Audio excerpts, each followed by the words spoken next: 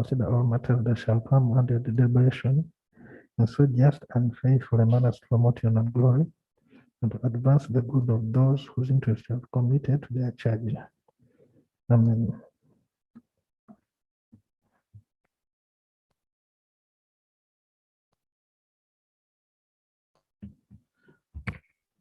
Communication from the chair.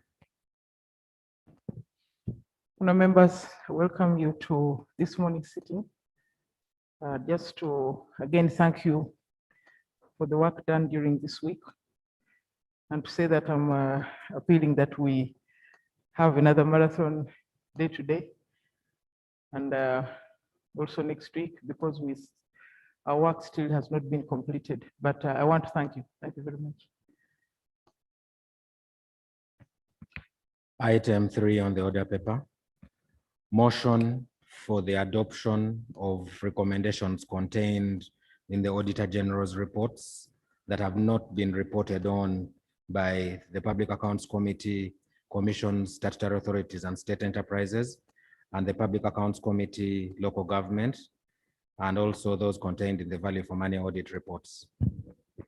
Oh, Nandala?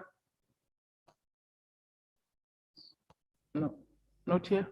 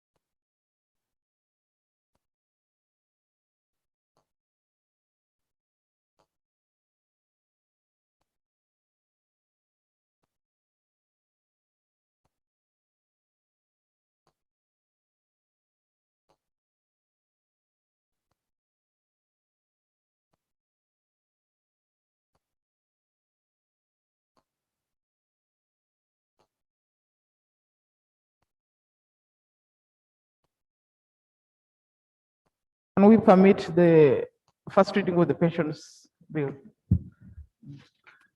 Bill's first reading, the Pensions Amendment Bill 2021.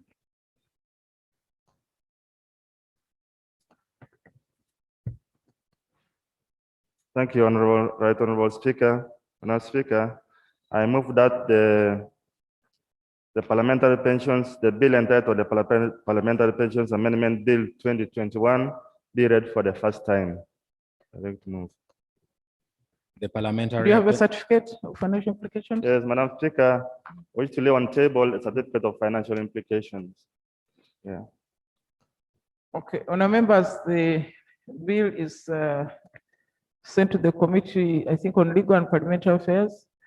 But as I indicated yesterday, the committees will expire by a fraction of time next week.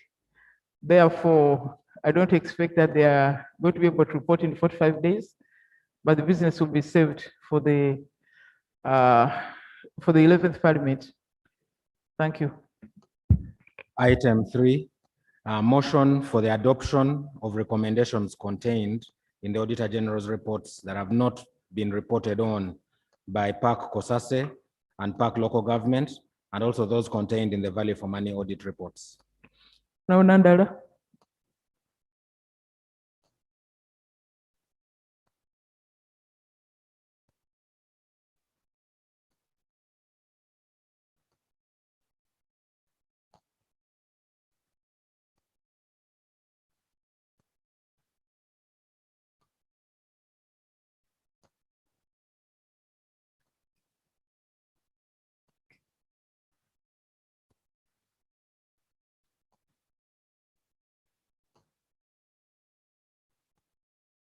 Madam Speaker, I want to thank you for this opportunity and my colleagues. Madam Speaker, I want for resolution of Parliament to adopt the recommendations of the Auditor General's report for the financial years laid in the House not covered up to June 2020 for local government accounts, commissions, state enterprises, value for money, and forest audits. Madam Speaker and honorable members, whereas the Auditor General is mandated to audit, whereas the Auditor General is mandated to audit and report on public accounts of Uganda and all public offices, including the courts, central government, and local government administrations, universities, and public institutions of like nature, and any public corporation or other bodies or other organizations established by an act of parliament. And two, conduct financial and value for money audit in respect of any project involving public funds. And whereas the Auditor General has submitted these reports to Parliament up to the period ending 30th June 2020, noting that the public accounts up to 30th June 2020 on central government, university projects, and central government have been presented by the committee and adopted by the House. And further noting that there is a backlog in local government accounts, public corporations, and other bodies or organizations established by the Act of Parliament, and cognizant of the Attorney General's opinion that the Auditor General's reports must be examined by Parliament, even if time of 6 months has passed as per Article 163(5). Aware that the Auditor General has raised repetitive queries year in and year out on financial reports of government, and further aware that the Auditor General is the office of Parliament who is entitled to carry out value for money audits and forest audits on his or her own, or on the request of Parliament or President or Minister of Finance or any investigative government bodies, among others. And whereas the Auditor General is supposed to rotate staff every 3 years, as provided in accounting and auditing international standards, which he or she subscribes to, cognizant that under Article 91, committee work on behalf of Parliament to efficiently discharge its functions. And whereas under Article 93A, committees may call on any minister or any person holding the public office and private individuals submit memoranda or appear before them to give evidence. And whereas as soon as the Auditor General's report is out, the Permanent Secretary, Secretary to Treasury requests all the accounting officers to respond to issues raised in the report and provide a copy to Parliament, which is a memoranda as per Article 93A. Whereas Parliament should have used this response to make a decision on the issues raised by the Auditor General or inquire further. And whereas cognizant that Parliament can agree with the Auditor General's observations and recommendations, and whereas 80% of government budget is for procurement of goods and services, aware that Parliament is in the process of amending these rules to operationalize Article 163(5), while noting that to process their reports will need a lot of time, a lot of parliamentary time. Madam Speaker and honorable members, I'd say therefore be resolved by Parliament that one, that the Auditor General's observation and recommendation on reports up to 30th June 2020, not discussed and presented by committees on local government accounts, public corporation, or other bodies or organizations established by an act of Parliament be adopted. Two, the Auditor General pays more attention to value for money audits and forest audit in all accounts to avoid repetitive queries which add little value. Three, the Auditor General and the Internal Auditor General intensifies audits in government procurements and make quarterly reports to Parliament. And four, the Auditor General rotates his staff in every entity 3 years to avoid collusion as per international accounting standards. Madam Speaker, I have attached the amendments which we want to propose.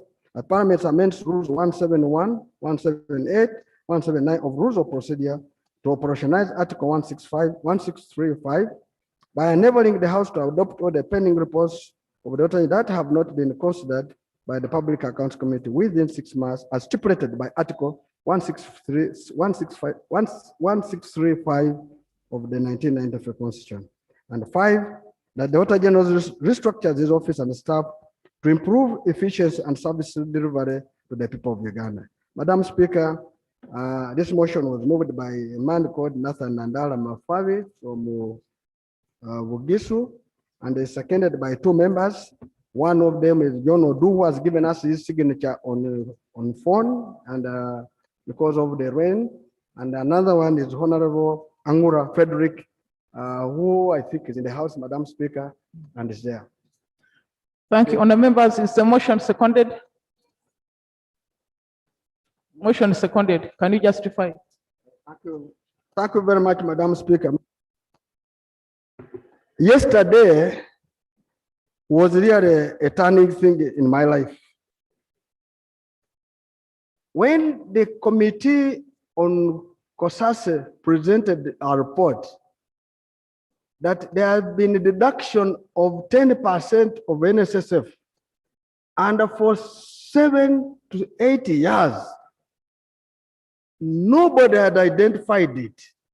It really took me back. Until you, Madam Speaker, you got a whistleblower who blew, and we did what we did yesterday. And that thing really pained me. I couldn't sleep.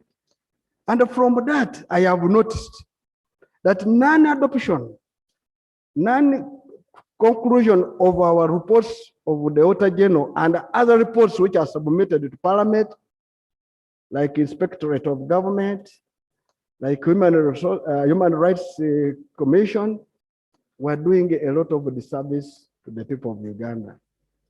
And having noticed from what we went through as the Public Accounts Committee Central to come up with this report, the time, the commitment, which I want to thank my members, it shows that for us to be able to remove this backlog, you will need members who will be committed beyond, and may never go to their conferences to conclude these reports. And it is from that regard that I am saying, Madam Speaker, with my colleagues, that we adopted the reports of the Auditor General, because the Auditor General is an office of Parliament, and send these reports to the Minister of Finance so that he issues a Treasury Memorandum, which again will come to Parliament, and we audit it. We ask the Auditor General to audit, and the committees and the Parliament will have an opportunity to look through it, find out if what was raised has been done or not. 2, Madam Speaker, 80% of our procurements, of the budget is procurements. And we're noticing that one of the reasons why we're not seeing value for money audit, what value from our money, is that we have not put more attention to value for money audits. And if Auditor General restructured the office and did more value for money audits, Madam Speaker, you'll go to your village, you will get a road. You will get people working. You will get agriculture functioning.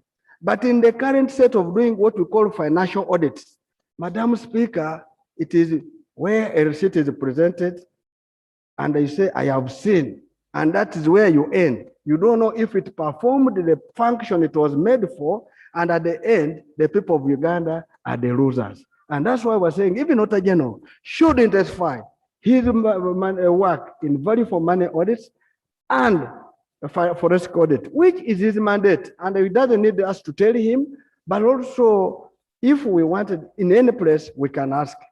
Madam Speaker, we noticed as a committee of Public Accounts Central, there are Auditor General's staff who are in institutions for more than 20 years. That means they have become part and a parcel of those institutions they will audit. And the only thing you'll get is a repetitive query. Domestic areas not budgeted for. And the budget not fully funded. Those are the only ones you see. And nothing more. Why? Because they have become part and a parcel of the fixtures in those entities they do.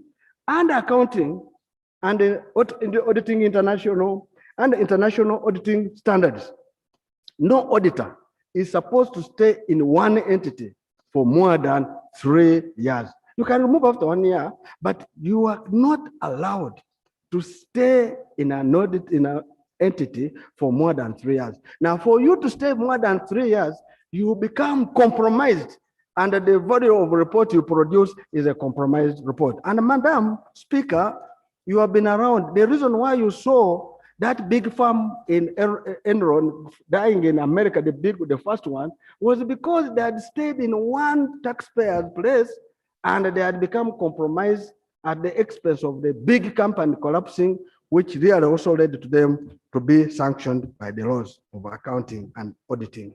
So, Madam Speaker, it is in that regard that I'm asking my colleagues in the House that we first adopt the reports of the Auditor General for those areas so that they can be worked on to save the parliamentary time, so that the next parliament can start from a fresh point of auditing the Treasury Memorandum and acting on it.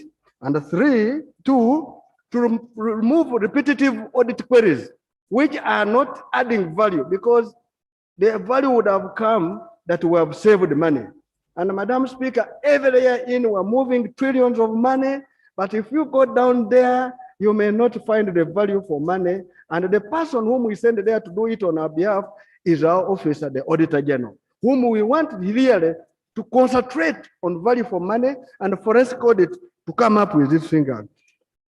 In conclusion, Madam Speaker, I want to ask members to support this motion because it is going to improve the efficiency of Parliament, and also we're answering Article 163.5, which says that when the Auditor General presents his report or her report in Parliament, it must be examined within 6 months and a report. Unfortunately, the Attorney General one time made an opinion in 2005. Attorney General said, even if the 6 months have passed, Parliament must examine those accounts. And that's why when he did that, it created this issue of backlog. And that's why I'm saying, okay, as much as the Auditor General opinion is there, we as Parliament we must follow Article 163.5 of our Constitution. Madam Speaker, the third one, there's no sanction on our members of the committees and whatever, Parliament ourselves. Because if there was a sanction that you members of the committee have not presented the report, these are the sanctions. And I want at the appropriate time, we should move in our rules how to sanction committee leadership and the members. Failure to do that, Madam Speaker, we're promoting inefficiency. It is because you will get a committee has exhausted its budget, but no work done. Why do you exhaust the budget of travel or field work, but no work done? And Madam Speaker, if at all you came back, those are the areas you should look at. You must say that you can only do X when you have done Y. And we should also have value for money from our committees. And Madam Speaker, when we're amending our rules, I would seek an opinion on a space that I move an amendment out to sanction our members, because that has made our members to become reluctant to do their work. Because they know even if I don't know, no problem. And that's why, Madam Speaker, I am saying if we do it, we shall improve the efficiency of Parliament. And if we improve the efficiency of the Parliament, service to the public will be seen. I thank you, Madam Speaker, and the colleagues. And thank you very much, Honorable Nandala. Can I invite Honorable Angura? Madam Speaker, even Honorable Jonathan Odu has come. I don't see Honorable Odu. Oh, sorry. Let's have Honorable Angura as we wait for Honorable Odu. Thank you very much, Madam Speaker. Madam Speaker, I rise to second the motion, but before I move to raise the issues that I have here, allow me, Madam Speaker, thank Honorable Nandala Mafabi, the chair of Park Central, and also the members who worked with him, including myself, to clear all the backlog of 2016-17, 17-18, 18-19, and 19-20. I thought that should be very important that the chair is recognized for that. Madam Speaker, as the chair, Nandala, has said, there is a very big challenge in the accountability committees of backlog. We found a backlog, it was heavy for us, but because of burning midnight candles, we're able to move, and that is why on that side, we are a bit comfortable. Madam Speaker, as it has been mentioned, we have queries that we felt Auditor General should have not been bringing because they are repetitive. You get a situation, Madam Speaker, that is brought of under-absorption. Under-absorption would be a query depending on the circumstances. But there are circumstances where funds are released at the tail end of appropriation. Funds are released in May, in June, and you expect the entity to undertake procurement. Definitely those funds would be returned back. So in that case, Madam Speaker, that query becomes redundant, but it comes here. Madam Speaker, we have challenges of areas arising from contractual obligations. The entity's budget, for example, 10 million shillings per month, which is 120 for rent. But when funds are appropriated, they give them 100. So already we have areas that are going to accrue in relation to that. Madam Speaker, loans and grants and the other funds from our donor and development partners that have an aspect of counterpart funding. When government does not provide counterpart funding, definitely procurement processes that are not aligned with ours here locally, that have to be consulted with the development partners, will lead us into non-absorption of funds. Those queries come up. So, Madam Speaker, I want to request, and this is my plea to Auditor General, that some of these queries should be appropriate, should be apportioned. There are queries that should be directed to finance because they did not release funds. There are queries that also maybe should come to Parliament. We approve this budget, knowing at times that maybe finance may not be able to support the obligations. So such queries should be apportioned well, and Minister of Finance should take their share of the blame in such situations. Madam Speaker, Auditor General is one of our own here. But there are also situations where staff of Auditor General, as far as the reports are concerned, cause us challenges. We find ourselves disagreeing with our witnesses, but when the problem is our own. For example, Madam Speaker, recently we interfaced with the Minister of Defense, and one of the queries that had been raised by the Auditor General was concerning the land of Magamaga Army Barracks. The Auditor General raised the query that the size of the land is supposed to be 3.5 square miles. But when the witnesses appeared, they came with all their maps, with all their titles. They only own 451.2 acres, well titled, starting from the old times of the armies that we have known before, and we found ourselves not agreeing who is giving the correct position. So it is also good, as Honorable Nandala Mafabi has said, that we need maybe some of these officers to be rotated regularly in order to get new opinions, which will not make us continue to disagree at times before the clients, and maybe even in situations where we embarrass ourselves. Madam Speaker, Auditor General should emphasize on value for money audit.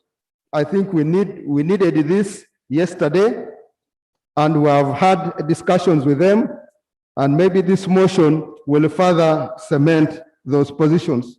Madam Speaker, the backlog is much.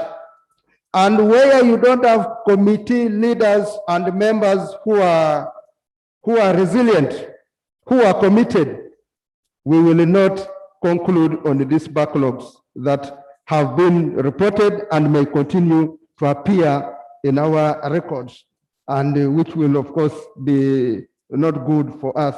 So I want to add my voice to what Honorable Nandala Mafabi has said, that the experience that we have had in this short time, aware that COVID inconvenienced us, aware that we also had campaigns. Yesterday, one of our colleagues here said that PAC is bringing reports late, but it did not take into consideration that COVID interfered with us, that also campaigns where most of us were involved equally took part of our time, but we tried our level best. And I think even other committees are trying their level best. And on that note, Madam Speaker, the amendment of rules which is currently on here, I also see that a committee of local government PAC, when you look at their schedule and the entities they are supposed to handle, maybe you may not even blame them. And that is why this motion has come, that we adopt all the reports with observations that have been made by the Auditor General in that respect. So, Madam Speaker, I want to implore our colleagues and request that you support this motion such that we can start on a clean note when the next parliament starts, and we audit the Treasury memoranda. And of course, important to note is implementation of the resolutions that will have come up. Because some of these things we adapt to them, but they are repetitive. Every year they are coming. So let's also enforce where necessary implementations of the resolutions we adopt here. So, Madam Speaker, I support the motion. Thank you very much. I do not see Honorable Dur. However, honorable members, in the last 3-4 days, in the discussions of the reports of the standing committees, it has really been clear that there are so many agencies, so many reports to handle, and it's not possible to complete them. If we are to do all of them, scrutinize all of them. So, in addition, I think the Minister of State for Finance also, in a way, supported this proposal.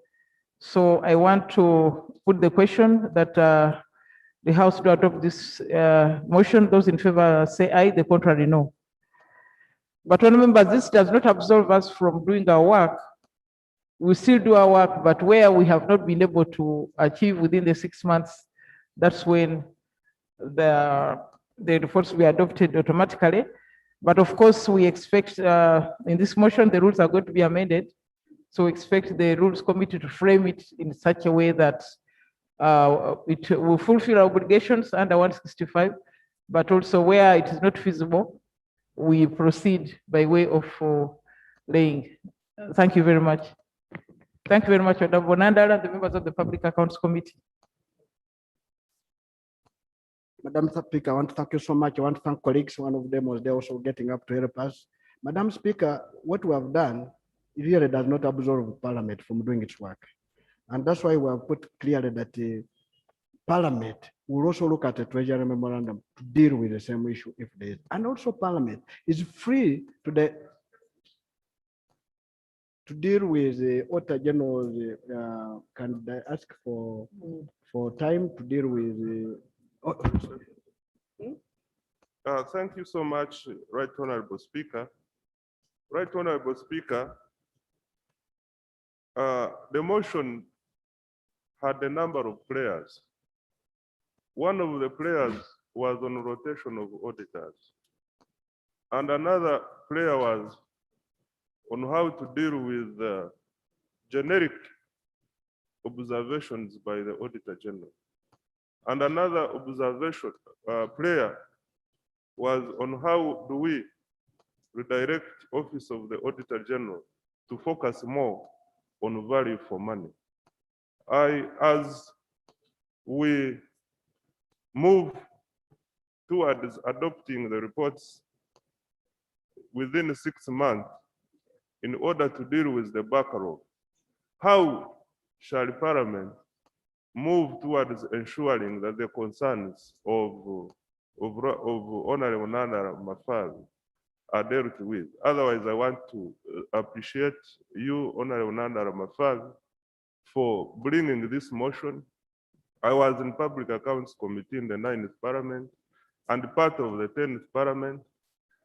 What was always concerning me particularly was how to deal with the backlog in view of the fact that the Auditor General is a professional accountant and most of his reports really can easily be cleared without necessarily the Parliament spending much time on them. Thank you for bringing this motion, and thank you, Right Honorable Speaker, for accepting that in circumstances where committees of Parliament cannot consider the reports of the Auditor General, we can expressly pass them and the Treasury Memoranda be presented in Parliament. Thank you. Thank you very much, my younger brother Musasi. And Madam Speaker, we want to plead with the next Parliament. When they are constituting these committees, we want to plead. We know we have parties. And Madam Speaker, the Speaker has the authority on independence. Let us look for professionalism. I want to plead, we need professionalism. If you don't do it, we're in problems. You get a file coming to a member, you hand him, say figures, what he will do, his job is to pick the file and go out or leave it there. And also, you cannot take me to do environment, which I'm not competent. So Madam Speaker, we're pleading with the next leadership, let us look for professionalism. I will tell you, Madam Speaker, the time we spent, you need to be committed to produce those reports. And that's why I've thanked my colleagues like Ona Bangura and the team. I've thanked my staff, those young ladies and men worked past midnight. It shows how tough it was. And Madam Speaker, you're still okay around. Please think about this house. I thank you. Thank you very much. Right Honorable Speaker, I want to thank Honorable Nadala for presenting this motion. Right Honorable Speaker, what we have observed over the years is that the recommendation of the Auditor General are never really implemented during the years. And although it's partly also our mistake, because by the time we approve the report, it is after about 2-3 years. But what I've observed, which is very important, Right Honorable Speaker, which I want to appreciate Honorable Nadala for, is that we need to create build capacity of the accounting officers, because most of them are not even aware of the requirements of the law. So, Right Honorable Speaker, there was a time you came in with the idea of the commission sponsoring a bill to provide legal framework for the professional association of the corporate governance.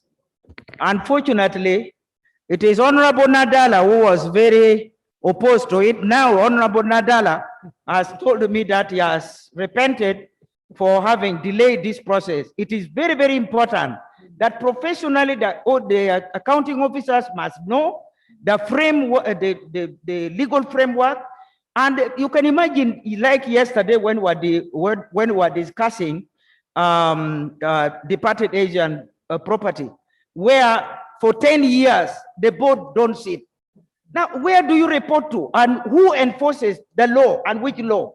So we must have corporate governance as a matter of urgency to provide it with a legal framework so that we hold all these boards accountable and the shareholders know whether their assets are being properly managed. So, Right Honorable Speaker, I thought that's one aspect we should not ignore when we are appointing accounting officers. They must have the skill to do the work. Secondly, they must know the processes of budgeting. Most of the time, Honorable Bahati is suffering trying to get the economists, even in the finance, to understand what they are supposed to do. And we wonder really whether we have professionals in the various ministries to help these people do their work properly. So I want to thank you, Right Honorable Speaker, for giving me this opportunity. Okay, thank you very much. And members, yes, the matters raised about budget. The matters raised about the competency qualifications. I'm going to write to the different parties to alert them about the need to really look carefully when they are making placements. But let's hear from the chair of the budget before we proceed to our main business of the day. Thank you so much, Right Honorable Speaker. Mine is very simple. It would appear the work that being done by the audit committees or PAC and so on, COSASE, appears to be delinked from the work done by particularly the budget committee and other committees of parliament. They seem to be delinked, yet we should be moving together. I'm very sure that they unearth a lot of interesting stuff, especially on projects by government or by various institutions of government. Now, that mismanagement should be reflected in the appropriation of funds. And unfortunately, we do not seem to be sitting on the same table on matters of this kind. I think going forward, we should find a way by which we can get together to know some of this information in time, so that as we do appropriation, we take into account the decisions made by PAC, the various PACs, their views on various institutions, various projects, because we have so many of these projects that are not performing. But we do not get that information from PAC. So I think we need to find a way by which we work together. I want to thank so much Honorable Nandala for moving that motion. Thank you so much, Madam Speaker. Thank you very much. Honourable members, let's go to item 4.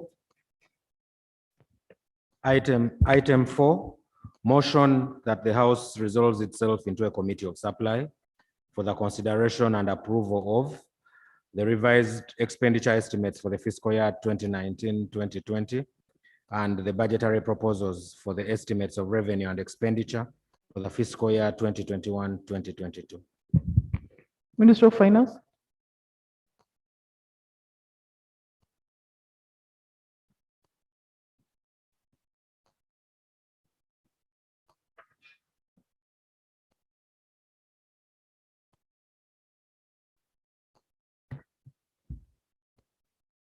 Madam Speaker, I beg to move the motion that the House resolves itself into a committee of supply for consideration and approval of 1, the revised expenditure estimates for the fiscal year 2019-2020, and 2, the budgetary proposals for the estimates of revenue and expenditure for the fiscal year 2021-22. I beg to move. So motion seconded.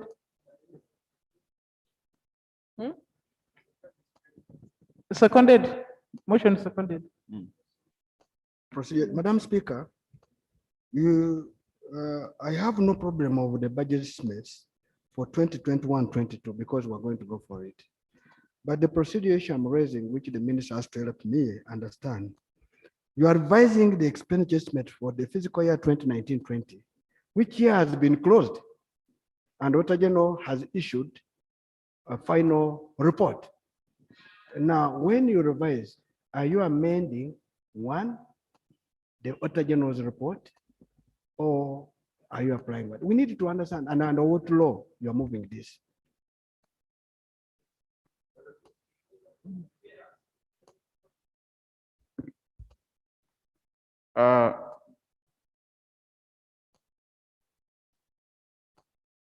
Madam Speaker, we had moved to capture the adjustments we made in through a supplementary during the financial year, but I can, if you give me one minute, I can cross-check on the financial year properly and then inform the House accordingly.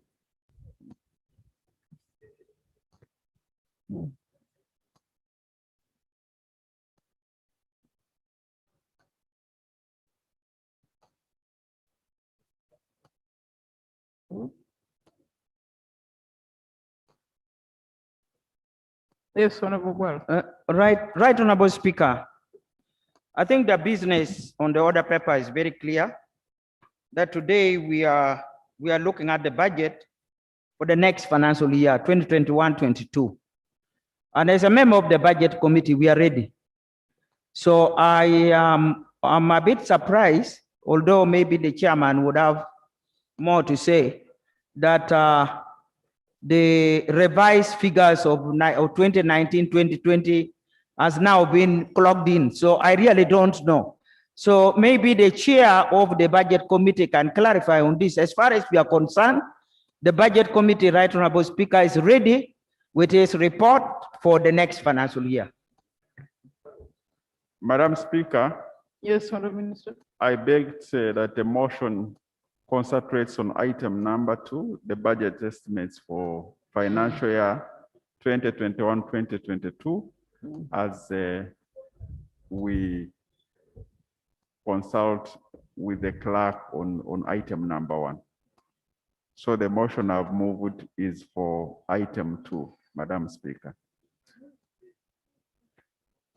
He had already moved the motion. Let him consult. Can we receive, I believe the budget committee has had opportunity to look at the proposals. Can we receive the report?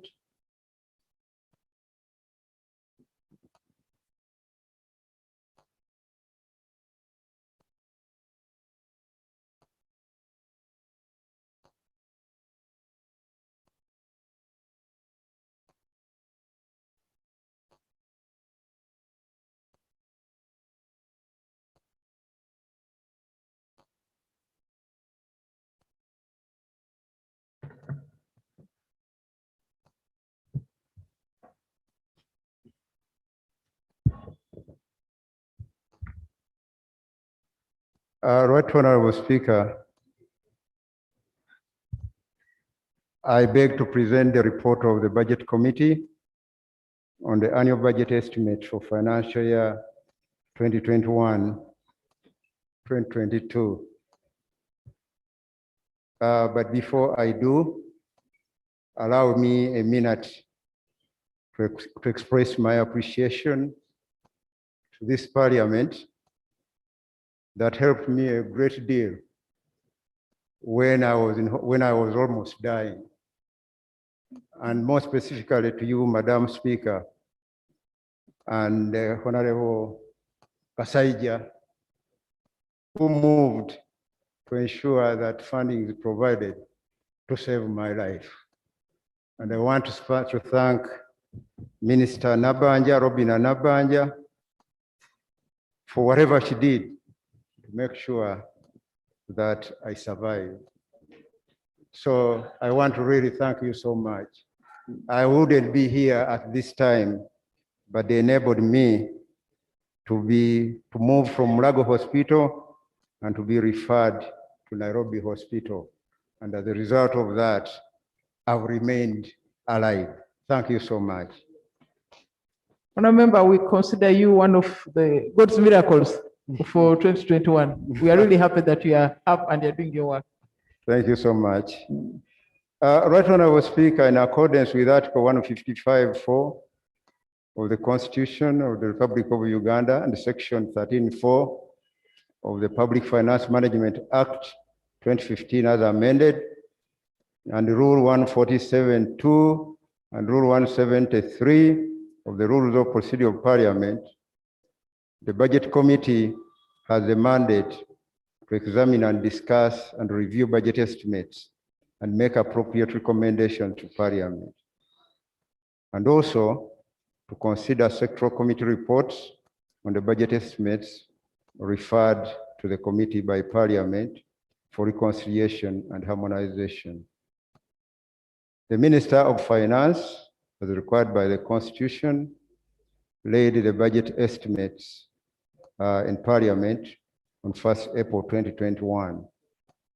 Furthermore, on 22nd of April 2021, the same minister laid before Parliament a corrigenda to the draft budget estimates, indicating a budget increment of 3 482 billion 150 million, which revised the budget from 41 trillion 296 billion 63 million shillings to shillings 44 trillion 778 billion 780 million shilling.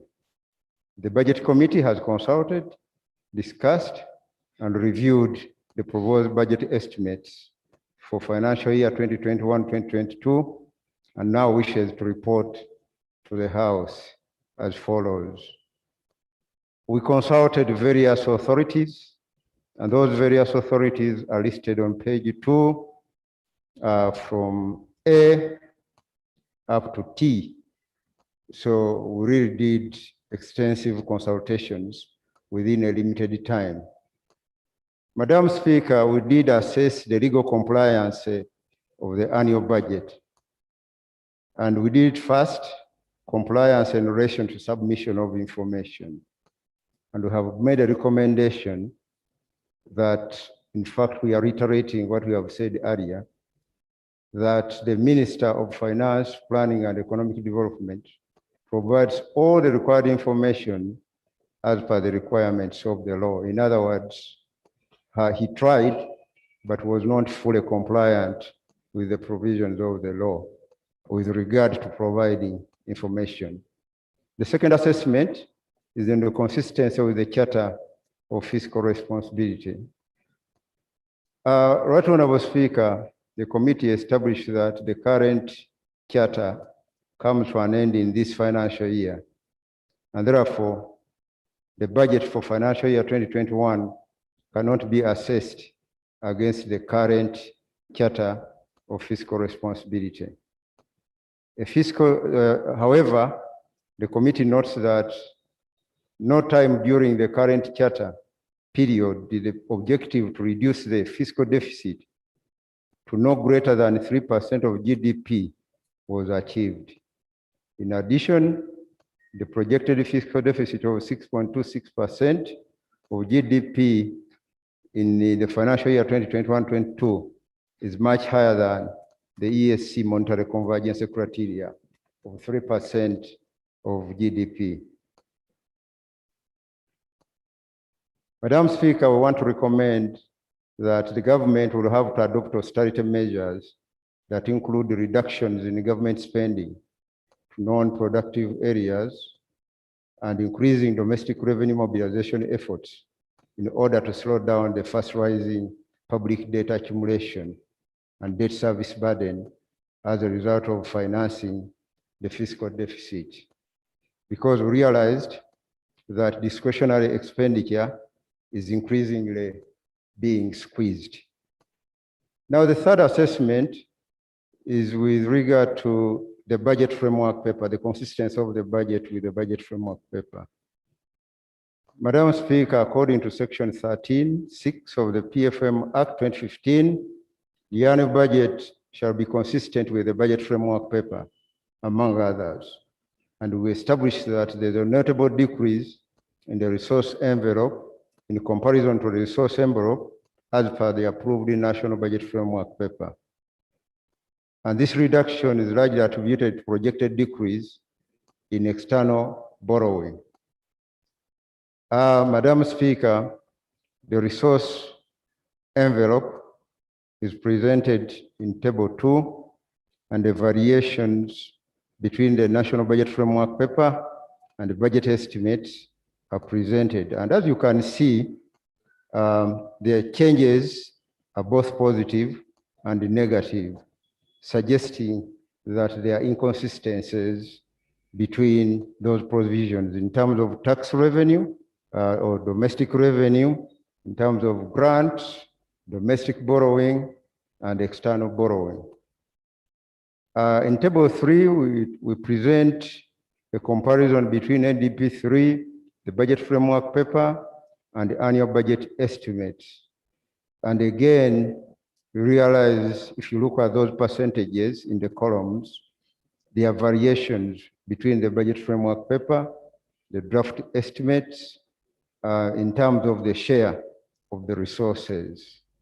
For instance, human capital development, under the budget framework paper, the share of that particular program is 15.43%, while in the draft budget estimate, it is 16.97%. So the variations are there all the way through, although they are not, we don't realize very huge variations between what we approved in the budget framework paper and the budget estimates. Madam Speaker, we also looked at the compliance with gender and equity responsiveness. Section 1311E of the PFM Act 2015 requires the minister responsible for finance to present to Parliament a certificate of gender and equity responsiveness in consultation with the Equal Opportunities Commission, indicating the following: certifying that the budget is gender and equity responsive. 2, specifying the measures taken to equalize opportunities for men, women, persons with disabilities, and other marginalized groups.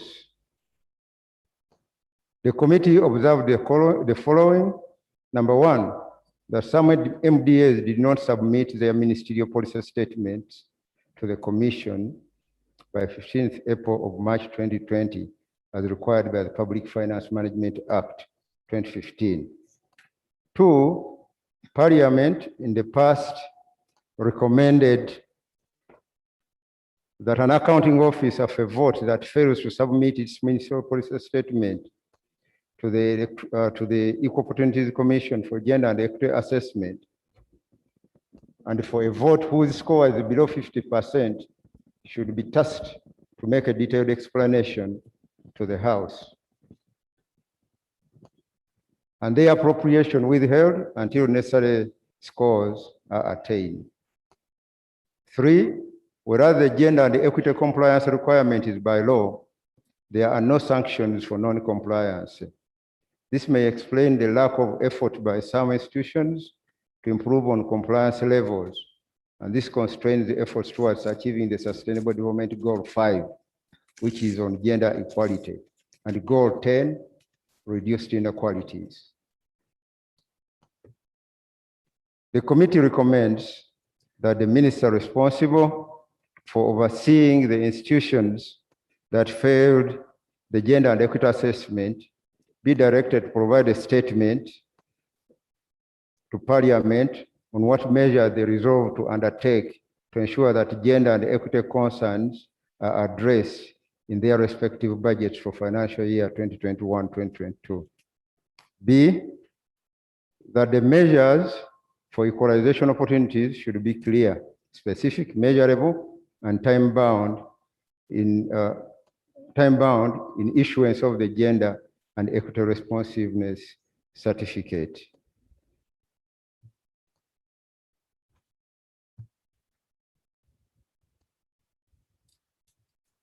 Right, Honorable Speaker and members, Section 13(6) of the PFM Act 2015 requires that the annual budget is consistent with the National Development Plan.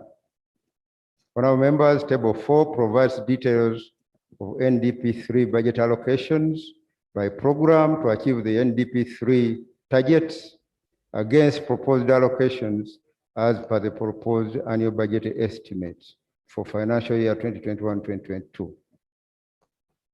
Using resource allocations to proxy prioritization, it is evident from the Table 4 that the governance and security and human capital development and integrated transport infrastructure and services programs are prioritized as per the proposed annual budget estimates.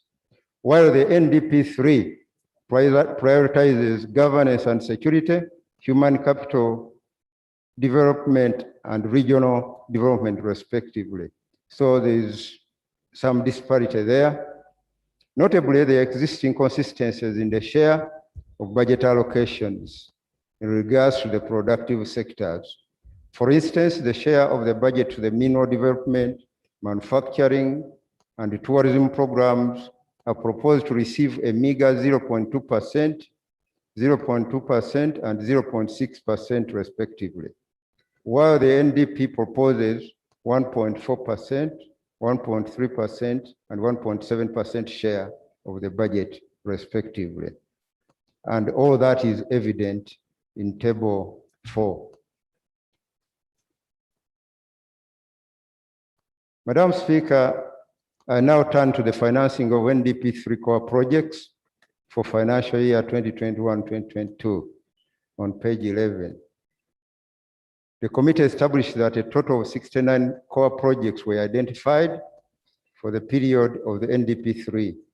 Of these, 16 were ongoing projects that reflect the need to complete and finish work during the NDP 2 period, while 51 are now new NDP 3 project ideas that are at different levels of preparedness. The committee established that only 29 projects out of the 37 projects planned for financial year 2021-22 as per NDP 3 have received budget allocations, and these are highlighted in table 5 in Annex 7. Now, regarding the economic and budget performance, let me begin with economic performance. Right Honorable Speaker, the economy is projected to grow at 3.1% in the current financial year, from 2.9% in financial year 2019-2020. This growth is on account of easing of lockdown measures, government policy interventions to support economic recovery, and continued global economy. The Bank of Uganda's Composite Index of Economic Activity points to a continued moderate recovery of economic activity, albeit a slower pace. The road to domestic economic recovery remains bumpy due to effects of COVID-19. In financial year 2021-2022, economic growth is projected at 4.3%, supported by increased production and productivity in agriculture and manufacturing, a rebound in private sector activity, and continued public infrastructure investments. The ongoing vaccination against COVID-19 and further easing of lockdown measures will further stimulate economic activity in the country. Uganda has requested the IMF for a 3-year arrangement under the Extended Credit Facility, ECF, covering the period of 2021 to 2023 in an amount of SDR 722 million. The ECF will help to address the short-term impact of the COVID-19 pandemic and to ensure a robust, sustainable medium-term recovery through steadfast implementation of Uganda Economic Reform Program by providing balance of payments and budget assistance, leveraging donor resources, and enhancing the efficacy of the monitoring for reform implementation. Madam Speaker, I want now to turn to the public debt performance.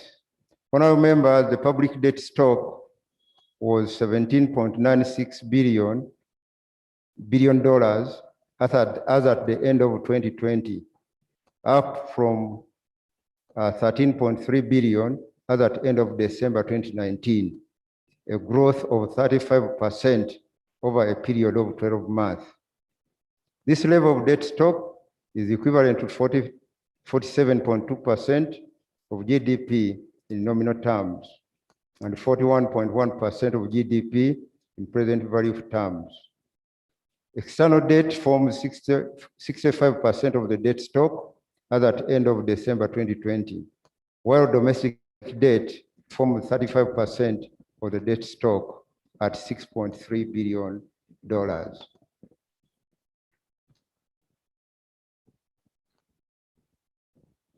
The committee recommends the following on page 14. Number one, that in order to reduce the pace of data accumulation, especially in relation to budget support, government should halt creation of administrative units and expedite the merger of institutions to eliminate duplications and wasteful expenditure thereby reducing the need to borrow for budget support. 2, borrowing should be limited to development projects that have undergone proper project appraisals to ascertain that the projects have good economic rates of return, so that budget support borrowing is limited to exclusive periods of economic shocks where counter-cyclical fiscal policy is required to boost economic recoveries. And number 3, government should urgently strengthen regulation of the mining industry so as to maximize the benefits from mineral exports, given the earnings from gold exports, which have made gold become the #1 source of foreign exchange earnings in the past 2 years. The trend of external debt by creditor and type is presented in Table 6. And as you can see, by June 2020, the percentage share of concessional loans was 61%, 19% in form of semi-concessional loans, and non-concessional taking 20%. But what is important to note is the growth in the non-concessional loans from 0.7% in June 2017, now at 20%. Overall, the overall picture is presented in the same schedule.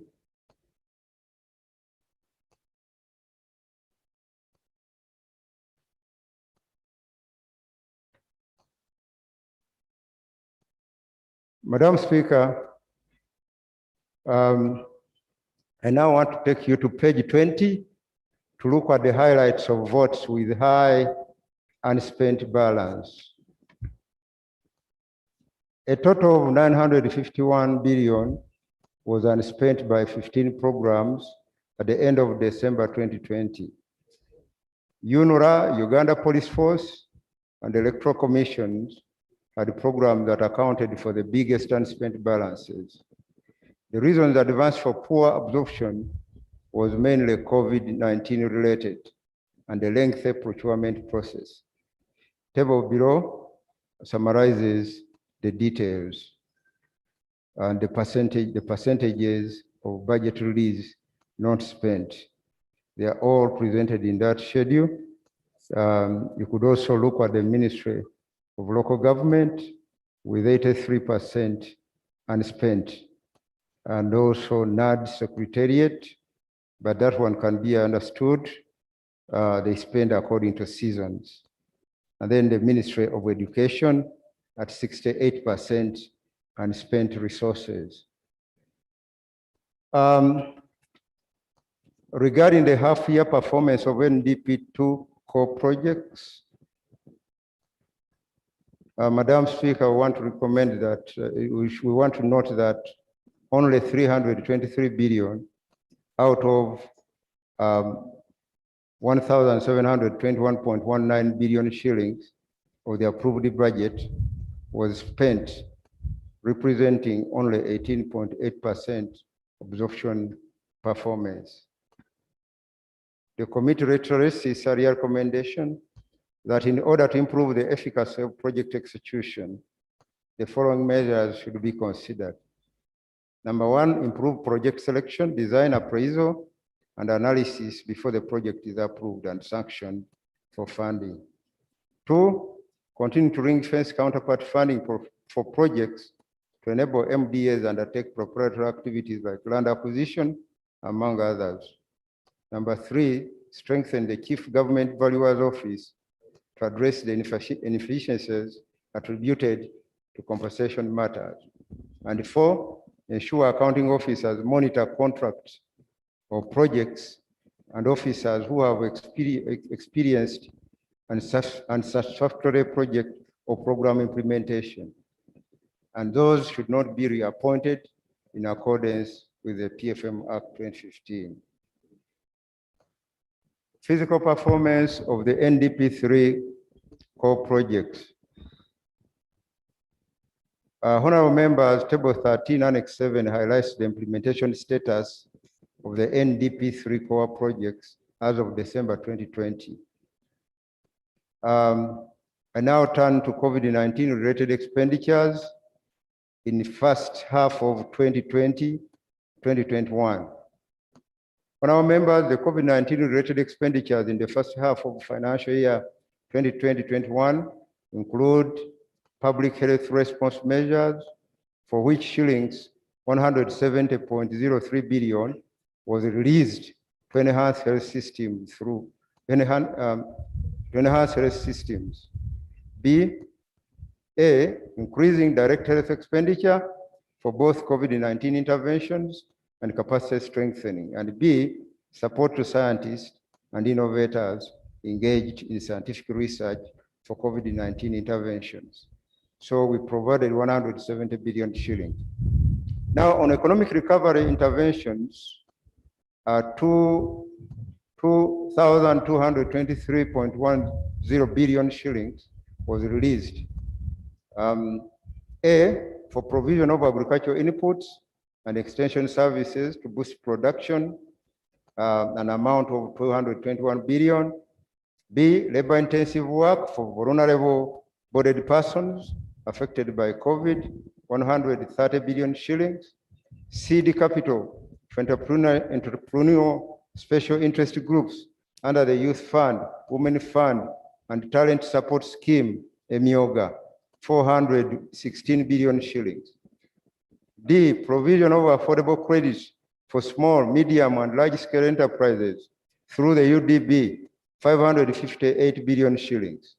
UDC for public-private partnership investments to facilitate 16 import substitution and export promotion projects, 138 billion shillings. SACCOs and Microfinance Support Center, 77 billion shillings. Payment of domestic arrears, 673 billion shillings. Now, regarding social protection interventions under COVID, we provided 64.77 billion, and that amount has been released for provision of relief food and increased coverage for the elderly under the Social Assistance Grant, SEG.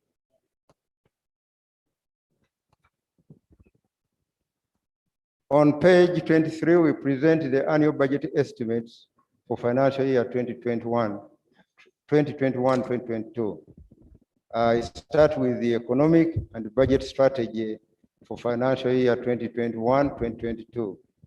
Right, Honorable Speaker and members, the economic strategy and government spending priorities for fiscal year 2021-2022 will be centered on policy interventions required to sustain recovery from the socio-economic setbacks caused by COVID-19 pandemic, as well as harness the opportunities that come along. And two, the third National Development Plan strategic objectives. It should be noted that the theme for the budget in the financial year 2021-22 will remain industrialization for inclusive growth, employment, and wealth creation. The economic and budget strategy are focused on three broad interlinked growth agenda, which are central to developing and harnessing the factors of production. And these are: number one, accelerating the pace of industrialization, research and innovation to enhance value addition to agriculture and mineral commodities. Two, building an integrated and self-sustaining economy by enhancing the capacity for import substitution and export markets access. And three, strengthening the private sector by improving enterprise competitiveness, partly through increased efficiency and effectiveness of public sector investment. The committee notes the following in regards to the economic and budget strategy. Number one, scaling up of agricultural production and agro-industrialization. Given the dominance of agriculture as a source of livelihood, agro-industrialization offers an opportunity for inclusive and equitable growth. However, the sector is still characterized by 68.9% of households still dependent on subsistence agriculture, dominated by smallholder farmers. Low value addition, for instance, over 95% of coffee is exported as raw and processed beans. Limited access to agricultural financial services and critical inputs, among others. In order to address these concerns, the committee recommends that the following interventions should be prioritized. Number one is water for production. Number two is access to agricultural insurance scheme. Point number two is about harnessing mineral exploitation, beneficiation, and processing. Mineral exploitation, beneficiation, and processing is critical for the industrialization process in Uganda. As of 2018, over $3.392 billion was being spent annually on importation of mineral-based products, which can be produced from local available minerals. The sector is still underdeveloped and characterized by 80% of the subsector is dominated by small and informal miners using obsolete methods of mining. There's inadequate human resources, especially in the areas of mines inspection and monitoring, inadequate infrastructure, energy, rail, roads, etc. to support the sector, inadequate skilled human resource like geologists, geoscientists to processing engineers, limited access to appropriate and clean technology, unexplored and unquantified mineral resources, and high costs for exploration and quantification. In order to streamline the operations of the mineral sector, the committee recommends the following that should be prioritized. A, all performing licenses be cancelled and reclaimed by government. B, the government should allocate adequate financial and human resources for due diligence in the mining industry to ensure that only technical and financially competent applicants are considered for mineral licenses. C, the Ministry of Minerals, Energy and Mineral Development and other relevant agencies should ensure proper enforcement of exploration licenses through consistent monitoring and forfeiture of non-compliance by license holders. The same ministry should address all weaknesses in the assessment and collection of royalties from the mining industry. The Ministry of Energy should urgently recruit and deploy enough mine site inspectors to track volumes of mineral production. And F, government should expedite the review of the Mining Act 2003 to provide for the regulation of the exploitation of development of minerals and subsequent collection of the resultant revenues. Number three priority, harness the tourism dividend. We all know how well Uganda is endowed. I think this has been articulated on so many occasions. So we need to invest in that area. And number four, we need to strengthen the private sector capacity to drive growth and create jobs. And the committee is noting that there's a crucial need to continue to strengthen the private sector to increase its competitiveness. And in this regard, the committee recommends as follows: to scale up the provision of affordable long-term financing by development finance institutions like UDB or other government banks like Post Bank, Pride Microfinance. Two, promote foreign direct investment through well-developed industrial parks. We do not have the required industrial parks to promote foreign and local direct investment. Number three, increase the value of public contracts and subcontracts that are awarded to local firms. And number four, support small and medium enterprises to access export markets and affordable credit. Many more recommendations are made on page 26. Now I turn to the resource envelope, which is summarized in table 14. Right, Honorable Speaker and members, the projected resource envelope for financial year 2021-2022 is estimated at 44.778 trillion shillings, which is a decrease by 1.6% or by 714.9 billion shillings compared to the approved resource envelope for financial year 2020-2021. So in other words, the resource envelope is coming down for the first time. This decrease is mainly attributed to a projected decrease of shillings 2.426 trillion shillings in external financing for project support. Refer to table 14 below for details. It should be observed that 200 billion shillings will be drawn from the petroleum fund to specifically finance oil road infrastructure during financial year 2021-2022. Domestic and external financing will constitute 76.7% and 23.3% of the total resource envelope, respectively. In table 14, we summarize those details. You can see that domestic revenue will be 22.6 trillion shillings, and there's a breakdown between tax revenue and non-tax revenue and appropriation in aid, both by central and local government. And then the petroleum fund is also presented there, and a drawdown of government deposits, which is at 0. In terms of grants, those are also reducing at 1.441 trillion shillings, broken down between budget support and project support. Domestic borrowing, at 11.4 trillion shillings. And then external borrowing at 9.01 trillion shillings. So overall, we have a figure of 44.778 trillion shillings as our resource envelope. Now, we turn to the overview of resource allocation by program. Honorable members, we now pursue the program-based budgeting, and we have 18 programs. And as you note, governance and security,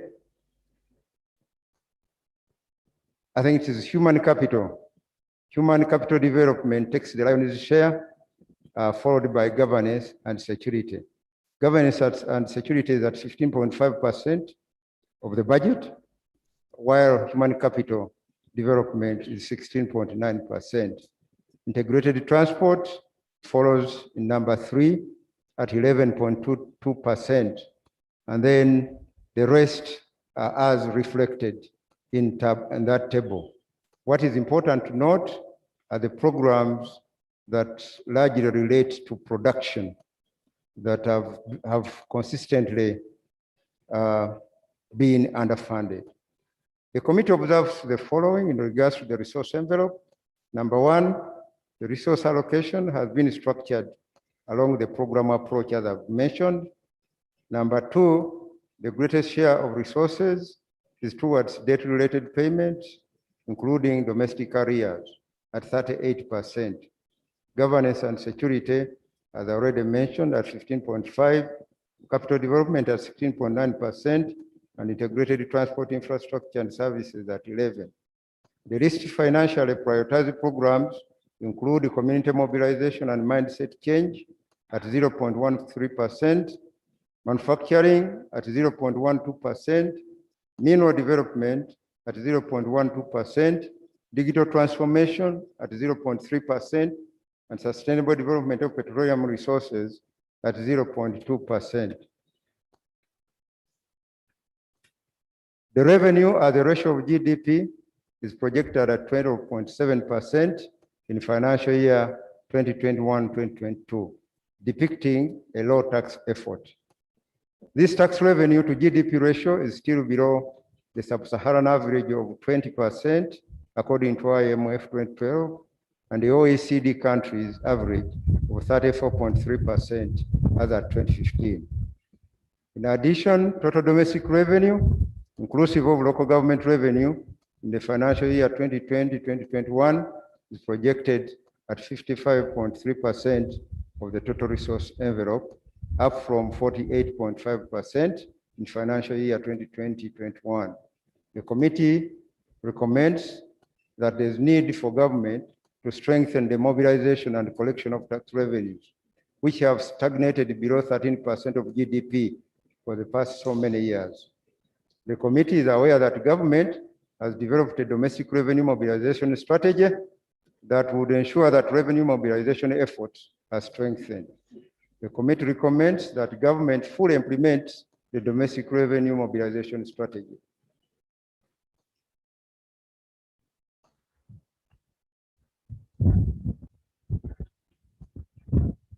Madam Speaker, I turn to page 31 on the budgets of public corporations and state enterprises. In compliance with Section 1311F of the Public Finance Management Act 2015, the Minister for Finance Planning and Economic Development laid before Parliament the proposed budgets for public corporations and state enterprises for financial year 2021-2022. The committee observed that only 26 out of the 65 public corporations and state enterprises submitted their budgets on the program budgeting system. Therefore, 40 public corporations and state enterprises did not comply with the law. The 26 of public corporations and state enterprises are projected to collect total revenue of 2.2 trillion shillings.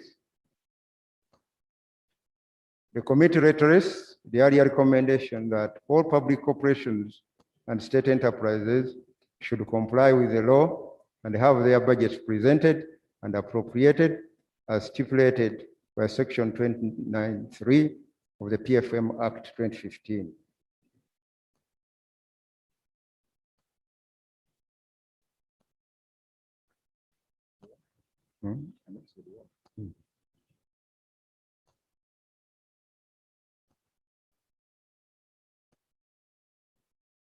In terms of fiscal decentralization, honorable members, in financial year 2021-2022, the total proposed allocation to local governments is Uganda shillings 4.6 trillion shillings, reflecting a 10.5 increment against the financial year 2020-21 approved budget. The proposed allocation to non-wage expenditure category is 1.4 trillion shillings, reflecting a 49.2% increment, while proposed allocation to donor development category is 137.98 billion.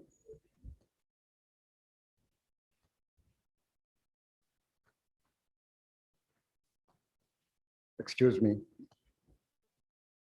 Madam Speaker, the committee established that government transfers to local governments as a share of national budget was at its peak in 2004-2005, when it performed at 26%, and thereafter experienced a declining trend to 20% in financial year 2010-11, and has stagnated at about 13%, despite the increase in the number of administrative units. This stagnation is largely on the account of failure by government to apply the prescribed formula under Article 193 of the Constitution of the Republic of Uganda. Consequently, the allocations have not enabled local governments to finance their local discretionary priority needs or cater for the general price levels and incremental costs of running services. Going forward, given the current trends, with the new administrative units and cities that were established in financial year 2019-2020 to financial year 2020-21, implying higher expenses with limited growth in revenue, currently at 10%, largely driven by central government transfers, local government financial suitability will be compromised unless deliberate efforts are undertaken to significantly raise local government revenues while instituting efficiency spending measures to keep growth in expenses in check. Madam Speaker, I now turn to the parish development model. Honorable members, the parish development model is a strategy for organizing and delivering public and private sector interventions for wealth creation and employment generation at the parish level as the lowest economic planning unit It's a universal program covering all the 10,594 parishes of the country. It is expected that the parish development model will be implemented in 2 phases, beginning this financial year with the preliminary interventions as agreed with this Parliament. The rationale for the parish development model: despite the general success registered by development programs over time, 21.4% or 8 million people are living below the national poverty line, and 68% of Ugandan households rely on subsistence agriculture as the main source of livelihood. The success of development initiatives has been inhibited by low coverage of these programs that have been localized to a few areas at a given time. The parish development model should mark a major milestone in Uganda's development journey in 3 main ways. A, it accelerates implementation of area-based commodity development planning, which is vital for realizing the quantity and quality of agricultural production required for agro-industrialization and export development. B, the model extends the whole of government approach for development to the parish level in a consolidated manner as opposed to working in silos. And C, it localizes Vision 2040 and the National Development Plan for effective measurement and management of development interventions. The parish development model is a delivery strategy for transitioning households out of the subsistence economy. The parish model was extensively discussed during the plenary and at the committee level on budget, at the committee on budget. During these discussions, the committee observed the following about the government strategy for implementation of the parish development model. Number 1, the goal of the parish development model is socioeconomic transformation for wealth creation at the parish level. Under this goal, government aims to graduate the 39% of households in subsistence economy into agents of wealth creation in the monetized economy. 2, the intended outcomes of parish development model are to increase commercial production of 18 priority commodities at the parish level and to increase household incomes in that process. The parish model consists of 7 pillars outlined in table 18 below. It has the pillar on production, processing, and marketing, the value chain development. Pillar 2 on infrastructure and economic services. Pillar 3, financial inclusion. Pillar 4, social services. Pillar 5 is community data, community information system. And Pillar 6, government and administration. And Pillar 7 is mindset change. The parish model seeks to accelerate. I think I've already said that. What I need to mention in 5 there is that implementation of this model requires parish level staff, institutions, and systems, including parish chiefs, parish development committees, and community data to be in place. Originally, this model was to be financed from a pool of funds sourced from amalgamation of existing funds, but Parliament took a decision reversing that action. The committee recommends that 1, Parliament approves the restatement of existing wealth funds as proposed by the committee. Those changes have been reflected in the figures. 2, a phased approach to implementation of the parish development model. In financial year 2021-2022, implementation of this model should start with preliminary activities for establishment of the necessary support structures and systems. Key among these activities are recruitment of parish chiefs where we do not have them, establishment and training of parish development committees, set up of the community information system, and mobilization of the masses at national and local government level. 3, preliminary activities in financial year 2021 should also include gathering and using a baseline information to establish policy institutions to support all the 7 pillars of the model and development of value chains of the 18 priority commodities, including establishing markets for commodities. And finally, the request that Parliament should adopt the implementation of the parish development model in the coming financial year, taking into account the above adjustments. The way forward, Madam Speaker.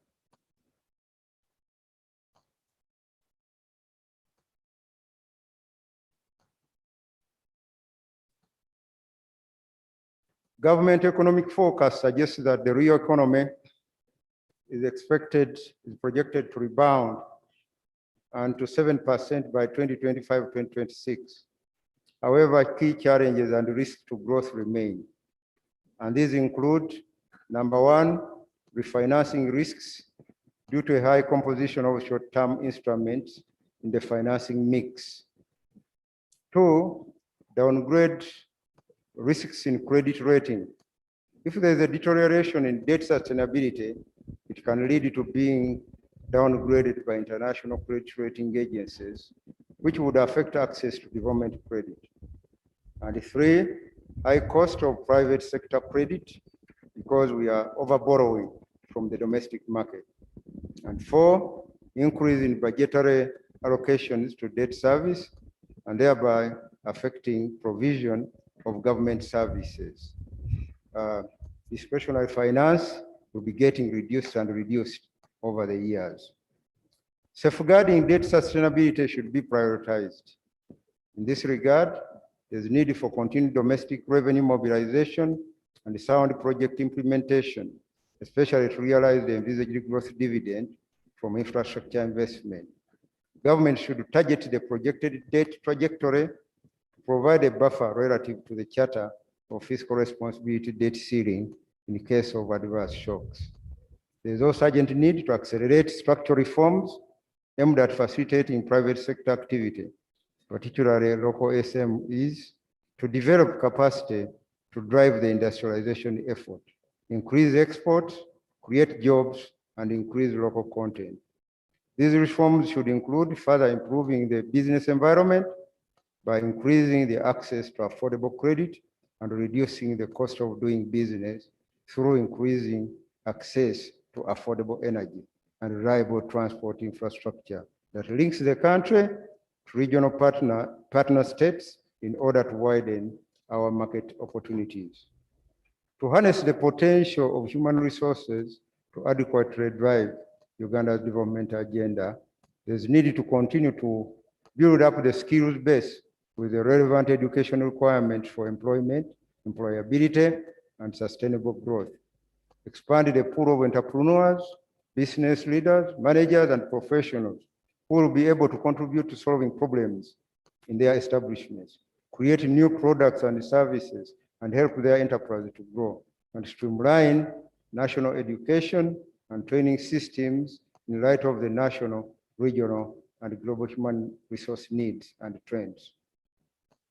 Also, sequencing projects with priority given to those generating a bigger growth dividend. In addition, government will also continue to enhance project execution by fully implementing their reforms under the public investment management strategy for timely realization of their benefits and subsequently their impact on the economy. And finally, increase resource mobilization for implementation of national development programs by effective operationalization of the domestic revenue mobilization strategy aimed at increasing domestic revenue by 0.5 percentage points of GDP each year. In part two, Madam Speaker, we present various items, including the adjustments that we have proposed to the annual budget estimates of financial year 2020-21. But Honorable Speaker and members, Table A, which begins on that page 36, and Table B, which is on page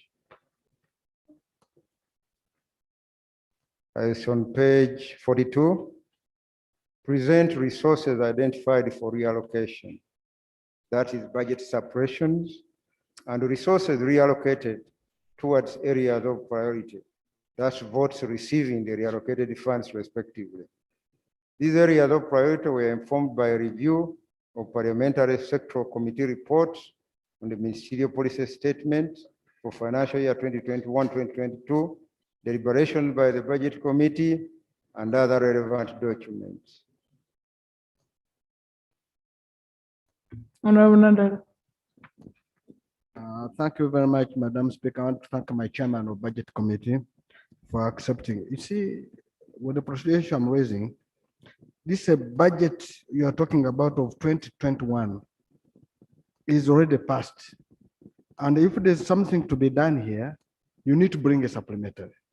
But you cannot put it in this report, Madam Speaker. If you want to adjust a budget and there's a supplementary needed, we'll request you, Mr. Chairman, advise the Minister of Finance to deal with that. So, Madam Speaker, is this procedure right that will now bring adjustments to a budget estimate of 2020/21, which is running? So it is not even close, it's running. If to continue to be brought in, and under what law would it be put on this? I think. Madam Speaker, Yes. I'm sorry for the error in the heading.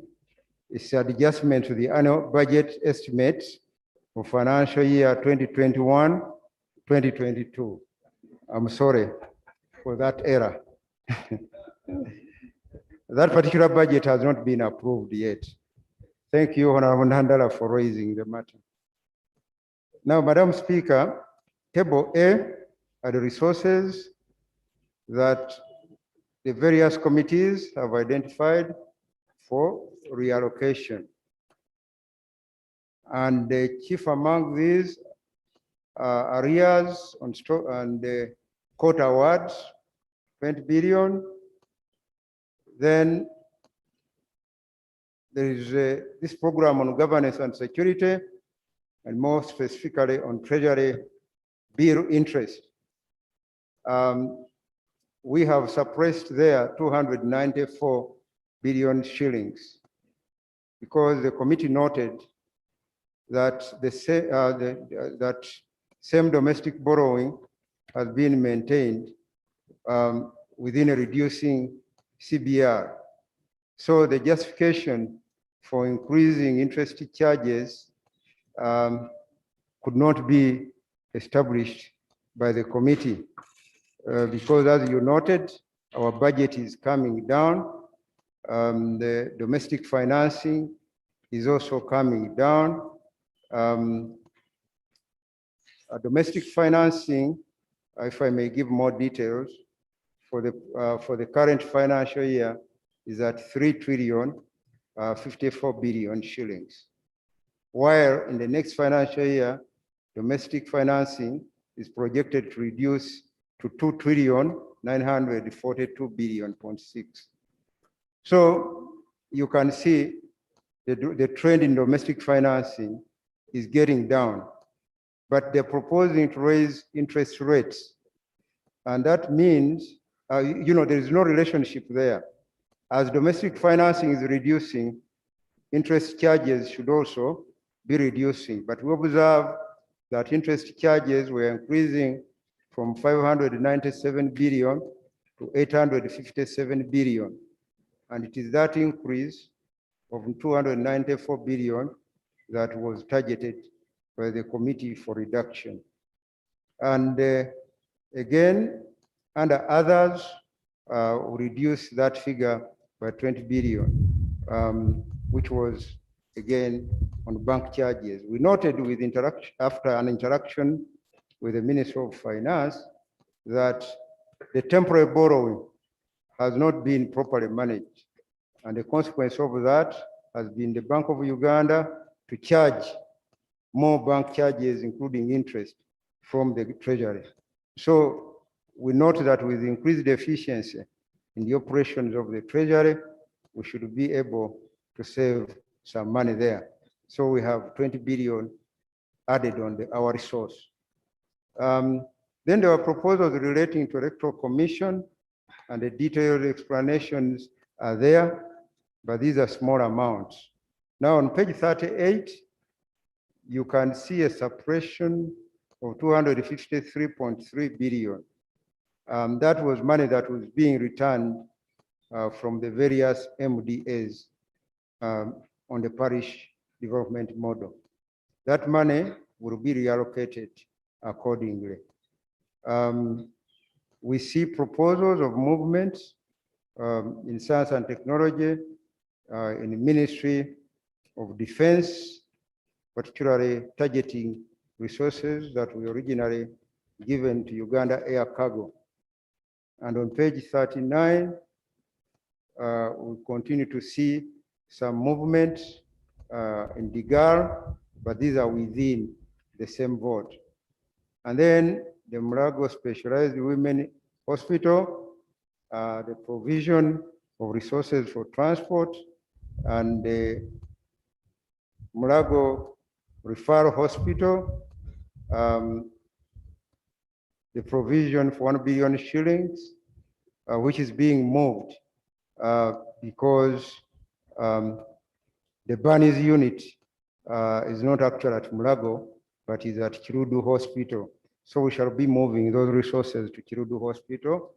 Ministry of Finance, the IFMIS recurrent costs, we noted that we had approved recently 3 supplementary, approved 25 billion shillings. So we removed some 14 billion shillings to finance other critical sectors of the economy. And we also noted that under the same ministry, they had made a provision of 46 billion on consultancy services. And that budget had increased from 17 billion. So we removed 18 billion because we are at a time when we should reduce consumptive expenditure. Ministry of Water, these are some adjustments that are within, and the Ministry of Energy, some movement of resources.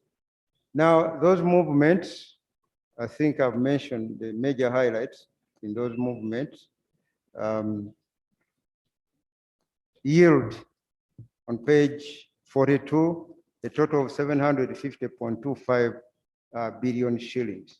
And that is the money that is going to be redistributed in table B on resource allocations.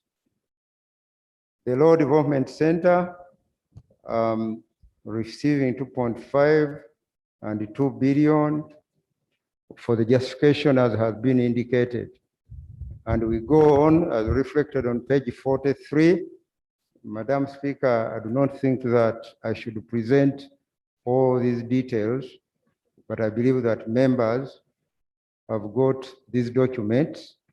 But maybe what is important to mention is that within the referral hospitals, all the referral hospitals, we are making a provision to procure CT scans because we noted that for lack of imaging equipment, people are moving from Mbale, where we have a referral hospital, coming to Kampala just to do a scan. So to address that problem, we have made a provision for procurement of CT scans in all regional referral hospitals across the country, including Kirudu Hospital and Kawempe Hospital, and all the regional referrals in Mbale, Soroti, Gulu, and so on and so forth. So that summarizes my presentation. My presentation on this schedule. The details have all been declared in that schedule up to page 64. Now, Madam Speaker, the figures recommended for supply are presented in table 19. And this arises out of the above adjustments in A and B. And based on those adjustments, we recommend the following figures for supply and appropriation as expenditure for financial year 2021-2022.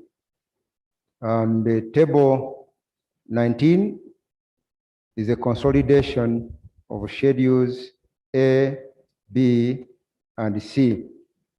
Schedule A is on recurrent budget estimates for appropriation for financial year 2021-2022. And Schedule B is on development budget estimates for appropriation for financial year 2021-22. And the Schedule 3 is on statutory expenditure.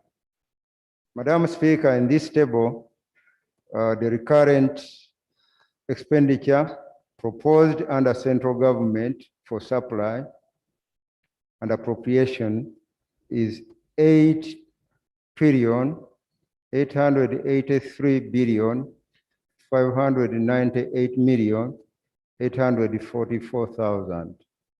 Referral hospitals, the recommended supply for financial year 2021-2022 is 178,272,327,000. Foreign missions, the recommended supply is 190,231,999,000.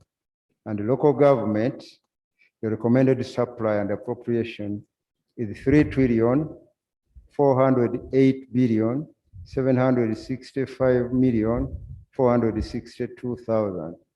Overall, the proposed total recurrent expenditure proposed for supply is 12,60,868,633,000. Now on page 65, we continue with that table where we present development expenditure. For central government, we propose for the financial year 2021-2022 a supply of 13,823,217,958,000. Referral hospitals development expenditure 30,953,723,000. Foreign missions, we are proposing for supply 32,923,850,000. For local governments, we propose a supply of development expenditure amounting to 1,072,832,199,000. So the total expenditure, the total development expenditure proposed under recurrent,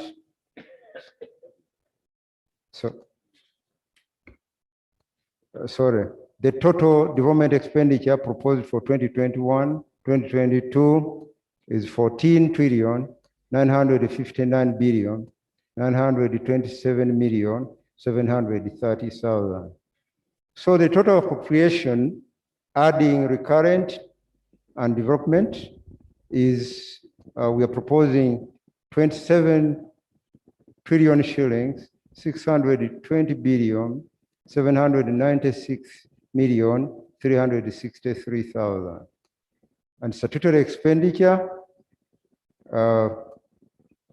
of 17 trillion, 157 billion, 992,325,000. So the grand total of appropriation and statutory expenditure, which is the overall budget of 44 trillion, 778 billion, 788,688,000. Now, Madam Speaker, Schedule A, as I indicated, are the figures for appropriation under recurrent expenditure. And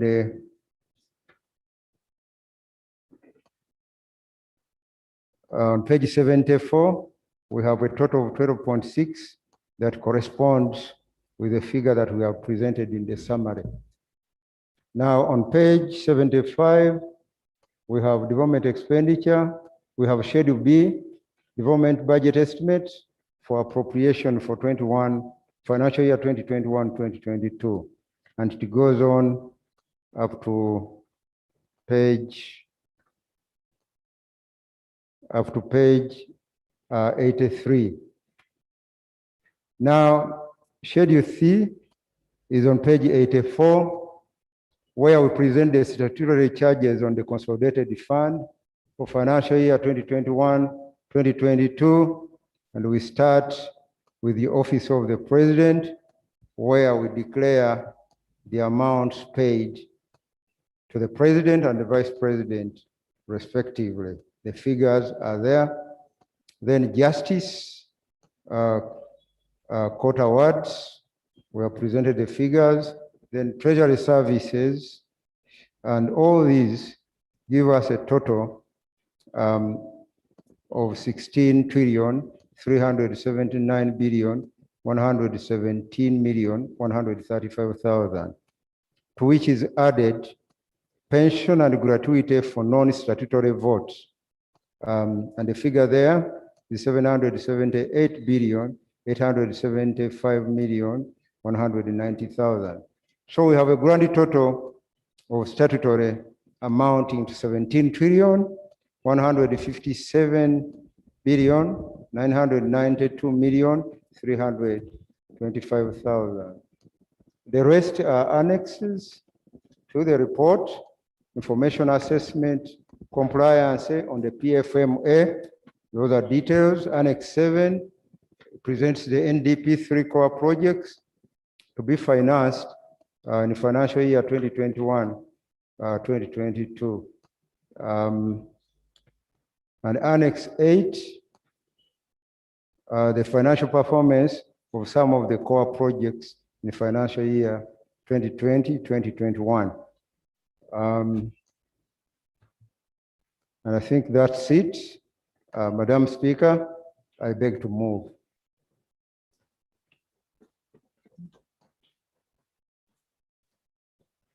We do have a minority report. I think it is to be presented by Honorable Mwanga Chivumbi, together with Mama Cecilia Ogwar. Madam Speaker, allow me to lay on table the report and minutes of the Budget Committee on the annual budget estimate for financial year 2021-2022.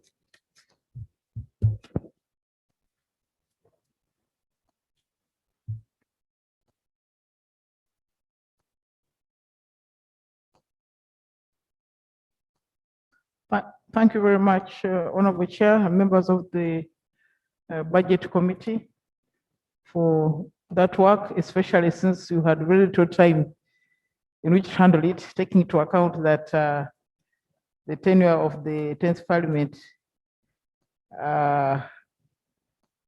was substantially interfered with by the conclusion of the term of office, and yet our work should have gone on until the end of the month. But let me invite the movers of the minority report to present.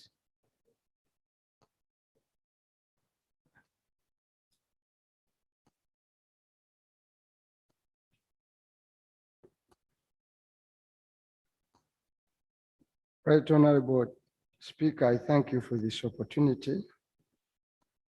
And I beg to move a minority report pursuant to Rule 22-202 of our Rules of Procedure.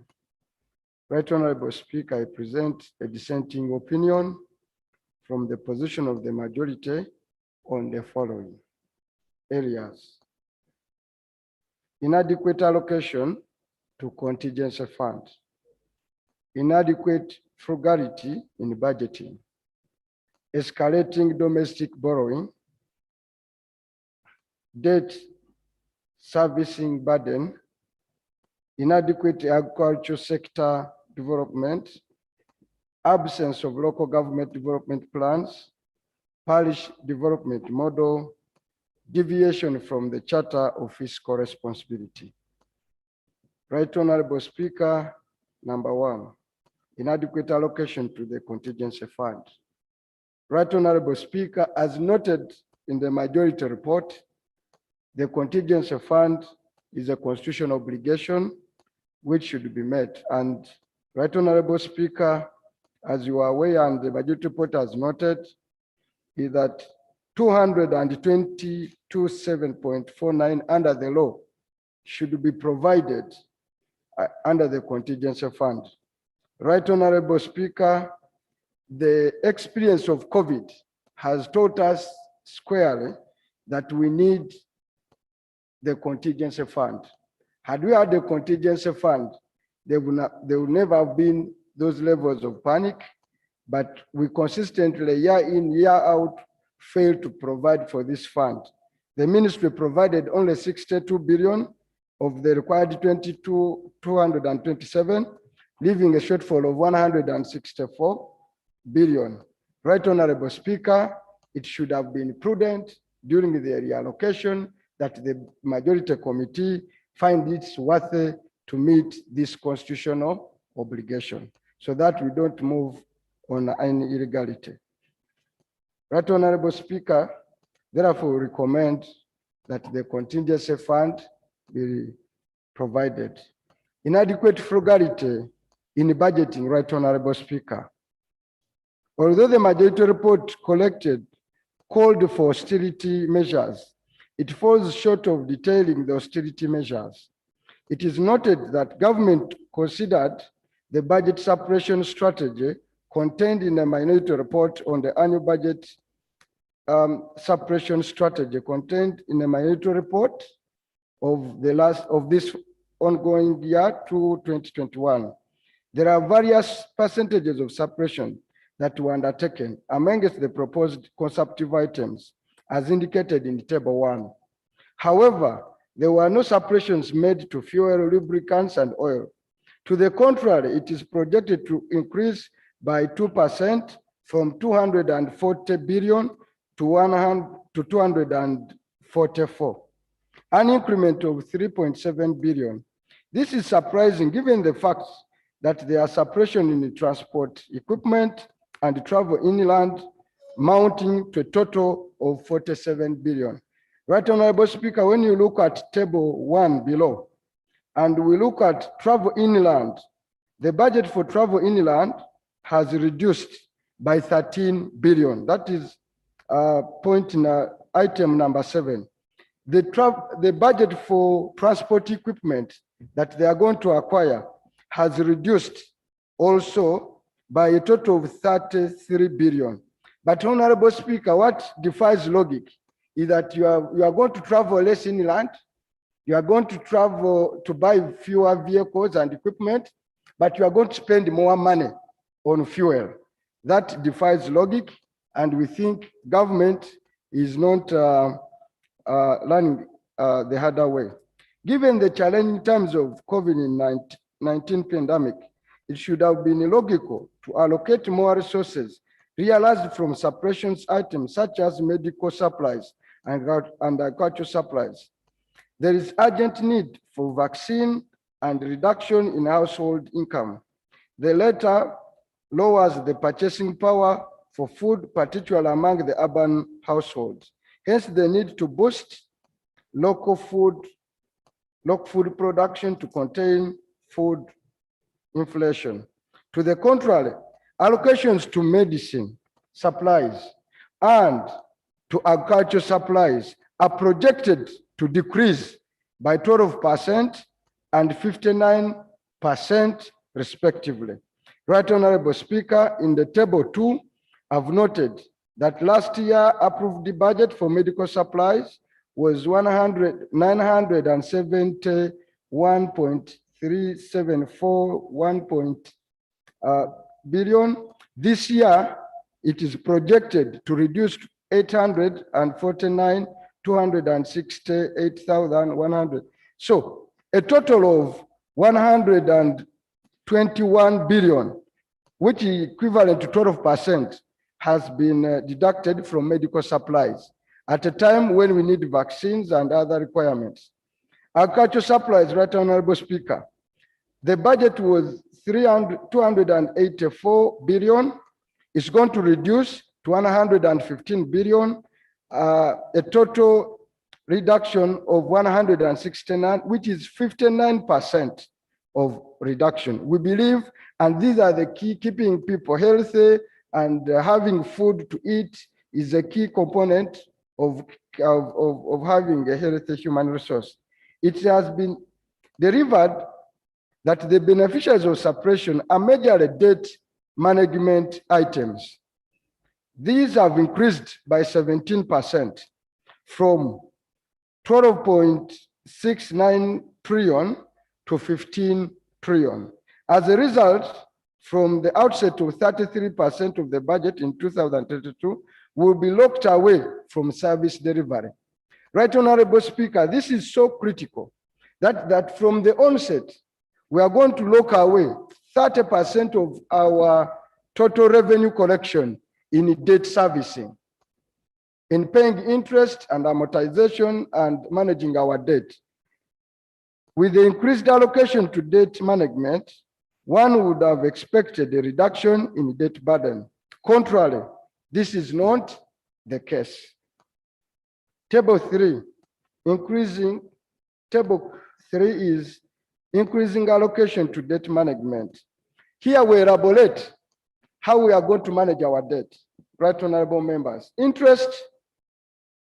loan interest is budgeted to be 1,054 billion,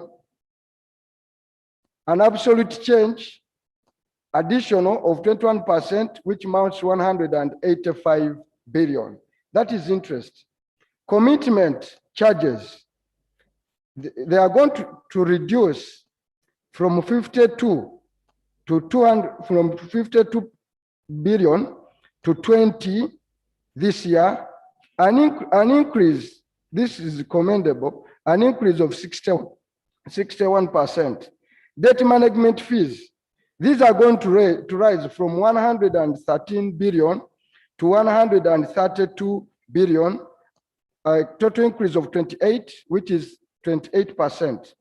Treasury bill interest, payment on treasury bill, is going to rise from 597 billion to 857 billion, a total increase of 259, which is 43%. Bond interest, 2,361,000,000 is going to rise to 2,763 billion, which is a total increase of 400 billion, which is 17%. External debt repayment budgeting, which is amortization, is going to rise from 1,000,000,228 to 1.9 trillion, which is an increase of 67 billion, which is 600.74 billion, which is 55%. Treasury bill redemption, which is projected to increase from 5.29 trillion to 6.48 trillion, an increase of 1.9 trillion, which is 23%. Treasury bill redemption budgeting, which is going to be 2.90 trillion, and is going to be it's going to reduce from 2,194 billion to 1,901 billion, which is a reduction of 13%. Therefore, we recommend, Right Honorable Speaker, that for consistency with the proposed suppression approach advanced in the minority report of the annual budget estimate of 221, there is room for realizing more funds.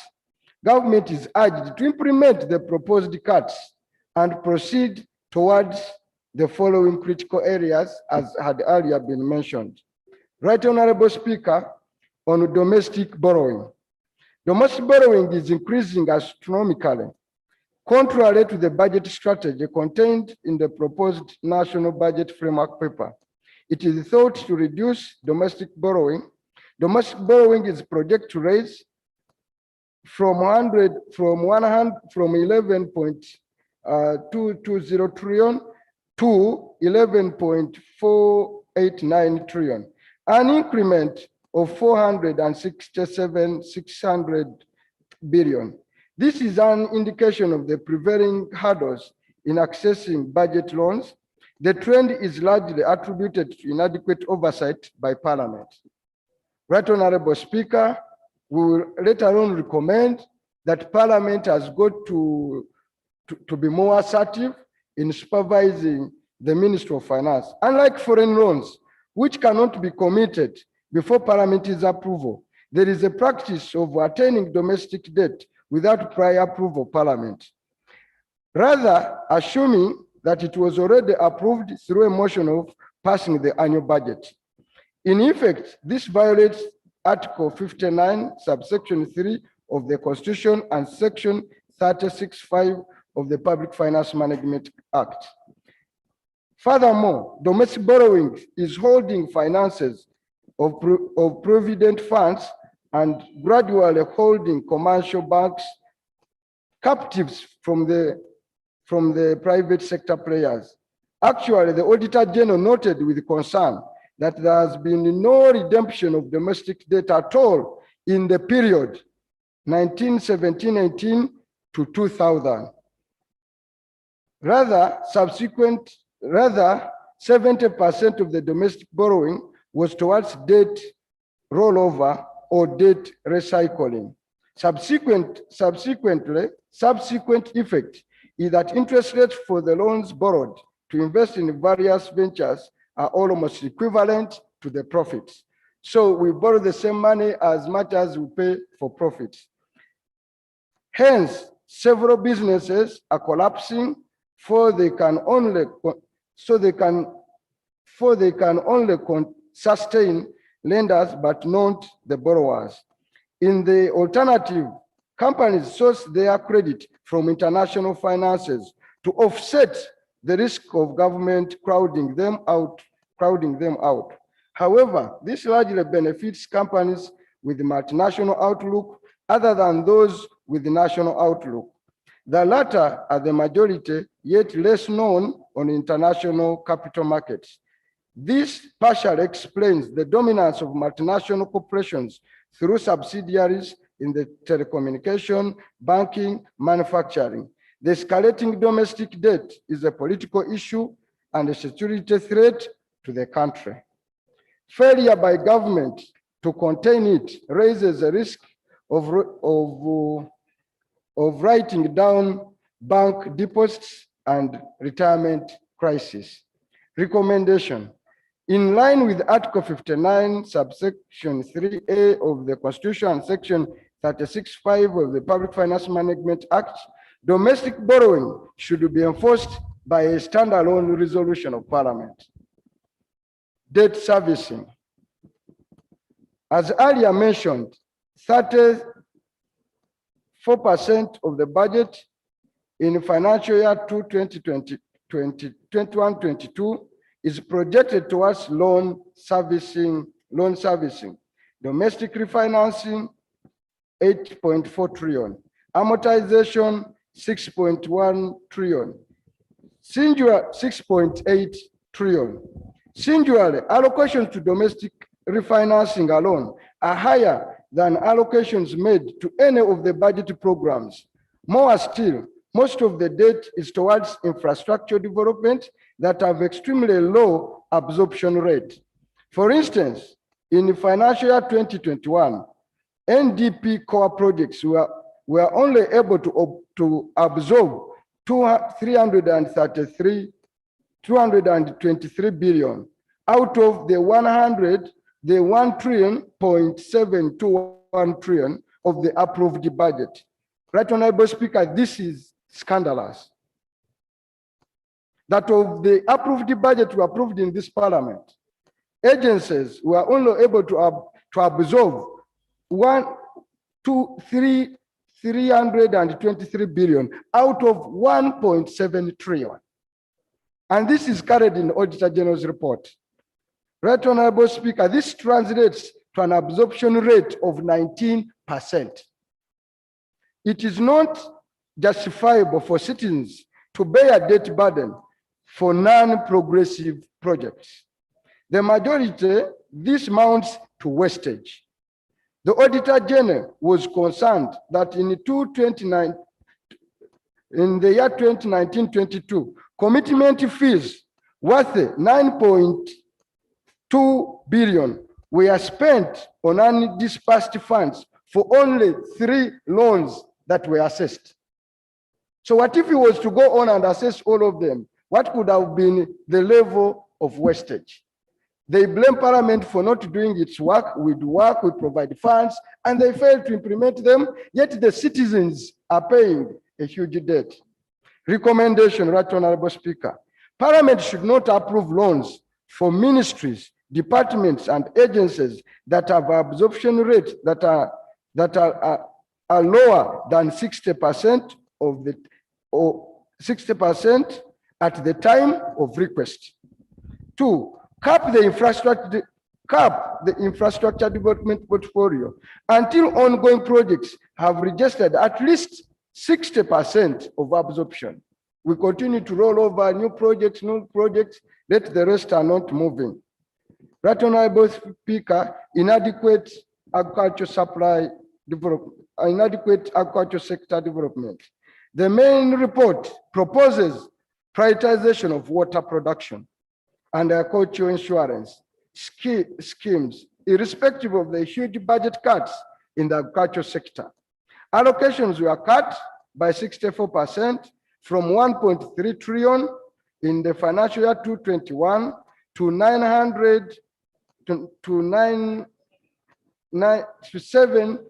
799 billion in the financial year. Besides, interventions were championed by government will largely excel if access to land is guaranteed. About 20% of the citizens have secure land ownership in the form of land titles. Hence, majority lack the ownership and access to land to undertake productive agriculture. The deficiencies, land ownership are largely responsible for subsistence production and low access to credit that would influence investment into production handling and value addition. We therefore recommend that allocation to agriculture sector be maintained at levels of the last financial year, with the privatization geared towards establishing districts and institutions and regional silos. The allocation towards the land fund should be transformed into a revolving fund. This would ensure sustainability of the land and of the fund and serve more beneficiaries. Absence of local government plans.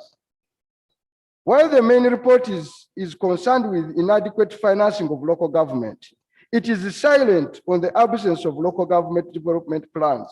Majority of the municipalities, cities, and districts do not have development plans. Only 19 out of the 32 municipalities, which is 59%, 4 out of 9 cities, 44%, and 18 out of the 135 districts, 13% have development plans. With the huge gaps in planning, it is not surprising the decentralization policy is underperforming. One then wonders what parameters were used by government to propose allocations to local government. Absence of development plans automatically point to a non-alignment to the National Development Plan. This is a variation of Section 13, subsection 6 of the Public Finance Management Act. Recommendation. Before approval of the budget, in line with the Section 78 of the Public Finance Management Act, The minister responsible for finance and local government should offer explanation to this parliament how local governments that lack development plans intend to deliver services. Accounting officers for local government who have failed to produce strategic plans should not be approved to manage public funds. Parish development model. The government proposed amalgamation of wealthy funds mounting to 453 billion into the parish development model. Critical is the fact that a large portion of the funds mounting to 444 were to be used as a parish revolving fund. It was later indicated that the allocation was to reduce to 200 billion. And thanks to your work here, Right Honorable Speaker, for ensuring 2 days of debate that forced government to see logic in what Parliament was saying. Government is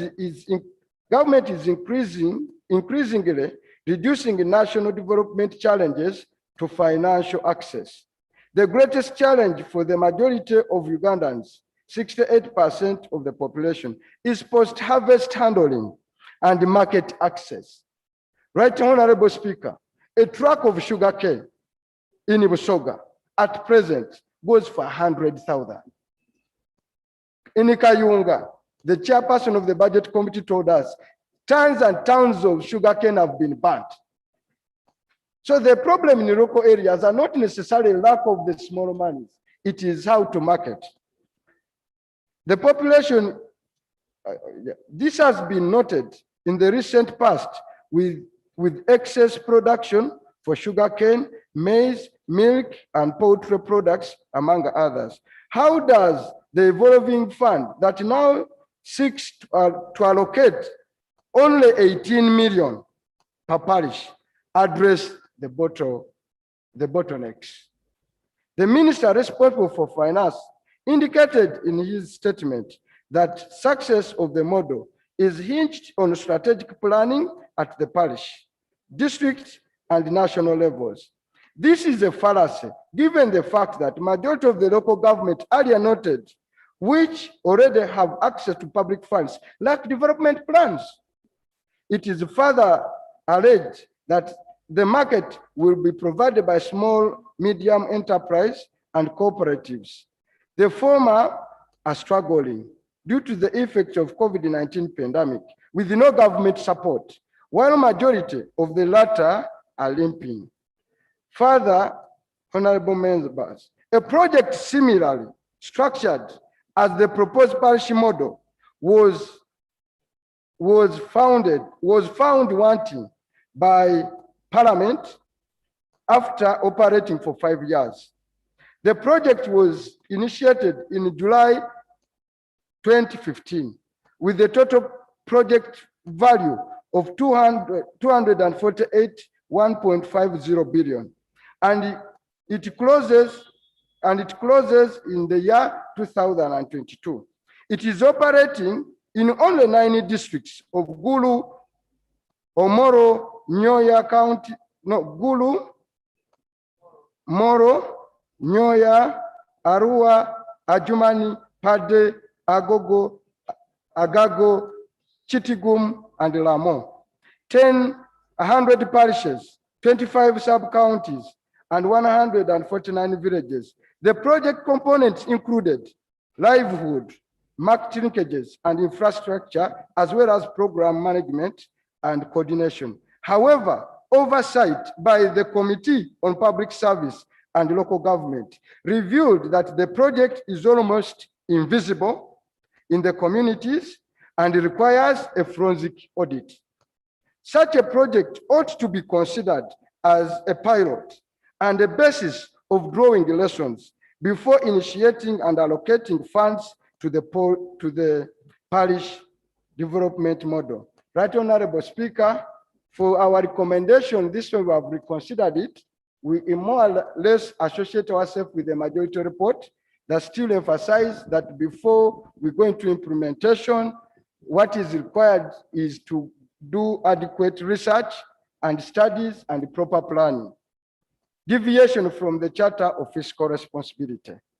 Although the majority of the committee note that there were varying variations to the objectives of the Charter of Fiscal Responsibility, they are silent on the legal implication of the variations. Irrespective of the fact that the Charter is expiring, there are variations that ought to be addressed. Section 7 of the Public Finance Management Act stipulates that the minister responsible for finance may deviate from the charter with approval of Parliament and publish a report in the Gazette as well as the website of the ministry. It was realized that the fiscal deficit for the financial year 2021 is projected at 7.9.7%, not 6.26% as indicated in the majority report. This is greater than the target of 3% of the GDP. It is also projected that net present value of public debt has exceeded 50% of the GDP.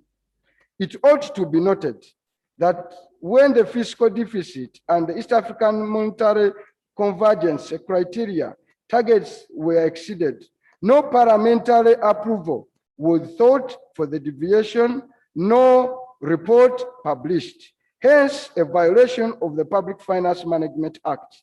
The implication of this violation include decline in credit rating and access to loans.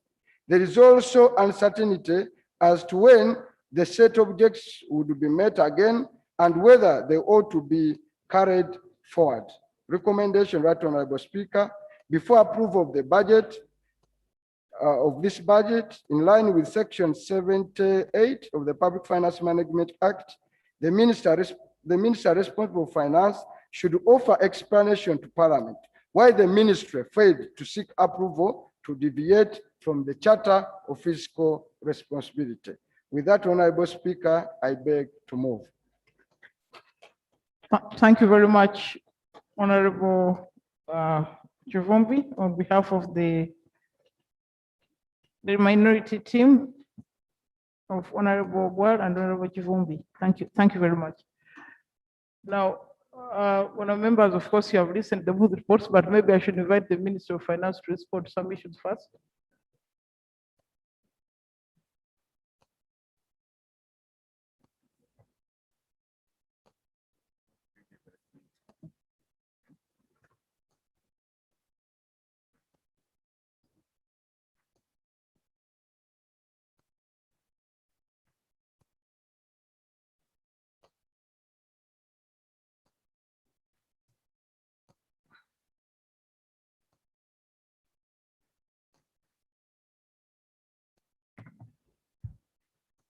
Thank you very much, Madam Speaker, and I want to thank the chair of the Budget Committee and the Honorable Chivumbi for the report and the minority report and the issues that have been raised.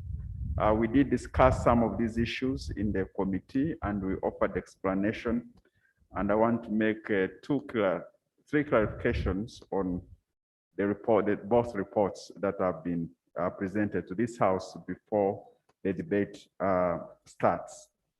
The first is the status of public debt for the Republic of Uganda as per now and even in the medium term. Madam Speaker, I have uploaded just a simple statement, but as has been stated, in December 2020, our debt was at 17.96 billion US dollars. And out of this, external debt was 30.7% and the domestic debt 16.5%, and we had reached 47.2% to GDP. Our composition of domestic debt is 75.8% of the 22.966 billion Uganda shillings is in treasury bonds. And the composition of the external debt is that at December 2019, we had increased from, represented 35.9%, an increase equivalent to $3.08 billion US. Madam Speaker, we get these loans from multinationals like the World Bank, the IMF, and also bilaterals from the Exim banks of different countries. And as at December 2020, 49.1% was from multinationals, the major multinationals, and 29% was from the bilaterals. And we had 7.6% from the commercial banks. We are always cautious to make sure that we don't go commercial because it's very expensive.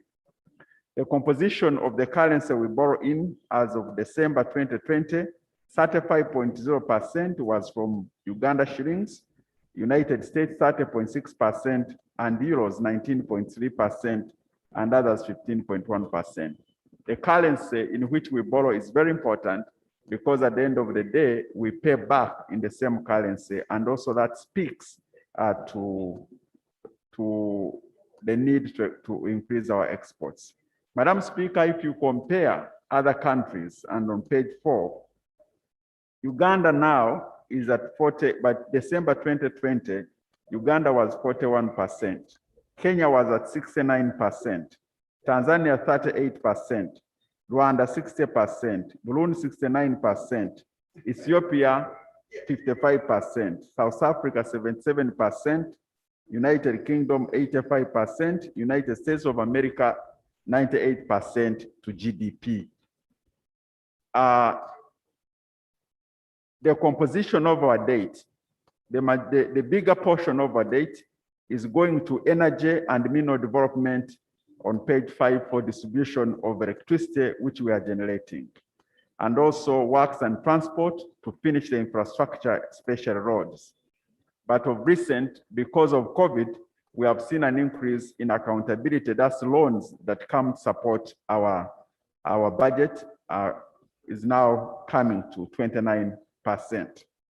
But Madam Speaker, the key projects that are pushing the increase in the debt portfolio, which must be implemented to spur the growth of our economy, support industrialization agenda, create wealth and jobs for Ugandans, include but not limited. The Karuma hydropower, which took almost 3 billion, Isimba, the oil roads, Lot 1, 2, and 3, and other roads, expansion of Kaintewe International Airport, Kampala Jinja Express project, meet and standard gauge rail, development of Kampala Industrial Park, the National Oil Palm Project, the development of water and sanitation, various transmission and electricity distribution projects, construction of tertiary and vocational institutions, and also health centers, construction of hospitals, and various irrigation schemes and valley dams, mainly in water stressed areas. Madam Speaker, the completion of these projects and pipeline projects will increase the competitiveness and the GDP of this country and improve the economy. The completion of Simba, for example, and Karuma hydropower stations on page 6 introduces 883 megawatts to the national grid, and this will attract industries and also reduce the cost of doing business. The expansion of Entebbe Airport will enable handling of 6.1 million passengers by 2023. Investment in infrastructure in oil and gas sector will prepare the country to become an oil producing and exporting country. The crude oil pipeline alone is expected to create 5,000 jobs during construction and also create revenues for 1.6 trillion over 25 years. The standard meter gauge railway will reduce the cost of doing business. So, Madam Speaker, given the composition and our effort of revenue correction, the choice that we are making is that should we continue to use the little resources we have that we are collecting domestically to finance these big projects and take us 50 to 70 years to complete them, or should we borrow now, complete them, and then grow the economy and in a way provide jobs and support the economy. So that is the choice that we are making. The challenges, as some of them have been outlined by Honorable Chivumbi and the chair of the budget, they are historical challenge of slow disbursement of data associated with funds, procedures, and conditions. Madam Speaker, working with the Committee of National Economy, we have seen Parliament also add value to the process of approving loans and also addressing these challenges. And mainly the challenges have been procurement procedures. For example, Karuma loan took 2.5 years to procure an important project like that. We have also seen land compensations, and we have seen management issues and preparedness of projects, and we are addressing this. But the most important point I wanted to make through this paper was on page 7, the debt sustainability situation of the country. The outbreak of the COVID pandemic greatly impacted on the Uganda economy through disruption of trade, which saw a decline in both imports and exports. The government response to mitigate the spread, including domestic lockdown, led to a slump in domestic economic activity and consequently shortfalls in revenue. The revenue shortfall, coupled with additional expenditure requirements, support government's economic and health response to COVID-19, necessitated high and anticipated borrowing, as highlighted earlier. In the coming years, Madam Speaker, public debt is projected to increase mainly on account, one, the need to implement the NDP3 and programs, and also implement the NRM manifesto and all the projects that have been agreed upon in those two documents. They necessitate finance key infrastructure projects such as standard gauge railway and the meter gauge railway.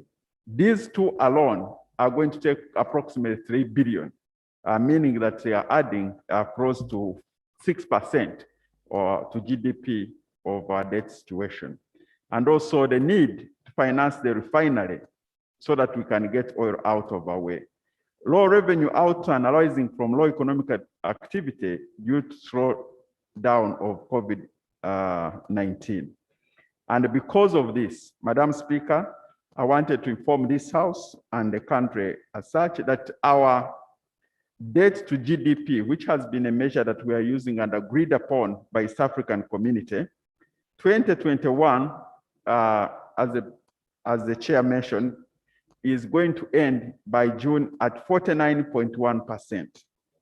And then next financial year, it will increase slightly and go above our threshold and will come to 51.9%. In 2020-2023, it will be, and it's on page 8, Madam Speaker, it will be 51.2%. 2023-24, it will come down now to 49.9% because we will have implemented most of the projects, infrastructure projects. 2024-25, it comes down to 48.7%, 47.4% in 2025-2026. So, Madam Speaker, this is how we are projecting our debt situation. That will increase slightly next financial year, come up a bit, and then come down because we'll have finished implementing the infrastructure projects. We cannot do otherwise because we must implement our projects. The debt is projected to decline after an account of increased domestic revenue as government implements domestic revenue mobilization strategy. The major vulnerabilities to this situation relate to real growth of exports due to disruption of economic activity. They need to increase revenue.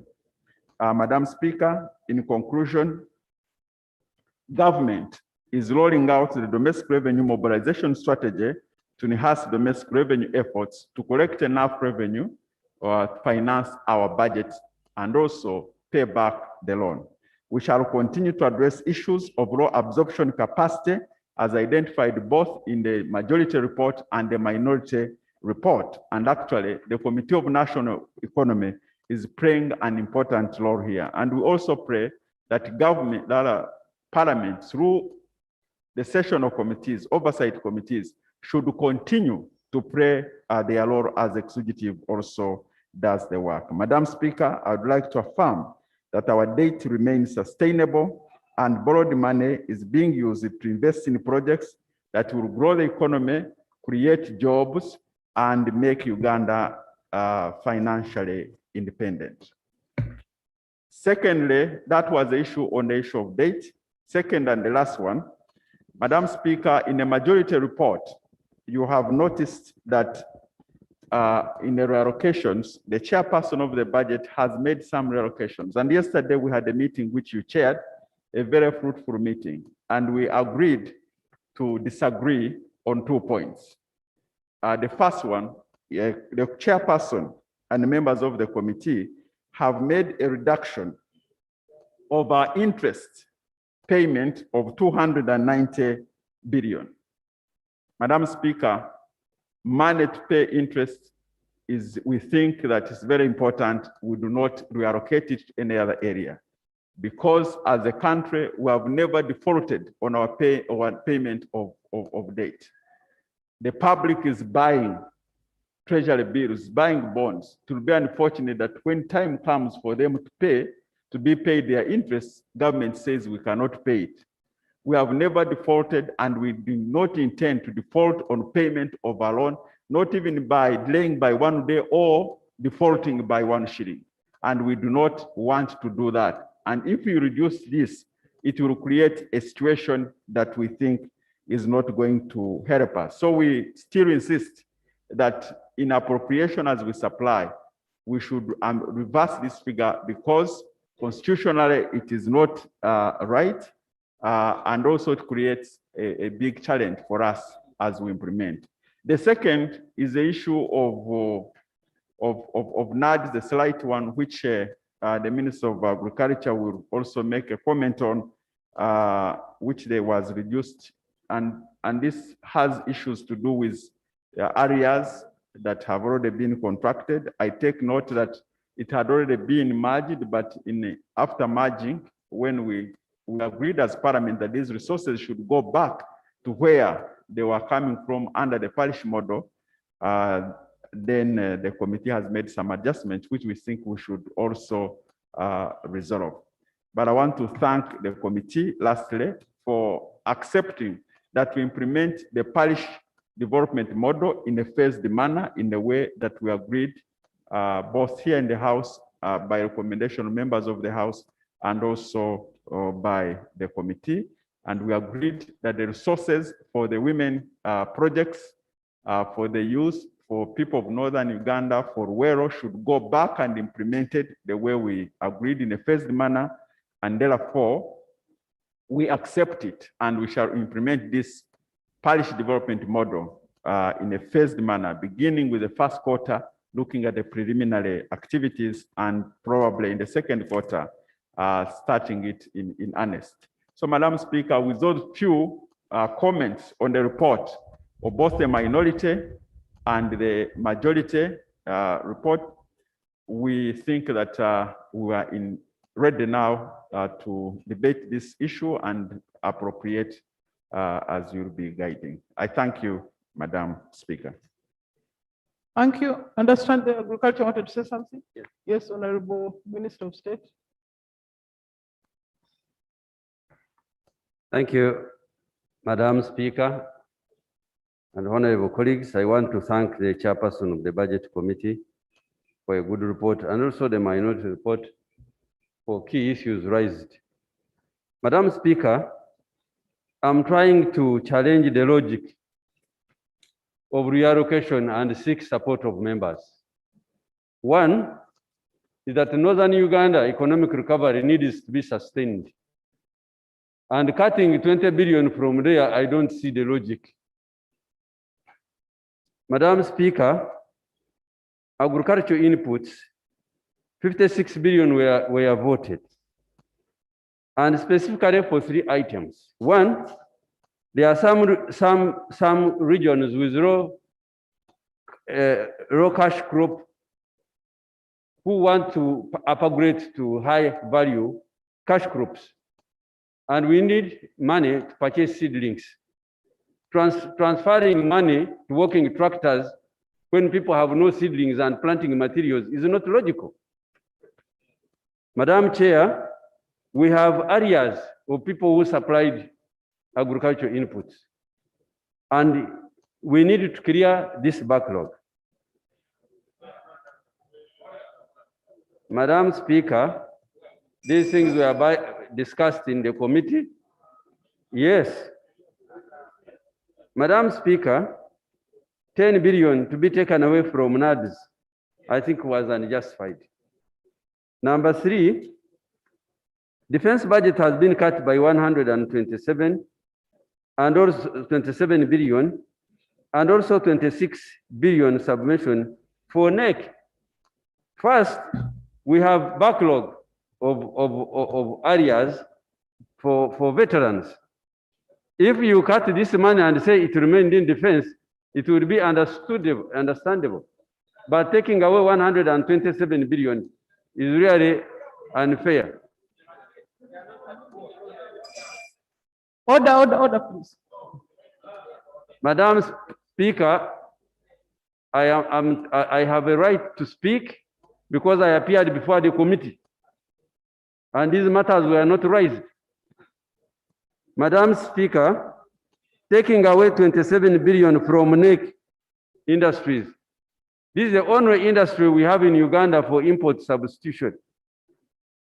So cutting away 27 billion is actually closing NEC. Yes.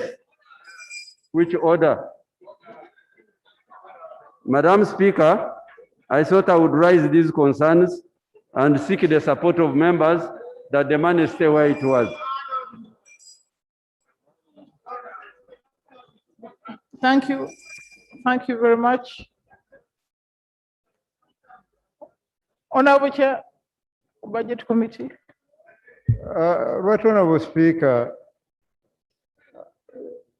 the minister mentioned the figure of 127 billion shillings moved from Ministry of Defense. I want him to reflect in the report where that movement has been done. What has only been moved is 38 billion shillings, which originally was money this parliament appropriated to Uganda Air Cargo, and the Committee of Defense has found it necessary to extract this money from the Ministry of Defense to other priorities. But we don't have 127 billion shillings. What we have here is 38 billion shillings.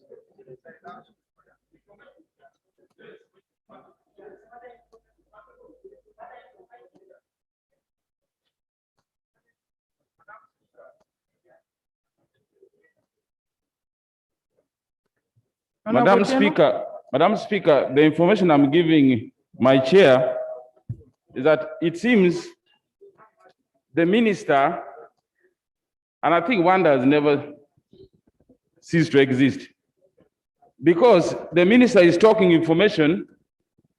What is giving, I don't know where he got them, because they are not in our documents. For instance, the minister is talking about money removed from NADS to somewhat tractors, I don't know. But right on the speaker, right from page 36 to page where the reallocation money is taken, NADS does not appear anywhere. So where does the minister get information which is not accurate and is a member of this house? So where does he should apologize? Because he's not here. So that's the information I want to give you. The information the minister is giving, he must have picked it from somewhere, but not from this document, because all of them are inaccurate and should be expunged, right, Honorable Speaker, from our records. Further clarification, right, Honorable Speaker, the people of Uganda and this parliament is very concerned about very high figures on consumption areas of our expenditure and the budget, and less expenditure on the productive sector of the economy. Right Honorable Speaker, the minister ought to know that where you can touch the lives of the people of Uganda is to increase funding on agriculture. But you can see how much agricultural expenditure has been reduced, right Honorable Speaker. We cannot claim to be representing the people of Uganda where 90%, almost 90, but about 80% depend on agriculture. And yet we are reducing it by 59%. So I think, Madam Speaker, the minister is not right. And I would like the Minister of Finance to explain in his notes. He told us that over the years, they have been reducing on the consumptive expenditure up to a figure of about 300 billion or something like that. I would want to know on what item, from which ministry, from which agency, because those have been our thorns in the flesh in the budgetary processes. So, right Honorable Speaker, I would like to appeal to the government side that this budget has been very restrained.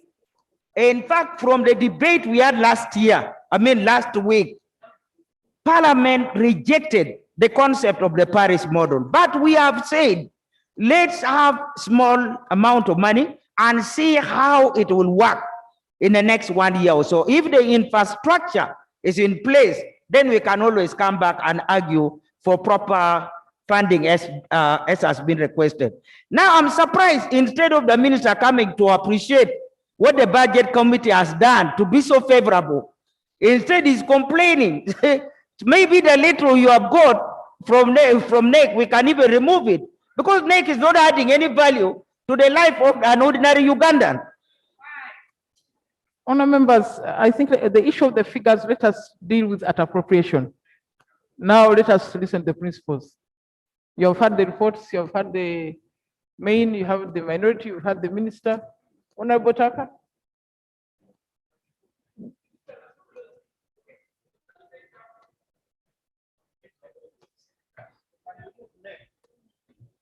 Thank you, Madam Speaker.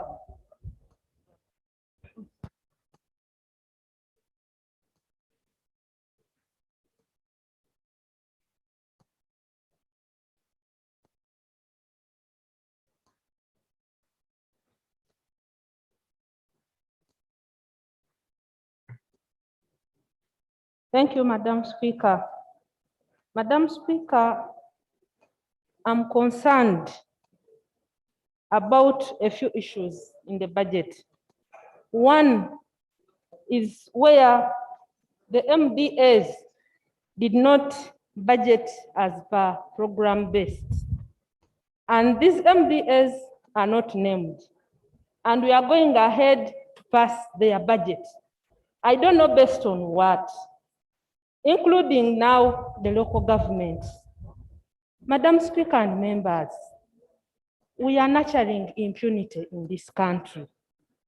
If it's a requirement that an the MDAs submit their work plans, why do we go ahead to pass their budget when they don't have work plans as required, including the local governments? Madam Speaker, let us not nurture impunity in this country, because they keep on doing the same thing each and every year. And Madam Speaker, the other issue of concern is the allocation to community mobilization and mindset change. When we are all, we agree that the majority or the big number of Ugandans are still living under the poverty line. And we have 68% of Ugandans in subsistence agriculture. Members, we have ignored the function of community mobilization. And now we are passing the parish model to transfer lots and lots of money to people who have not prepared, who have not been prepared. Madam Speaker, we rushed through the budget, members, because we are rushing to beat deadlines. But deadlines to benefit who? Ugandans look at us and they think we are their problem. I really request members that the reallocations that we got from other departments, I agree with them. But where the money has been taken is my problem.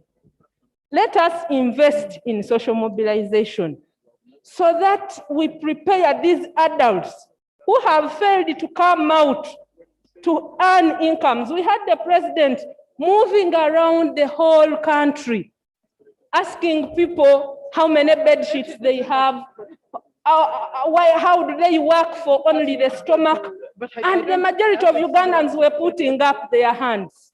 Here we are planning for them. How do we expect them to transform when they are not driven towards transformation, Madam Speaker? I request that we get money for social mobilization. The CDOs be facilitated, they prepare the community very well, then the money goes. But we are pushing money to people who are not prepared, and we don't facilitate the technical people. Where are the social experts of this country in Ministry of Planning? My good friend, Honorable Bahati, next time you will be coming here to give us the population status of Uganda, and you will tell us how Ugandans cannot wash their hands, how they are suffering from diseases that are preventable. But what have we done to ensure that we facilitate the departments that are supposed to avert that? Madam Speaker, I really request this House to consider the facilitation of social mobilization and mindset change so that those people can go and prepare the community for the parish development model. Madam Speaker and members, I beg to submit. Thank you very much. Onawangura, Onaokibaria,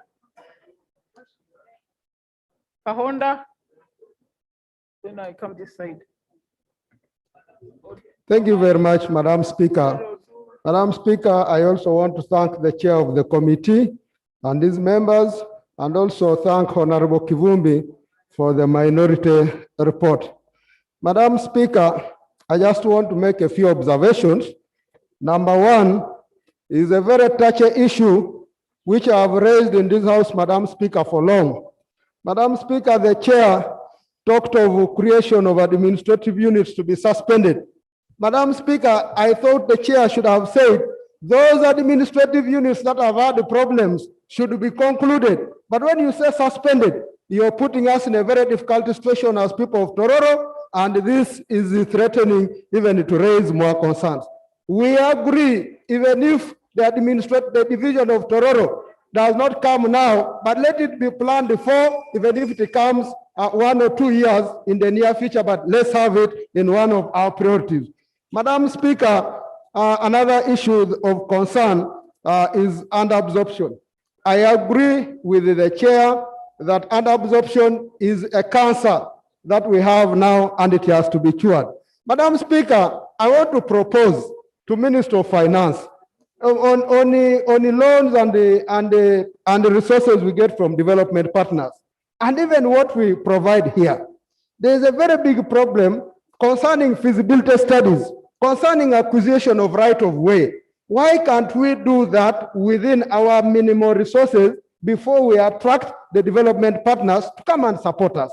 Because most of the projects, the electricity projects, the road projects are delaying because of counterpart funding, which we are not able to provide in time, and this leads to interest once we have already signed for these resources. So let's plan for that, do it within our resources, then we attract the funding when we know we can proceed. Madam Speaker, the parish development, the parish development model. Madam Speaker, this would be a good model. I want to agree that there has been a lot of debate on this, but I also want to interest myself and the members on preparedness. Madam Speaker, we have what we call the parish development committees. These committees are very good committees and instrumental in mobilizing our communities. The CDOs are there, they work, but we must also reflect on what has been happening before. We have CDOs, some who are good, and some who've been using their family members to benefit from the government programs that have been going down. So in this case, we need the two teams to work together. We have dispersed resources to various groups where they have had cows bought. But when you look at the budget for the animals that are bought and the size of the animals bought, a cow is at the size of a big goat, and yet 2 million has been spent to buy that. So this one, we can harmonize on this when we support the parish development committees to work hand in hand with the CDOs to sensitize the community, prepare them well, and then we roll out the parish development model. But Madam Speaker, it is interesting to note, there was a pilot project of the parish development model that was handled in Kaberamaido. I don't know whether we have got what happened, the challenges, the benefits that the people of Kaberamaido, as I heard, that piloted the parish model. That would be good for us to know how successful it was, but you never know what could have come out of that. Then, Madam Speaker, we just had a motion on the floor here as the third item when we started. And this motion was in relation to the public accounts reports that were laid yesterday and also the COSASA reports. Interesting to note, in the public accounts, we had a very serious concern where medical facilities, specifically the referral hospitals and also the health ministry, were all the time getting qualified reports. Why?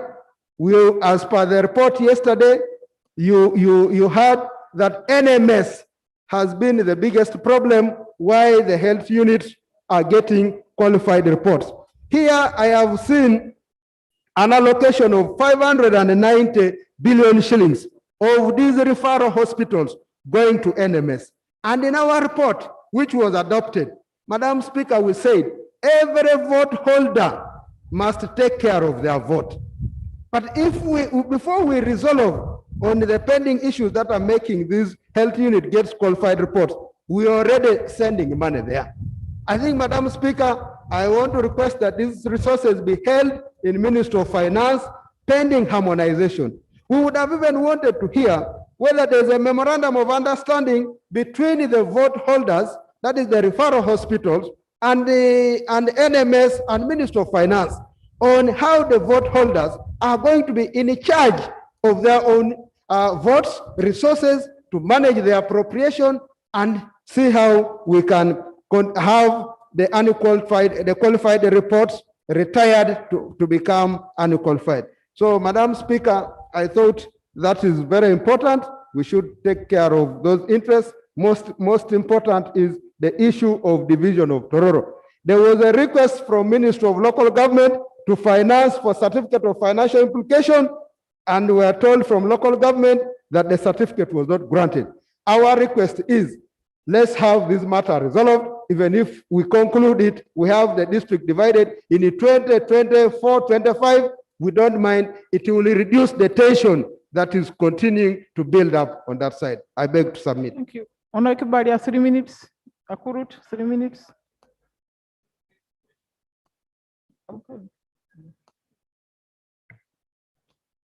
Thank you, Right Honorable Speaker. Though our worry, Right Honorable Speaker, is that the chair and vice chair are outside now caucusing. We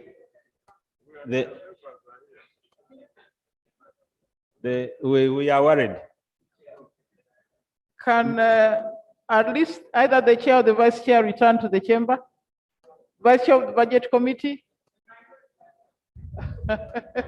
No, Chair, let's have, because both have been taken out by the minister and we can't see the vice chair is here. You can proceed. Very good. Thank you, Right Honorable Speaker. Right Honorable Speaker, I need to join the colleagues as we appreciate the budget, more especially in the area where, Right Honorable Speaker, the budget has suggested that we are going to buy CT scans for referral hospitals. As we have always prayed, the minister is here, that as we pass the budget like this, let us see those CT scans in these referral hospitals. Right Honorable Speaker, I know very soon, at the end of this year, we shall come back here, and those CT scans will not be there in those referral hospitals. given the experience we have had. But it's good we have provided for that, and we pray that we see that moving.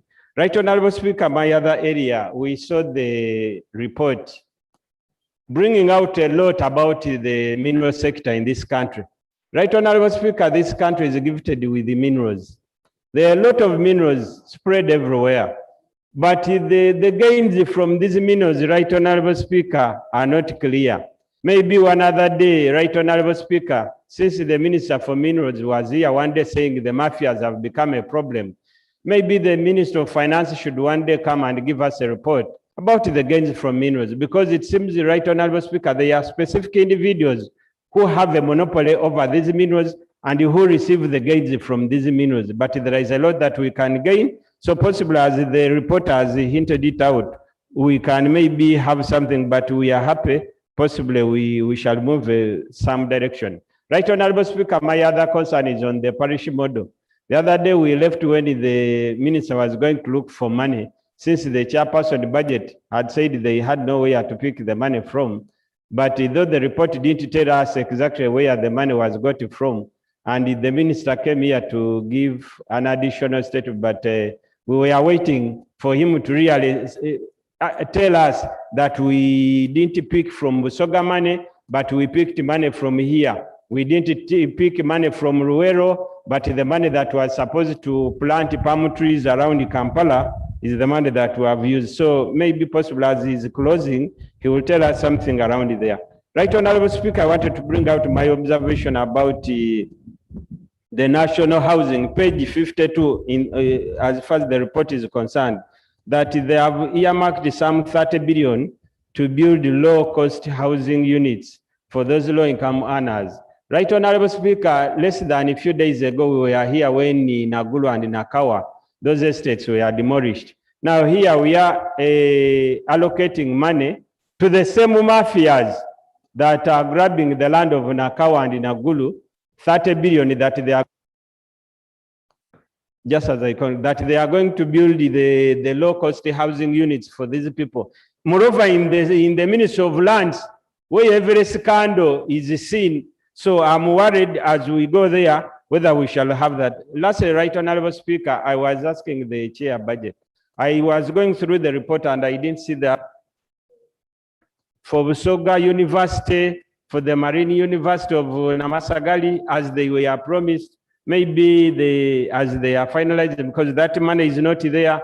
And there are some projects, Right, Honorable Speaker, near Isimba Dam, which were built in the last financial year, the last budget of like Rwanyama. The structure is there that promised to equip it in this budget of setup, but it's not provided for. It's just put aside as an unfunded priority, Right, Honorable Speaker. So maybe when we go to the Committee of Supply, we need to give a consideration and see, because this is a structure that was set up unless we want animals and rats to play from there, but we need to have equipment put in that area. Thank you. Thank Honorable Kurut. Honorable members, just for the record, I hope that the National Housing Corporation will construct houses outside Kampala, because it seems national housing is around Kampala. It's not in Gulu, it's not in Soroti, it's not in Kasese. Honorable Kurut. Thank you, Right Honorable Speaker. Right Honorable Speaker, I would like to thank the Chair of the Budget and the committee for the report. First, I would like to thank them for what they have appropriated for us, the Ministry of Foreign Affairs, especially on the development expenditure. We appreciate the 32 billion that has been allocated to the missions, especially.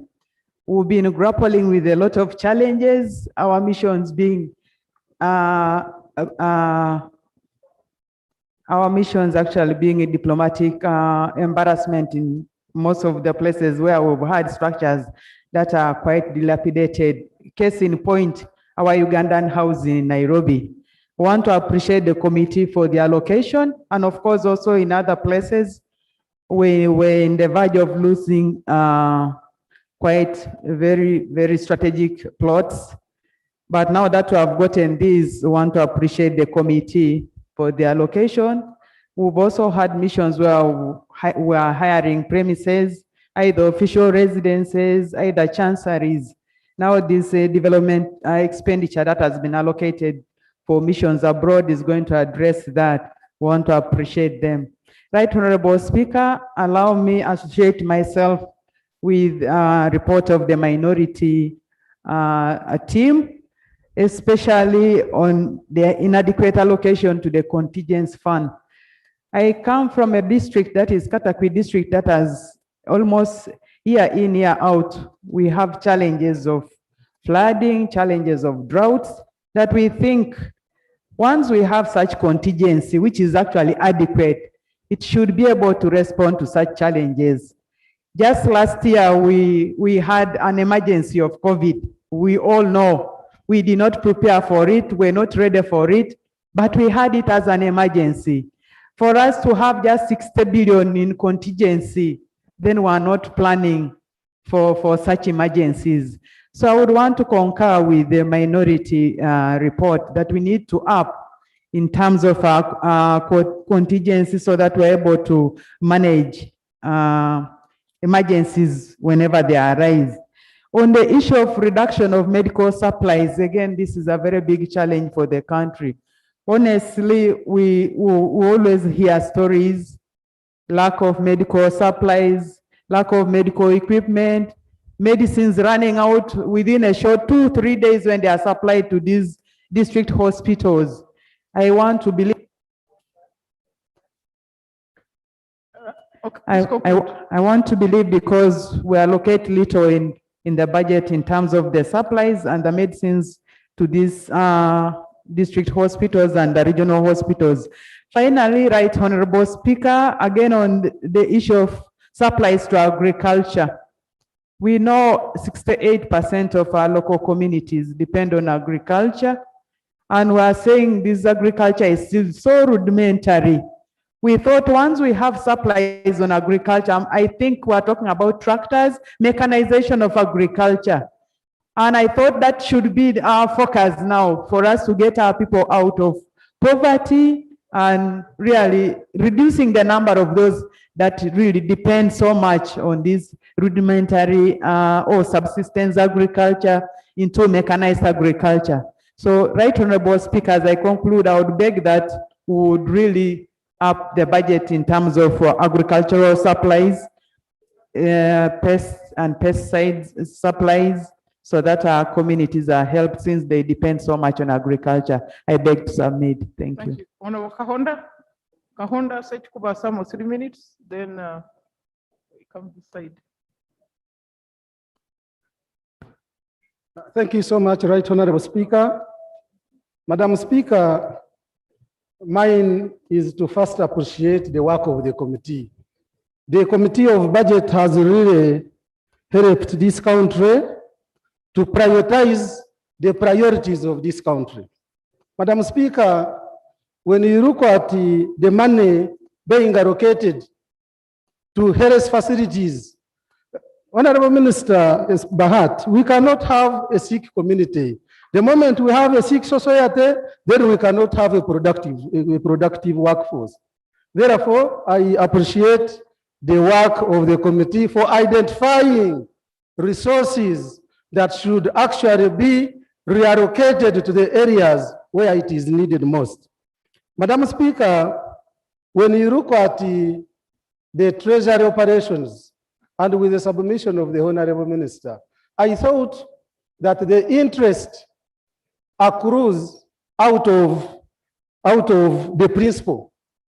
So if the principal is reducing, then why should the interest be increased? This is obvious in economics. Madam Speaker, regarding NADS, as the Honorable Minister of Agriculture stated it, I think there was misinformation. I have perused through the budget thoroughly. I have not seen where NADS has been affected, neither defense, the National Enterprise Corporation. Madam Speaker, actually, regarding the funding for NADS, in the future, once we operationalize the parish model, this is actually, we should take the money. We should take the money to the local governments such that we can have cross supervision and monitoring. Madam Speaker, regarding NEC that the Honorable Minister was talking about, as a Committee of Defense and Internal Affairs, I remember we provided funding to recapitalize Uganda Air Cargo to resume its operations. And we gave them the money that they wanted. And in realizing that money, we had to suppress other entities of the sector. We had to suppress NIRA, we had to suppress Internal Affairs Ministry, we had to suppress Uganda Police on promise that we shall take the money back. And now the funding was a one-off. We have taken money back to those areas, including money that we had deducted for contractual staffs for National Identification and Regulatory Authority, NIRA. We have taken it back. So, Madam Speaker, I think the committee, it was done by the committee of... Madam Speaker, just conclude. Please conclude.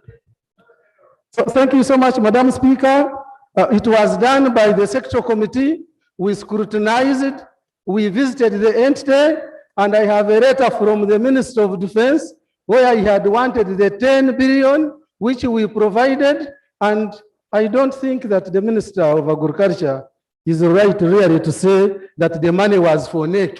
When the ministry realized that the committee had identified where they had hidden the money, because upon realizing that it was for Uganda Air Cargo and it was a one-off, they shifted it to Uganda National Enterprise Corporation and hid it and created a new activity. And Madam Speaker, here I have a general observation.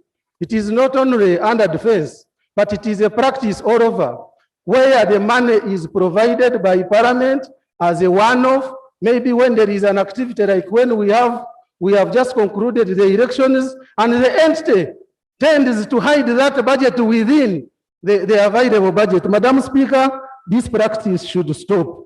Madam Speaker, regarding health sector, still on nurses. Madam Speaker, I think it could have been an oversight and we needed to look for this money.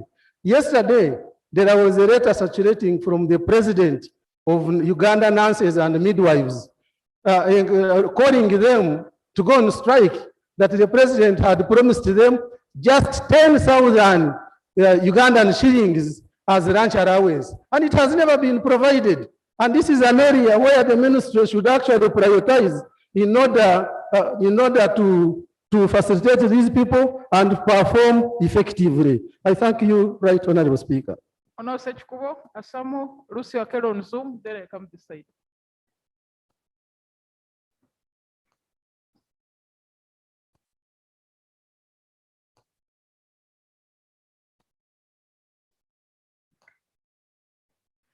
Thank you very much, Right Honorable Speaker. I thank the committee and government for this combined report. Right Honorable Speaker and members, there are matters we need to take serious as legislators. From the fact that we speak one thing and yet our actions are different. And the actions of government are in the budget allocation. We are talking about how the 2021-22 budget is underpinned by recovery from COVID and the NDP 3. But the contents here are different, Right Honorable Speaker. Right Honorable Speaker, we are talking about scaling up on agriculture, where our 68% of the population are involved. And yet looking on the other side, for now, to say that we are building an integrated and self-sustaining economy is not honest. How come that now as a country, we are still exporting 95% of our coffee as raw beans? And yet from the start, right from 1986, we have been singing this song, singing. Where is the money? And you can't just continue talking about it, but where is the money? We are looking from the wrong side of the telescope, Honorable Minister. Totally, we're on different pages. Where is the money to transform our people? And instead, I can, for instance, say, in the governance and security, that's why I've allocated 17%. 17% of our budget is put there in governance and security. Yet the critical areas, minerals, 0.12. Manufacturing, 0.2. Petroleum, 0.7. So how are we going to transform this economy and touch the lives of our people? Right, Honorable Speaker, I find that as long as we do not allocate resources where they belong, we shall continue getting it wrong. I sit on Defense and Internal Affairs, where we appropriated 3.5 trillion last financial year. But by the time we came back from COVID, it had shot to 5 trillion. And now you are making a proposal for 7 trillion. Now, are you being fair to us? The last one, Right Honorable Speaker. Right Honorable Speaker, I was looking at the committee's proposal to allocate 590 billion, 235 billion to Uganda, to national medical stores. And Right Honorable Speaker and members, this money is being given straight to NMS as an entity. And yet, it should be given to the vote holders for them to make orders with NMS. That's why we have problems of expired drugs. We have problems of items being supplied that are not needed in our health facilities because money is not being put to the users, but someone here in Entebbe and Kampala, you can't plan for the entire country. And this has been a big problem with our committee on Please conclude. Please conclude.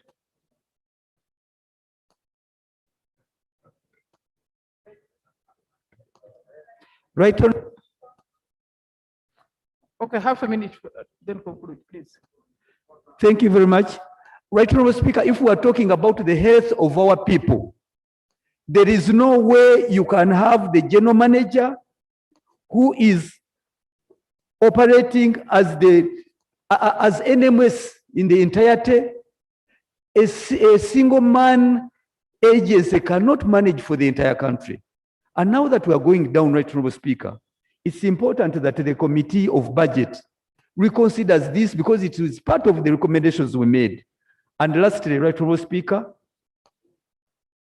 Honorable Bright is usually known as a clear minister. I'm surprised when he started telling lies that he interfaced with the committee about the reallocation of money from NEC. He did not. And I'm surprised he has chosen to run away.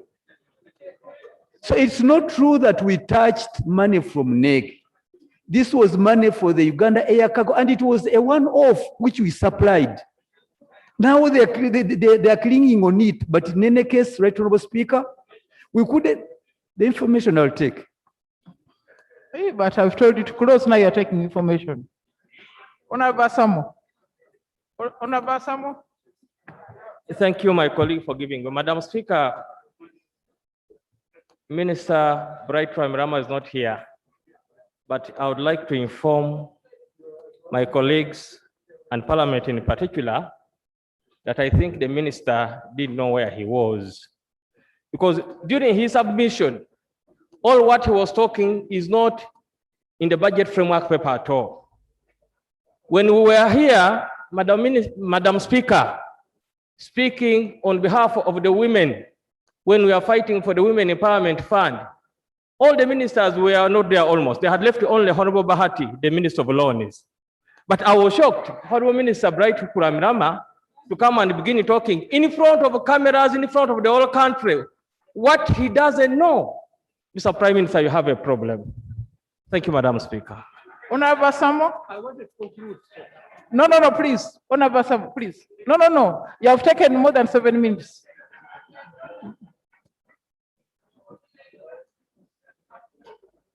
After Honorable Samo, we invite Honorable Lucy Akelo, who is on Zoom. Yeah, thank you, Right Honourable Speaker.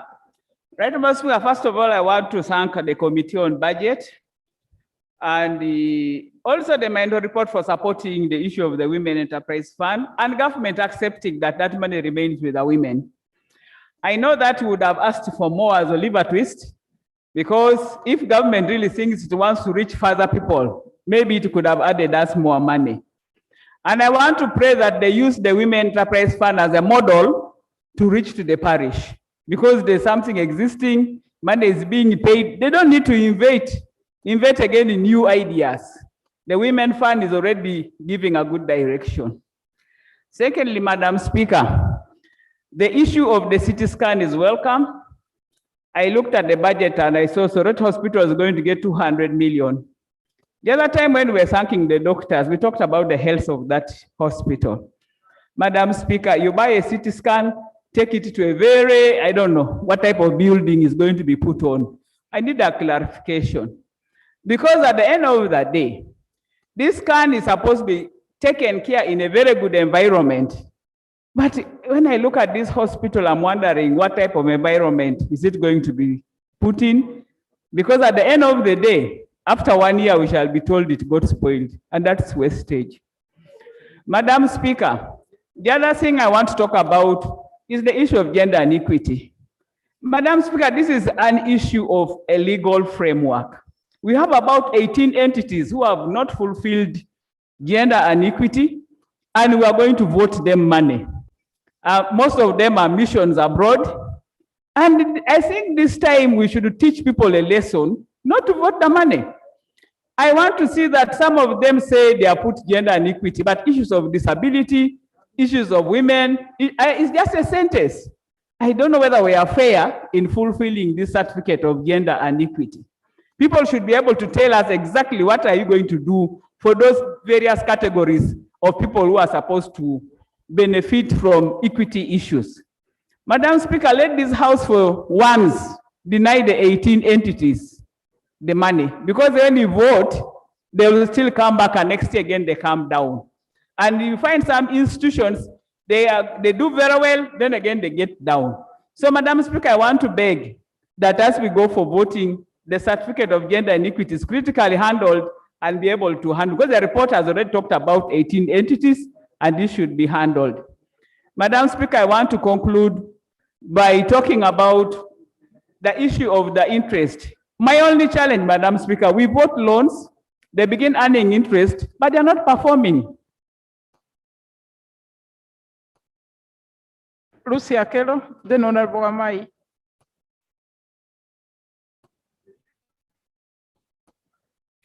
Lucy Akelo is on Zoom.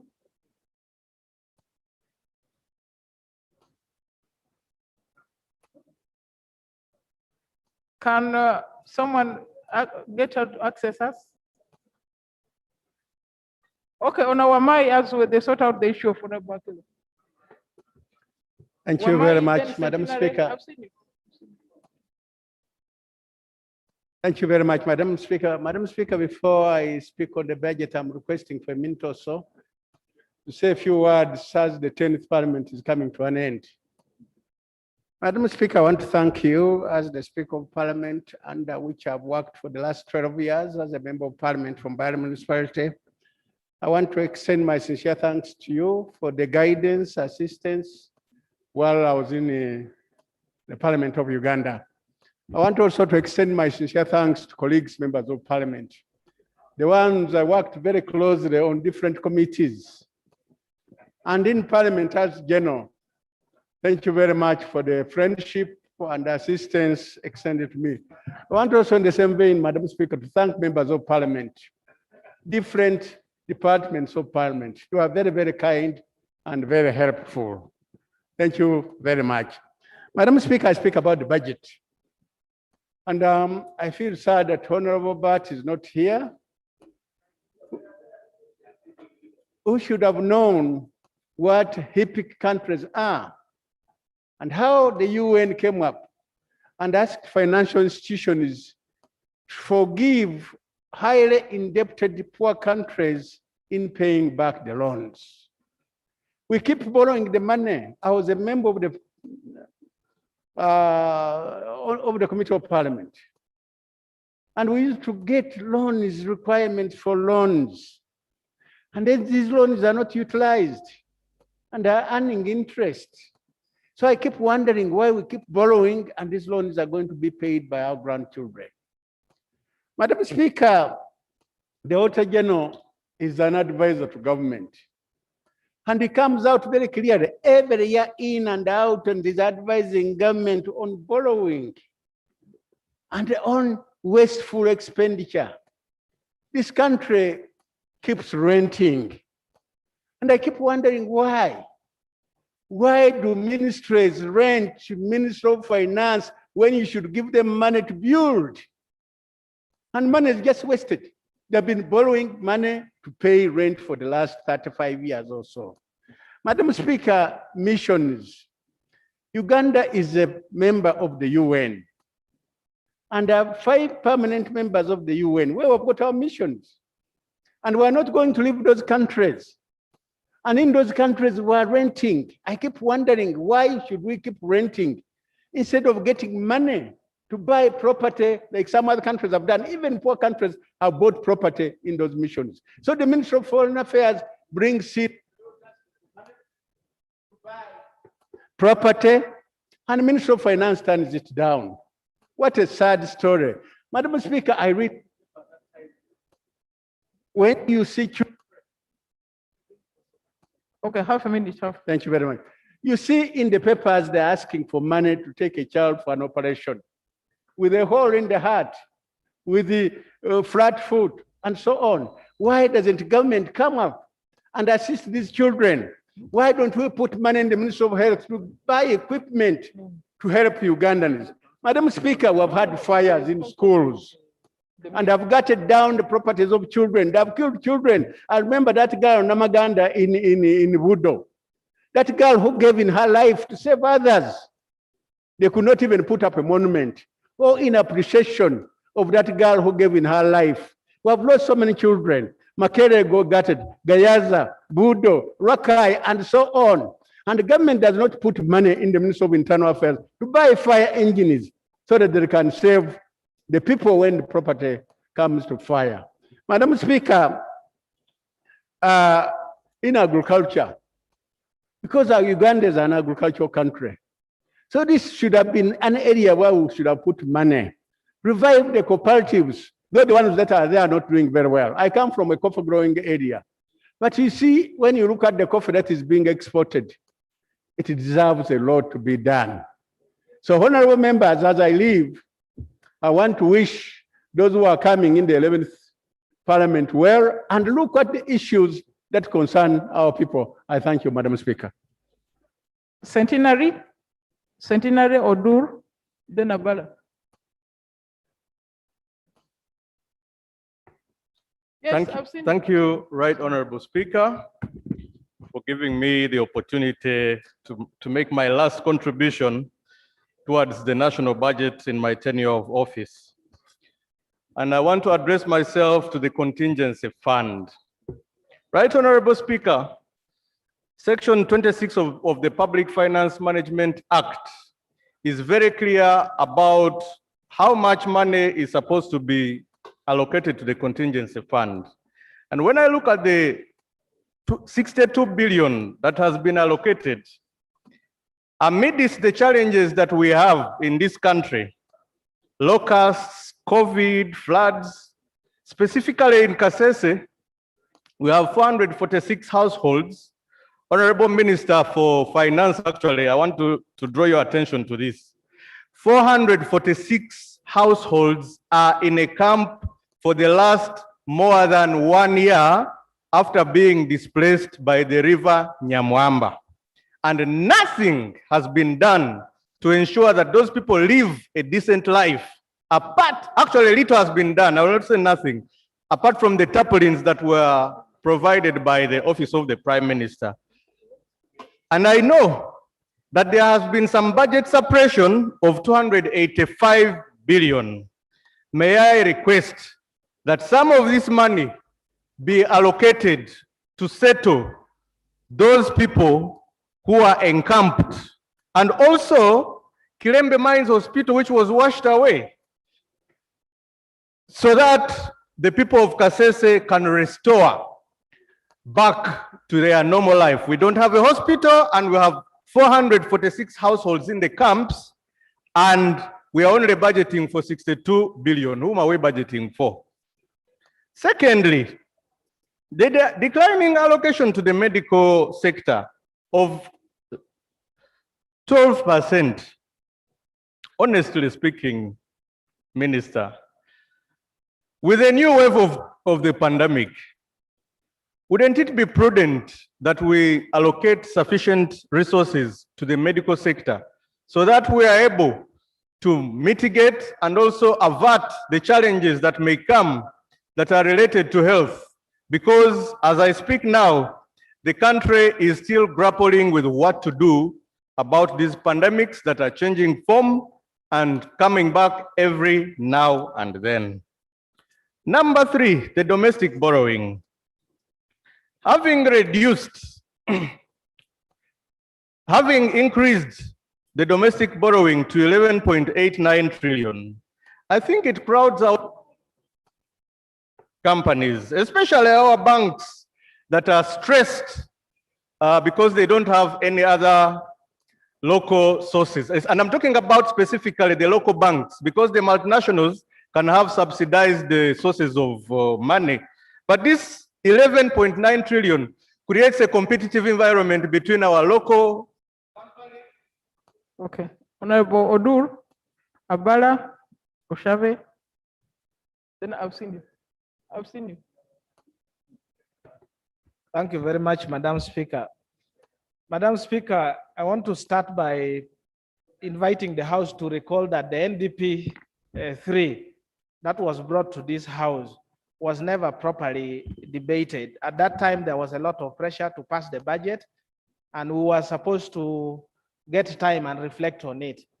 All the issues we are raising here and also in the report of the committee is because that some components of the NDP 3 was not thoroughly discussed.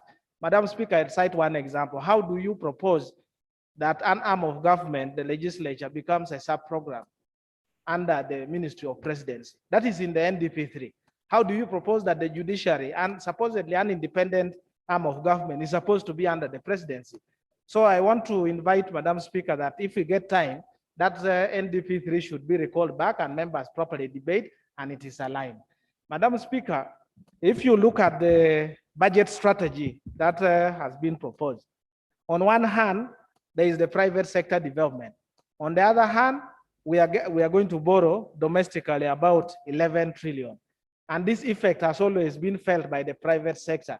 Once government starts competing with private individuals, private sector to borrow, the interest rate goes up. How do you expect the private sector to survive when you, the big bully in the kraal, the government, is also borrowing and competing? This has to be addressed because it's not consistent with what has been proposed.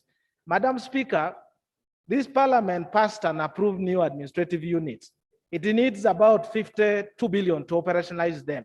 The sub-counties, the town councils, elections took place. Elections took place, and we have political leaders that are in place waiting. But when you look through, we have not provided for them. I wonder how Parliament will be viewed, and I want to invite that at least let's find money to operationalize these administrative units. If government thinks that we made a mistake, let them bring a motion to recall the district, recall the cities, recall the sub-counties and town council, and even perhaps other counties, so that we have a lean administrative structure that we can deal with. Madam Speaker, nevertheless, there is this white horse called local government that has been captured by the spirit of decentralization. How do you decentralize and then you don't give them money? Over time, there has been reduction in money going to local governments, and these are the service delivery points. Now we are 13%. If we want local governments to perform, we should be able to give them more money because they are more visible, they are more closer to our people. Madam Speaker, I want to touch on the vote 007, the principle only on compensation. For the last 10 years, government has been appropriating money to verify, include war claimants in Lango, in Teso, and in Acholi. I am now seeing here also 1.4 for verification. When are you going to pay? Because these people lost their cattle, their animals, and they are waiting. And I should inform the House that there are two. One, there was a court award that has never been appealed. The government did not appeal once the High Court awarded. And secondly, people who are claiming. So when is government going to pay this? Lastly, Madam Speaker, we should appropriate money. Look at Lira Regional Referral Hospital, just 200 million for development. Soroti Regional Referral Hospital, 200 million. Hoima, 200 million. If you compare to the rest of the regional referral hospitals that are in billions, and yet we were here thanking the team from Soroti that they have done a good work and we should appreciate them. So I invite you, Madam Speaker, that once we come to appropriation, these recommendations must be taken care of. We should not be taken for granted that we just debate here and it's not reflected when it comes to appropriation. I thank you, Madam Speaker. Honorable Abala, Oshave, Okupa. Let's finish with that group. Madam Speaker, I want to thank you so much for giving the opportunity. Number two, I want to thank the committee for the job well done. However, I want to begin with when you talk about in agriculture, for example. We are talking about 69% of the Ugandans are actually living on a subsistence agriculture. What does that mean in terms of the population? It means 27.2 million people in Uganda are actually living under subsistence agriculture. Now, that means if you have to look at the allocation, the money allocated to NADS, to agriculture, I don't know whether that money is actually going to help these 27 million Ugandans out of subsistence agriculture. I don't know. We must think twice on and try to see on how we are going to strengthen and make sure the agri sector is actually okay. And secondly, about health. You know, we are living under COVID. We are living in a COVID environment. This is why we are passing it during the COVID era. We are not talking about COVID is wherever. It is within Uganda. Madam Speaker, I do not want us to think that or to fear to take risks. My view here is that we must actually increase the money to the health sector. There must be medicine, there must be equipment. Remember, for example, as we talk, India was relaxed the way we have relaxed here in Uganda. There's no difference between us and India at that time, because for them, they're even exporting even the vaccines that time. But now what is happening now in India is very serious. That's why we must be able to increase funding for the health sector so that we are able to see that we shall save life, because we don't know when this corona is going to go away. Then the other one, I want to look at, for example, like my brother here has already said so many points that are actually identified. Concerning Soroti, first of all the buildings are condemned. They are all condemned. All the wards are condemned. Now, you can imagine, all are condemned. Now, the only thing that is not condemned is the medical staff. But as we talk now, Madam Speaker, the buildings are condemned, including where they operate people. The theater is also condemned. But look at the money they have put, 200 million. I presume this money is for a CT scan. That's why I want us to think here. Remember, we are talking about we're giving billions to Kiru. That's what I mean. That's to conclude. Madam Speaker, Kiru here is already developed. Here. Developed. Kawempe, developed. But look at Soroti. You are giving 200 million. Kiru is given some billions. It's 3.5 billion. And Soroti, Lira, you look at Mbende, we are talking about 200 million each. What are we talking about? What are we talking about? Are we talking about regional development? Are we talking about Uganda, or we are talking about Kampala being national? I want to, Madam Speaker, for us to think and to try to see on what to be the final. Madam Speaker, a situation whereby 40 agencies did not submit their budgets. That one, 226, 40 did not submit. Madam Speaker, this is an embarrassment. It's an abuse, Madam Speaker, to the laws and the rules that govern the issue of budgeting in this country. And they are there, they're employed, they are earning their salaries. And for us here, we are going to approve. My opinion, we should not approve their budget. In my opinion, when you go to supply. I thank you so much, Madam Speaker. Thank you so much. Ona Oshave, Okupa, Osege, in that order.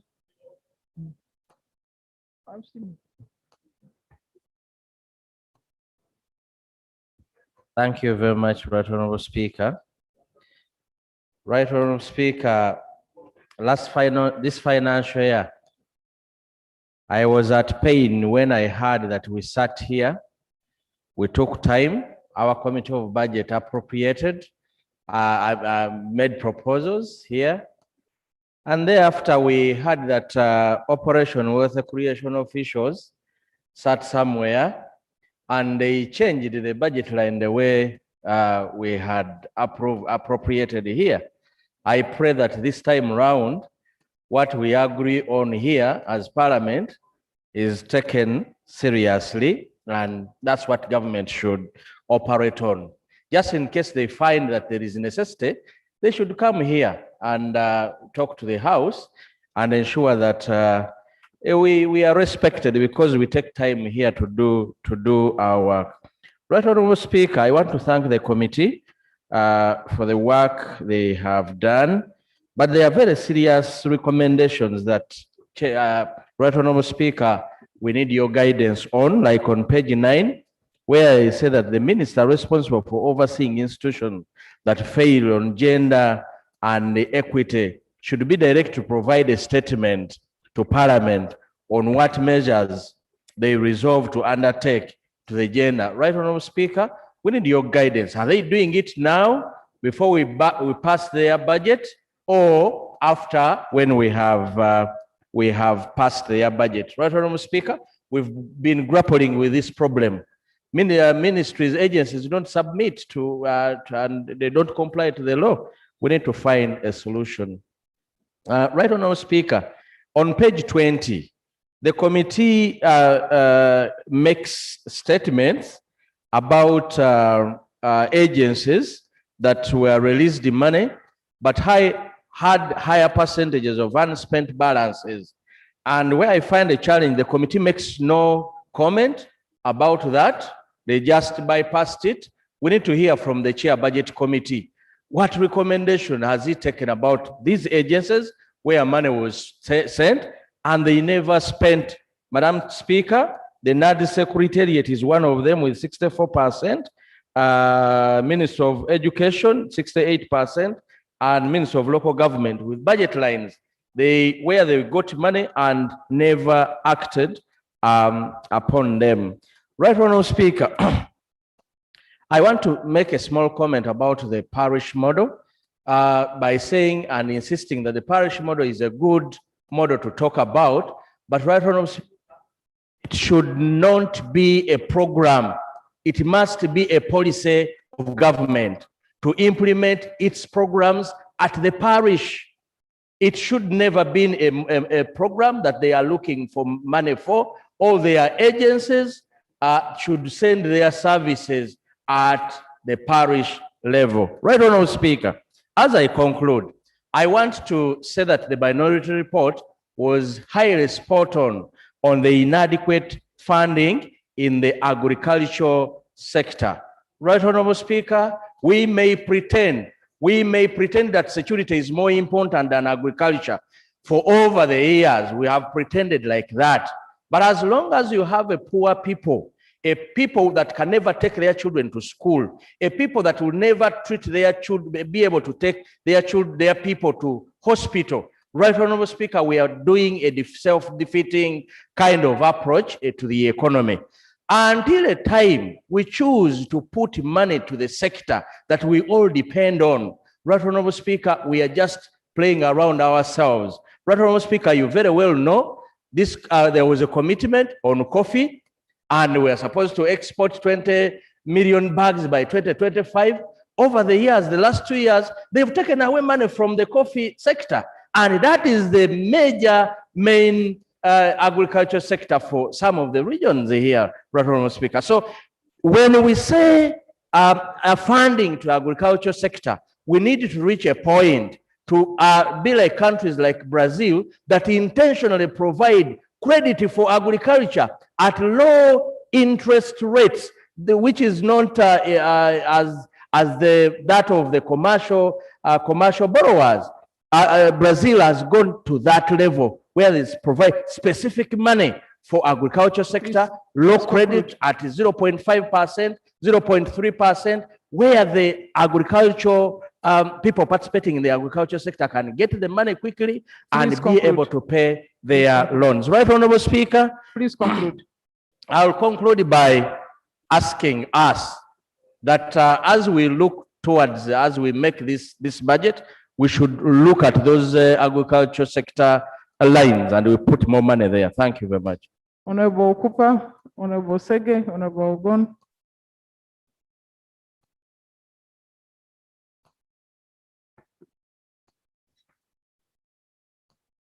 Thank you, Right Honorable Speaker. Right Honorable Speaker, I just feel sorry for my friend, Honorable Bright Ramirama.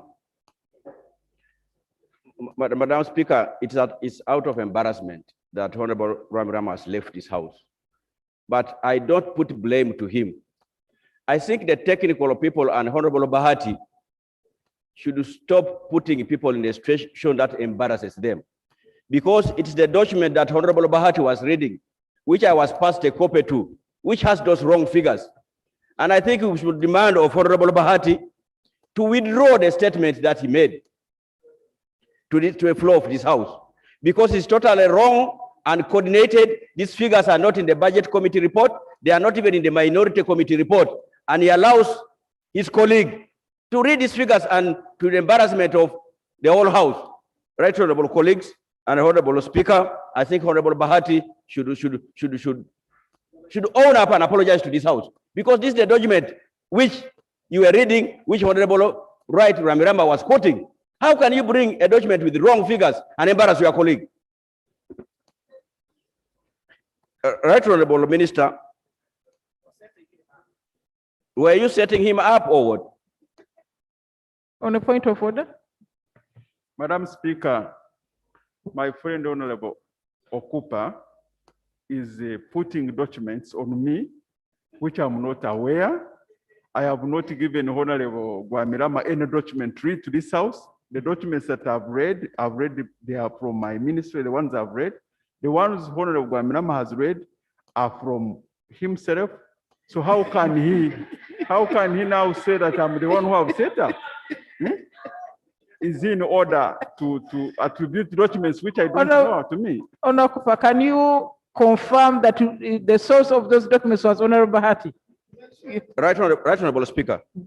Honorable Bahati and his ministry team handed me this letter. Responses by Honorable Minister of Finance and Economic Development on the issues raised by the Budget Committee of the Parliament of Uganda on the budget for the financial year 2021-2022. This is the document which him and his officials gave me.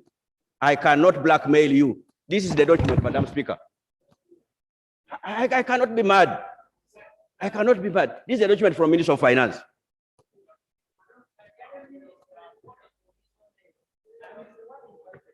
We have said that if I'm to submit a document to Parliament, it must be under my signature or the Minister of Finance, and I must lay it on table. That's why we have advised members of Parliament, please don't go behind us to get information when actually we are here. If I have information to give to the House, I lay it. Any document I have not laid on the floor of this House, don't attribute it to me. Mr. Speaker, this is the document which was handed to me by Bahati and the Director Budget, Minister of Finance. I cannot blackmail, I cannot lie. This is the document. I can even go ahead and name the officer, the Director of Budget. Let him disown this document. He's the one who passed me this document. And you were there in this house. Thank you, right? Remember, I think you leave that issue of the document. So I think we should not allow this to be read in the floor of the House. And what he read is exactly what is in this document, Madam Speaker. Right Honorable Speaker, looking at the committee report, I'm just disappointed that The hospital of Hoima, General Referral Hospital, Lira Hospital, Soroti Hospital, have only been allocated 200 million as development expenditure. Yet, other hospitals have been given money in billions. Madam Speaker, the other day we were praising Soroti Hospital here, Soroti Hospital here. The district has offered 19 acres. We need money to put that hospital. But it's surprising, as we give these hospitals these meager resources, State House is being allocated 12.3 billion development expenditure. Recurrent expenditure for State House is 392 billion. President's office development expenditure is 15.4 billion. Recurrent is 115 billion. Are we building a new State House? I thought we would want to save the lives of Ugandans. How can Soroti, Hoima, Lira Hospital be given these meager resources as development expenditure? Honorable Speaker, honorable colleagues, I think when we get to this, we must be able to relocate some money and provide and pull from this 1 billion and give to these regional hospitals. Honorable Speaker, the other issue is the issue of the cities. If you see the disparity in the allocation of the monies to the cities, I would have expected Jinja, which was the second largest town, given a lot of money, but Jinja has been given 19 billion. Mbarara University has been given 31 billion. Arua 12 billion. Fort Portal 12 billion. Soroti 13 billion, as usual, is the last. Gives you the lowest. What crime, Honorable Minister of Finance? Why are you marginalizing Soroti? You are giving Mbarara 31 billion, regional hospital, city. Soroti, you are only giving them 13. You are giving Fort Portal 12. You are giving Lira 17. Jinja 19 billion. I thought Jinja was the second biggest city. Eh? How? Mbale is being given 21. What's the criteria of allocating this money to the cities? This is how the disparity is given 18. Madam Speaker, as I conclude, Madam Speaker. Just conclude, please. The money allocated to the National Housing and Construction Company, Madam Speaker, from the Committee of Fiscal Infrastructure, in fact, they were requesting to be given more than 100 billion. Madam Speaker, we run the risk of losing. There are two running projects, one in Nalia, one in Namungona.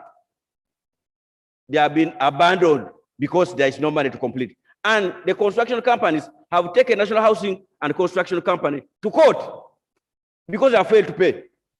They have remained shelters. I want first of all applaud the committee because it has been able to give them 30 billion. The question, Madam Speaker, that you raised about the national character, we brought it to them. And they say, once we complete this, we are ready to roll out to other cities. They want to start with the cities. That's how they are going to roll out. So I want to thank the committee, but they should add more money. The other issue which has not been resolved, which I want the Right Honorable Prime Minister to take here, is the issue of the Libyans. When are we resolving this matter? Because there's a proposal that government now repossesses the National Housing and Construction Company. But the Attorney General, as usual, is dragging his feet to conclude this matter. The faster we do, because they are warring parties, we don't know whom to deal with. There's a recommendation that cancel that arrangement and we can pay them the money when they settle down. Speaker, that needs handled, Madam Speaker. The issue of treasury bills, I think Honorable Kahonda put it here. I think the Honorable Minister of Finance should really tell us, if the principal is coming down, how can interest be going up? I think it is just a foolery, unless I'm being taught new economics now, new principle to understand. But otherwise, I want to agree with the committee of the Budget Committee that we should be able to cut that money. Since the principal has come down, even the interest rates must come down. It's again in this document here where Ramirama was reading from. It also has that thing that the principles has gone up, which is nowhere in the document. Thank you, Right Honorable Speaker. Honorable Osege, 3 minutes, then I'll go Mukula Oseku.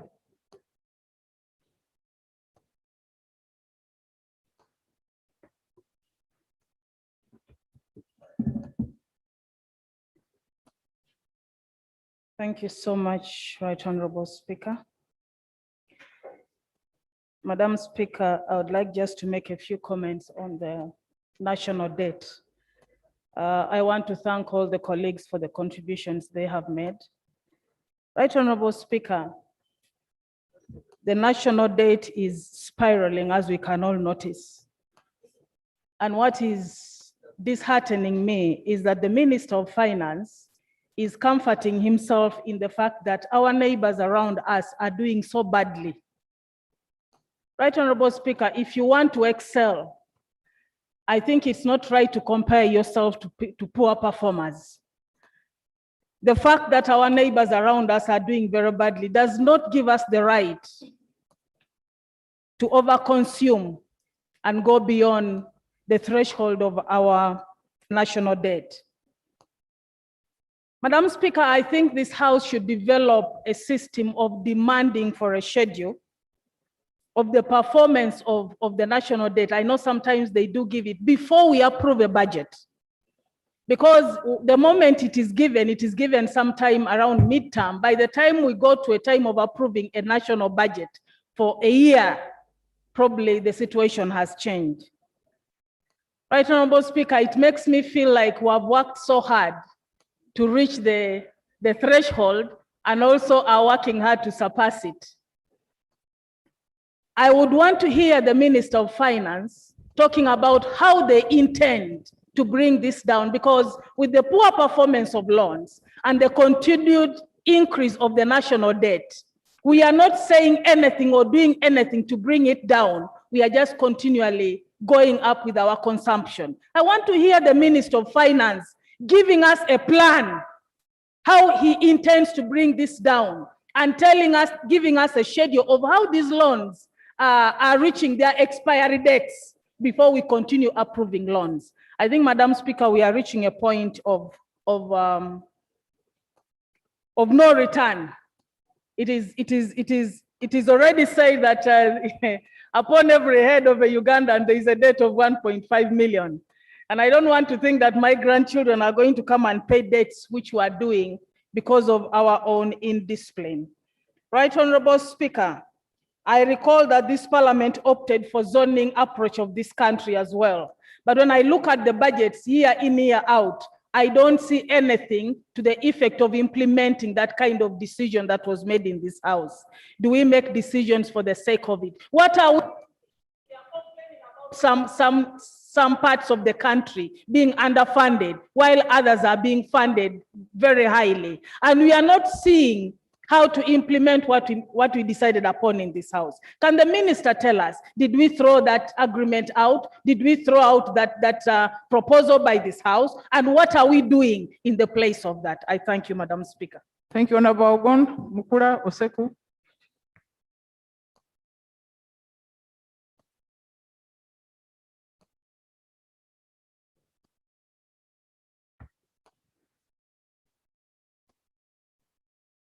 Honorable Speaker, I thank you so much.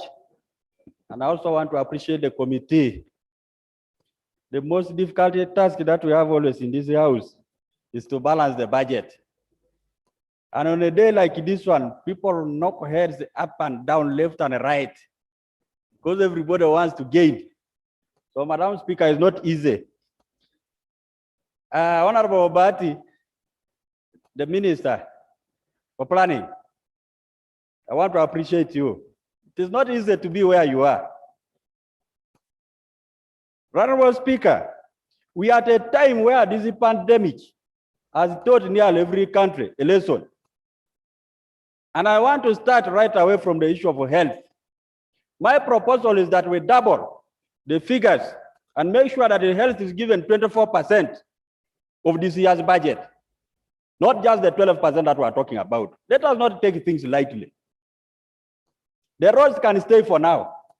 If we want to attend to the roads, we can make the bridges so that everybody is able to cross fast to the other side of the country. But we stay the rest. Honorable Speaker, I'm concerned about the issue of Soroti. The hospital in Soroti has done a tremendous job.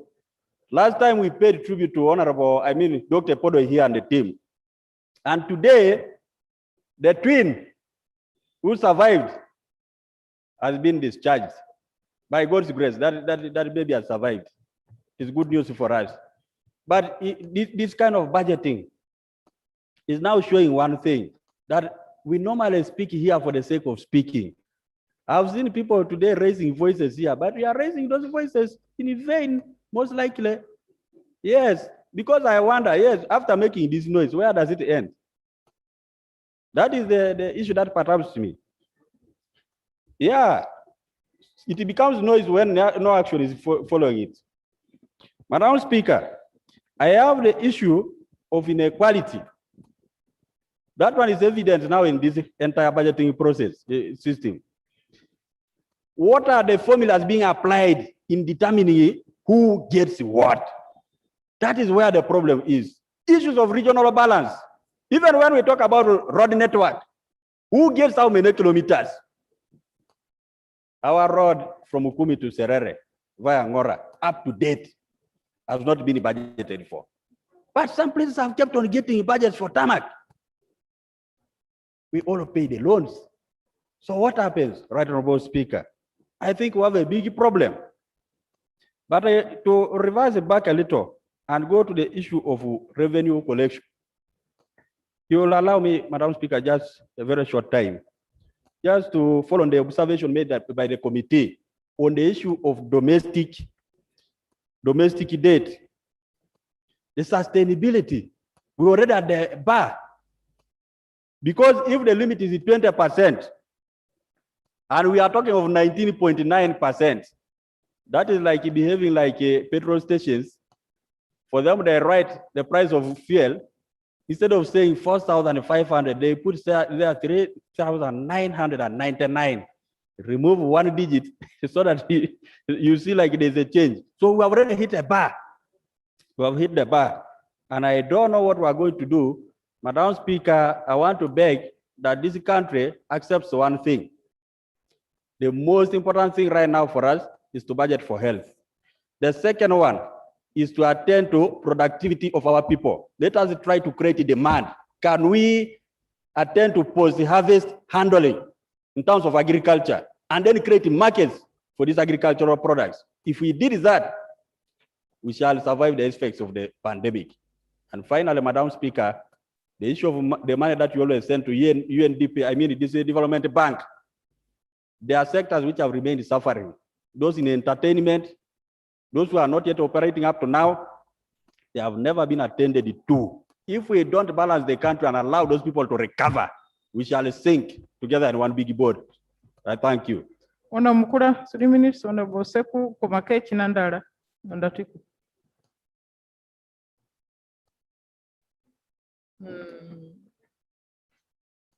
Ozima?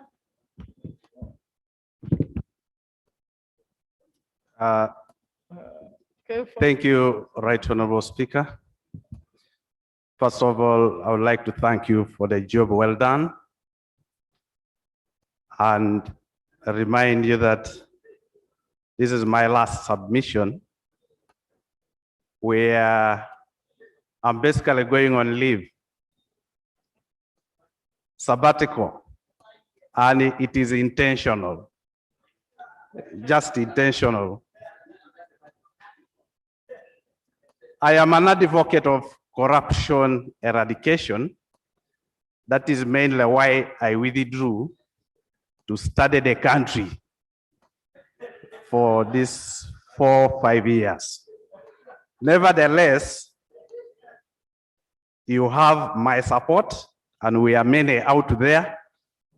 You have been a good mama, and you, mama, you must go through.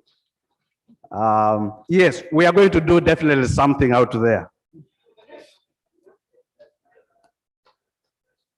Whether you are reallocating resources, whether you have planned for 100 trillion or not, without fixing this disease called corruption, without putting energies into eradication of corruption, we are wasting time.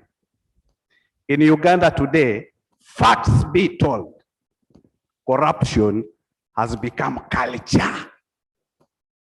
Culture is the way people live in terms of dressing, in terms of taking malwa, etc.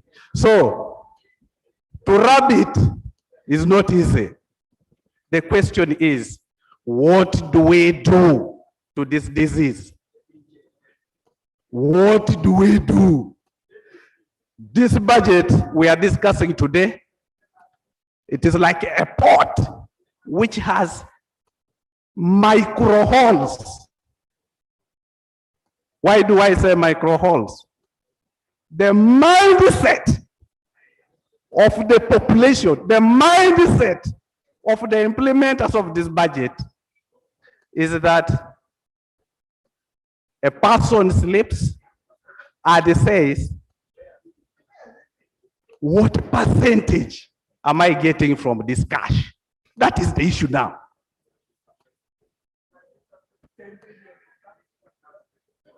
Please 1 conclude. minute. Please conclude. Which percentage will I get? That is the mindset now. So we need to do two things: increase funding for the systems implementers, for the systems controllers, and also maybe we get some budget line for maybe pastors, reverends. We incorporate in some ministry to try to talk to our people. I beg to submit. Thank you very much, Honorable Mukula, Honorable Seku, Oseku Komake Chinandara, Atiku Onzima. Thank you, Madam Speaker. And I would like to appreciate the work of the committee in putting together the report of this budget. And I want to submit from a point of appreciation specifically to the allocation made to the regional referral hospitals to acquire imaging systems, the CT scans. Madam Speaker, it is so rampant these days that most of the people are referred for scans, but there are no CT scans, there are no scan machines in hospitals. And this is a step forward, I think, that we need to appreciate. However, traveling to the regional referral hospitals is a bit of a problem for most of our people. And I want to say that there should be a step to enhance this initiative so that we provide the CT scans at the general hospitals. Madam Speaker, as leaders, most of the times the people come to us and say, I have been told to go for a scan and they don't have the money. So this speaks a lot that we need to acquire these machines for the general hospitals as well. But also, I will seek clarification from the committee because a general search on the internet provides that a CT scan costs between $2 to $3 million. But the provision on the report is giving it $35,000. Come again?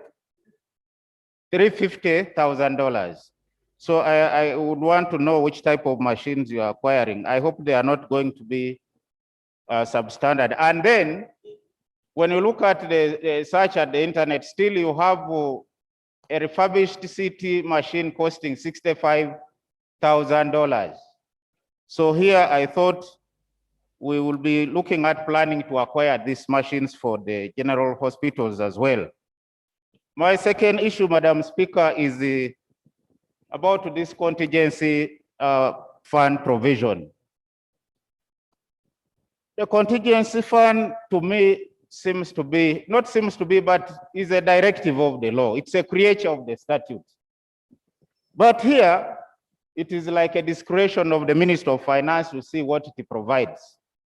In my view, I thought that this is a statutory creature, specifically by Section 26 of the Public Finance Management Act.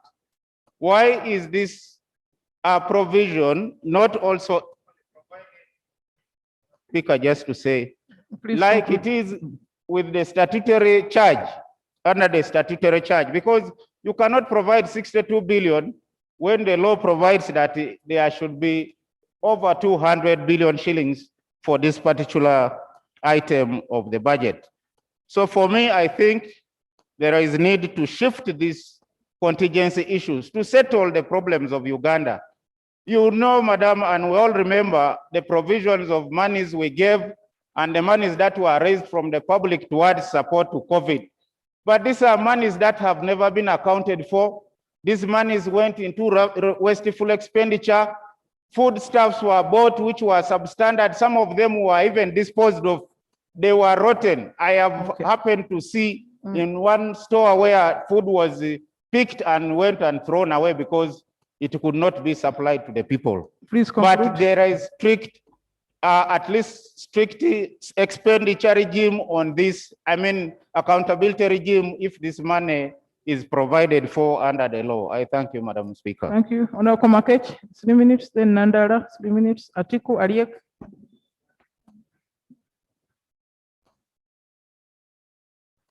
Ah, okay.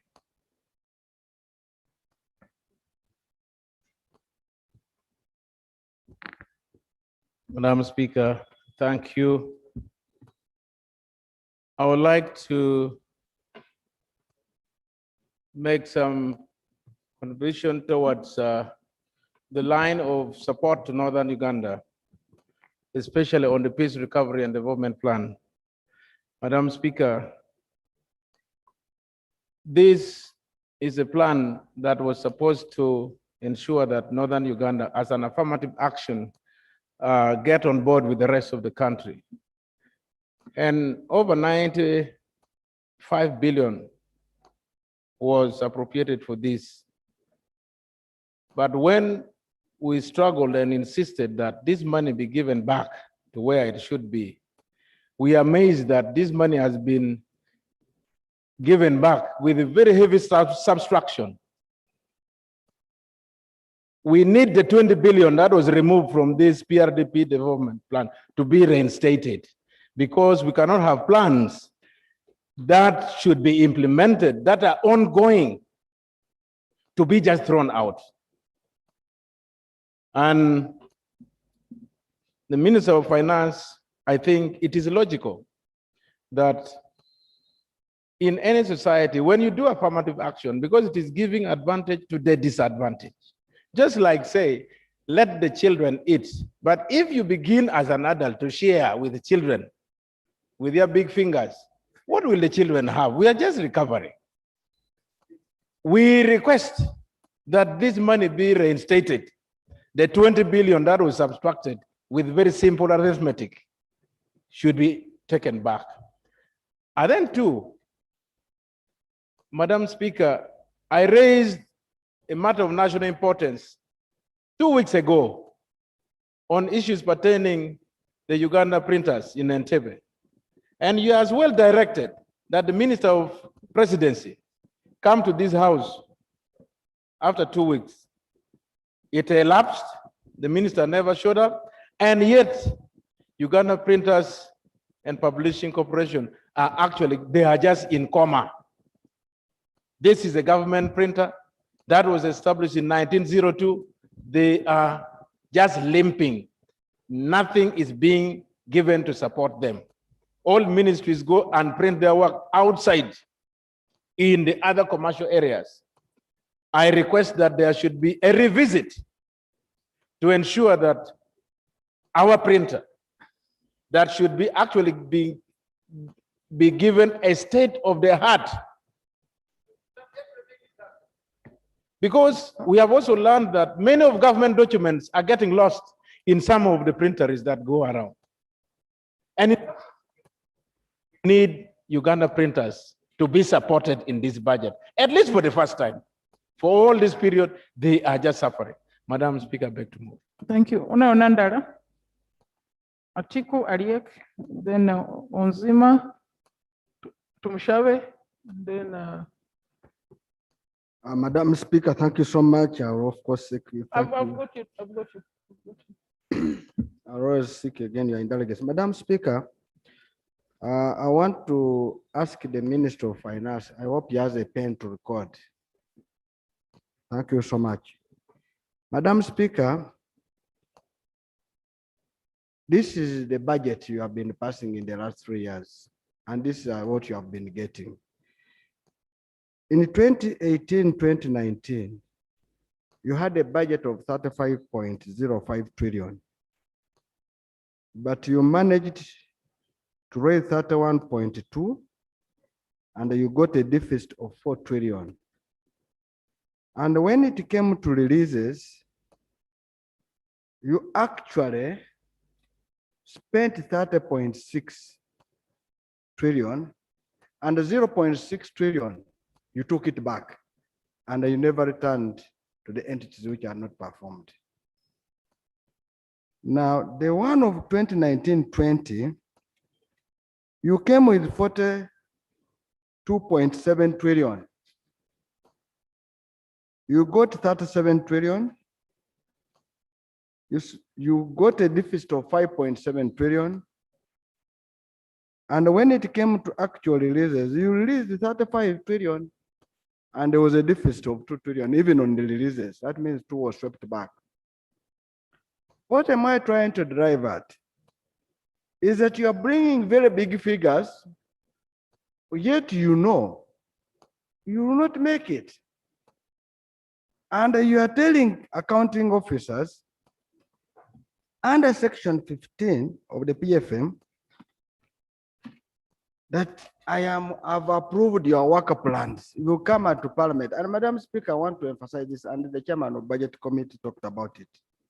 It says, after approval of the annual budget by Parliament, the Secretary to Treasury shall issue the annual cash flow plan of government based on the procurement plans, work plans, and recruitment plans approved by Parliament.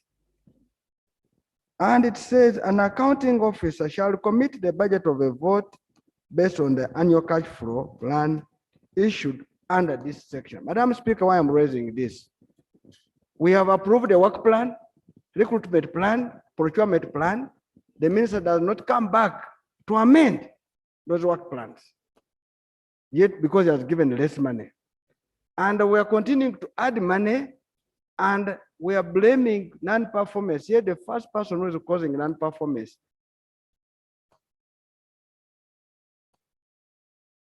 Please conclude. You need this thing to deal with that. Madam Speaker, on page 27 of the committee, grants are missing. You are only talking about borrowing locally, domestically. So what happens to the grants? Are we going to do off budget? And I would request the committee to help. Minerals, Madam Speaker, there's a clear report which is talking that minerals are being taken out of this country in form of samples. People come and carry trailers, they're saying they're carrying soil to go and to test samples. Yet they are taking minerals in those trailers. Why? The Minister of Finance has refused to provide money for weighing web bridges to make sure the inspectors of mining are not there. And it is believed if we invest more money in web bridges and in inspectors, the mining sector is going to be one of the main performing sector with more NTR to fund your budget. And I would propose, colleagues, that at an appropriate time, we should put more money in minerals so that we collect more money in that sector. The entities which have not submitted budgets, it means the accounting office has failed. And if the accounting office has failed, Madam Speaker, there's nothing we have to wait for. The entity is not the one which fails. There's no way you can say Parliament has failed. It is an individual in Parliament who was meant to do an activity who has failed.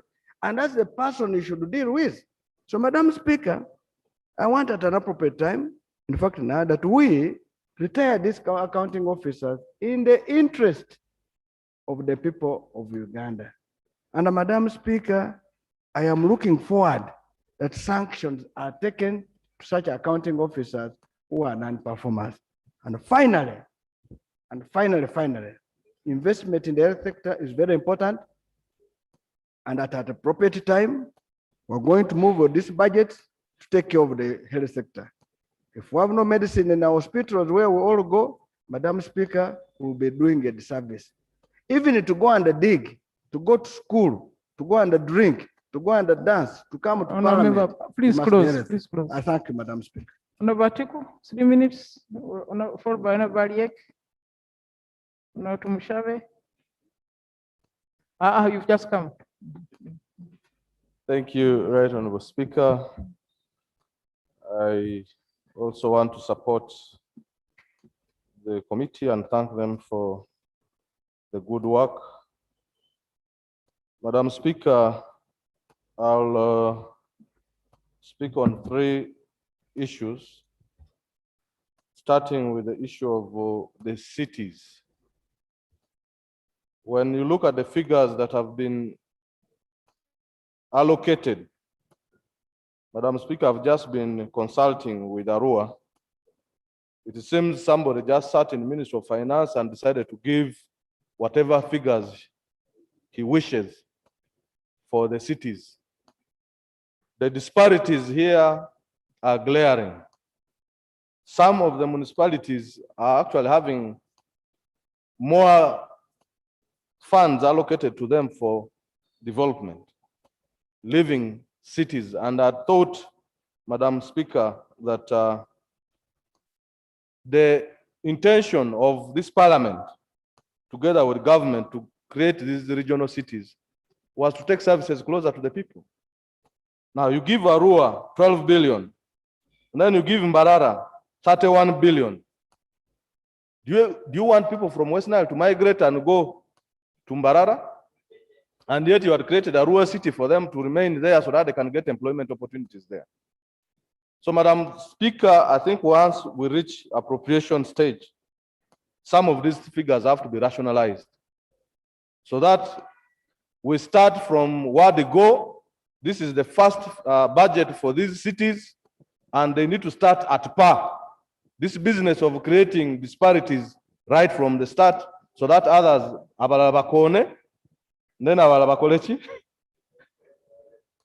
this will not be entertained, Madam Speaker. Honorable Hati, take note. When we reach appropriation stage, we have to rationalize these figures the way the person who put them rationalized them in Ministry of Finance. Madam Speaker, the second issue is regarding the universities. It was again this Parliament which created these universities. I'm happy that almost all the 15 cities actually have now a public university. Yes, we shall come there. But at least there's something that these universities are now doing. But Madam Speaker, the monies that these universities require to make an impact has not been given to them. Muni University has always been in the corridors of Parliament here, lobbying for what, Madam Speaker, just a minute, what governments would have done in their full right if they were really, if they meant what they meant by establishing these universities in these regions. So, Madam Speaker, once we reach appropriation stage also, the issue of funding for universities needs to be looked into.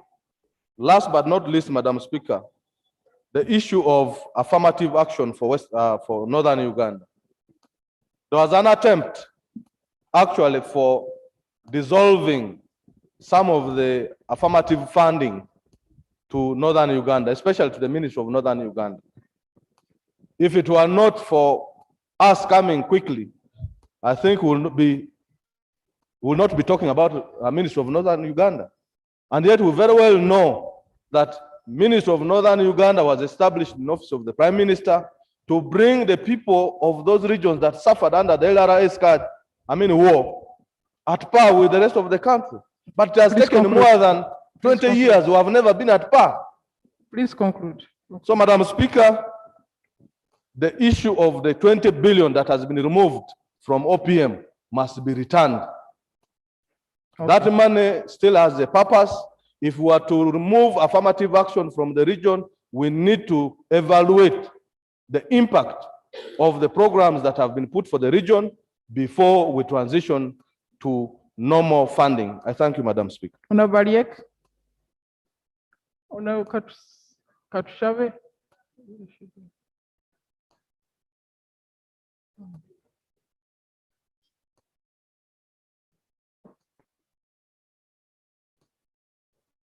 Three minutes, please.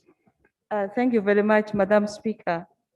Madam Speaker, I'm concerned about the budget release, which is not spent by most of the MDAs. Madam Speaker, looking at the report from the Committee of Budget 2020-2021, there's quite a lot of MDAs that did not spend their money. For example, NADS did not spend 64%, local governments 83%, UNRWA 10.4%, and many others like Ministry of Education and Sports 68%, then other sectors. Madam Speaker, I don't know why we release a lot of money to these MDAs and they fail to spend them. I would like to ask the minister why the local governments, the ministries, and then the agencies fail to spend this money. And now we are in the budgeting period. We want to add them more money. They are requesting every day that they are meeting challenges, but you find that these people are not spending the money. So, Madam Speaker, I don't know what challenges these people face. I think probably the Minister of Finance should first of all take a detailed research on why these MDAs fail to spend money. This is taxpayers' money. Like I've been consulting our people of Kole. One of the reasons why they are not spending this money is the late release from Minister of Finance. So we'd like to know why funds are released late and our people fail to spend this money when we have lack of water, poor education, we have lack of health services. So, Madam Speaker, let the minister really tell us the appropriate measures that they are going to take so that this money which is released is spent appropriately. Secondly, Madam Speaker, I'm seeing other areas like Uganda AIDS Commission being given very little appropriation, Madam Speaker. We know HIV/AIDS is still existing. Corona should not take us off from the prevalence of HIV/AIDS. We have young people who are really suffering with HIV/AIDS and people are still dying of HIV/AIDS. Madam Speaker, more money should be allocated to Uganda AIDS Commission. Last time we passed regulations of HIV/AIDS Trust Fund by this Parliament. Madam Speaker, up to now, I would like to bring to the attention of this House that no money has been allocated to the HIV/AIDS Trust Fund. That should really cater for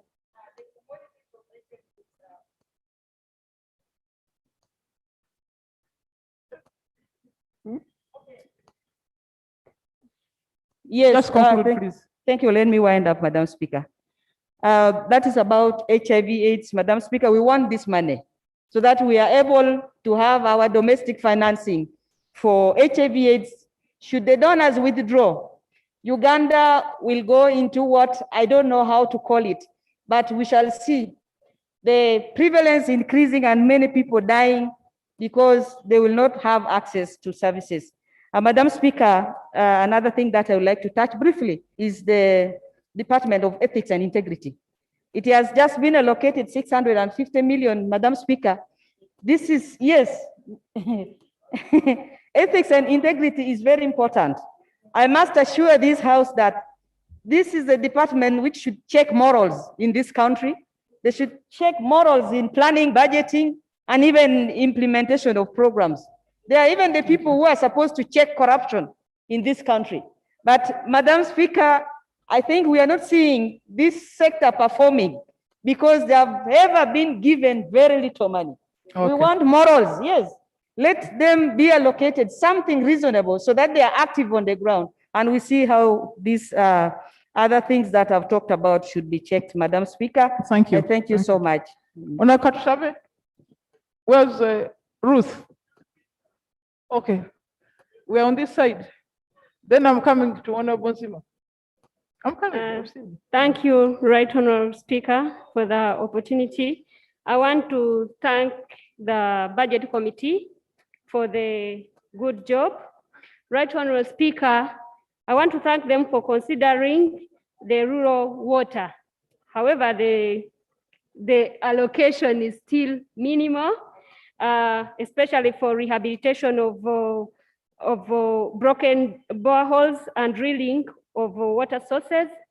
I want also to thank them for allocation of funds for national water for the newly created, for the town councils. Right Honorable Speaker, I want to request this House to draw our attention on the health center funds. There are some health centers that were to be upgraded as health center funds, like in case of my constituents, Bigasa Health Center. The Ministry of Health came and inspected. They said that they cannot upgrade that health center because it didn't have a theater. I request this House that we allocate funds for such health centers so that we decongest the referral hospitals. Right Honorable Speaker, I also add my voice that we should put more funds. We should look at post-handling issues and also the value addition to increase the prices of our commodities, of our products. Thank you, Right Honorable Speaker, for the opportunity. Thank you, Honorable Nsima. Honorable Kefa Kiwanuka. Senyonga Rakojo, and then Honorable Minister, Northern Uganda. Thank you, Madam Speaker. I want to thank you for the opportunity. Madam Speaker, I just want to raise one issue. Kayunga Hospital and Yumbe Hospital were given money to be upgraded and also expanded. Before this budgeting process, the local government of Yumbe received a lot of communication from public service, from Ministry of Health, to upgrade it into regional referral hospital status. This was because the size of the hospital was so big, including the new structure of the civil servants, which was supposed to be around 534. Then the bedding capacity for the hospital is increased to 250. That is for ordinary, and 26 for the private. So they communicated that Yumbe Hospital was uplifted into referral hospital. But as we talk now, there is also a new communication being sent to the district that they should budget the district, the hospital at a district status, hospital status. Yet the number of the people who are supposed to be employed there is increased, the number of beds. In other words, the costs are beyond the capacity of the district. But when I had tried to consult the chairperson committee budget and also committee on health, they had told me, yes, Yumbe was considered, because I had not seen into their reports. But as I talk now, Kayunga is being taken and considered, but Yumbe is left out. So I wanted to get clarification from Minister of Finance, the criteria they used to consider Kayunga, but then for Yumbe, it will remain. Because as we talk now, the size of the hospital and even the people who are supposed to be employed, it is beyond. So, Honorable Minister, I wanted to, because when my technical team called me, and when they tried to find clarification from Ministry of Health, they were told that maybe you talk to your politicians. So if resources are supposed to be allocated just because somebody as a politician has talked about it, not based on facts on the ground, I don't know if it will help. Because at the end of the day, they will look even at the faces of politicians. For this one, give. For this one, don't give. I don't think that will be the best way of trying to allocate our resources. So I want even when President went during the campaigns, he went and opened. When the president went during campaigns and he went to visit Yumbe as a district, purposely to commission this hospital, it was commissioned as regional referral hospital to take into consideration the catchment area from Adjumani to Maracha. But now it has been left out. I think we need clarification on this particular matter. I thank you, Madam Speaker. Thank you. Honorable Chwanuka, then Senyonga, Rakojo, then Minister for Northern Uganda.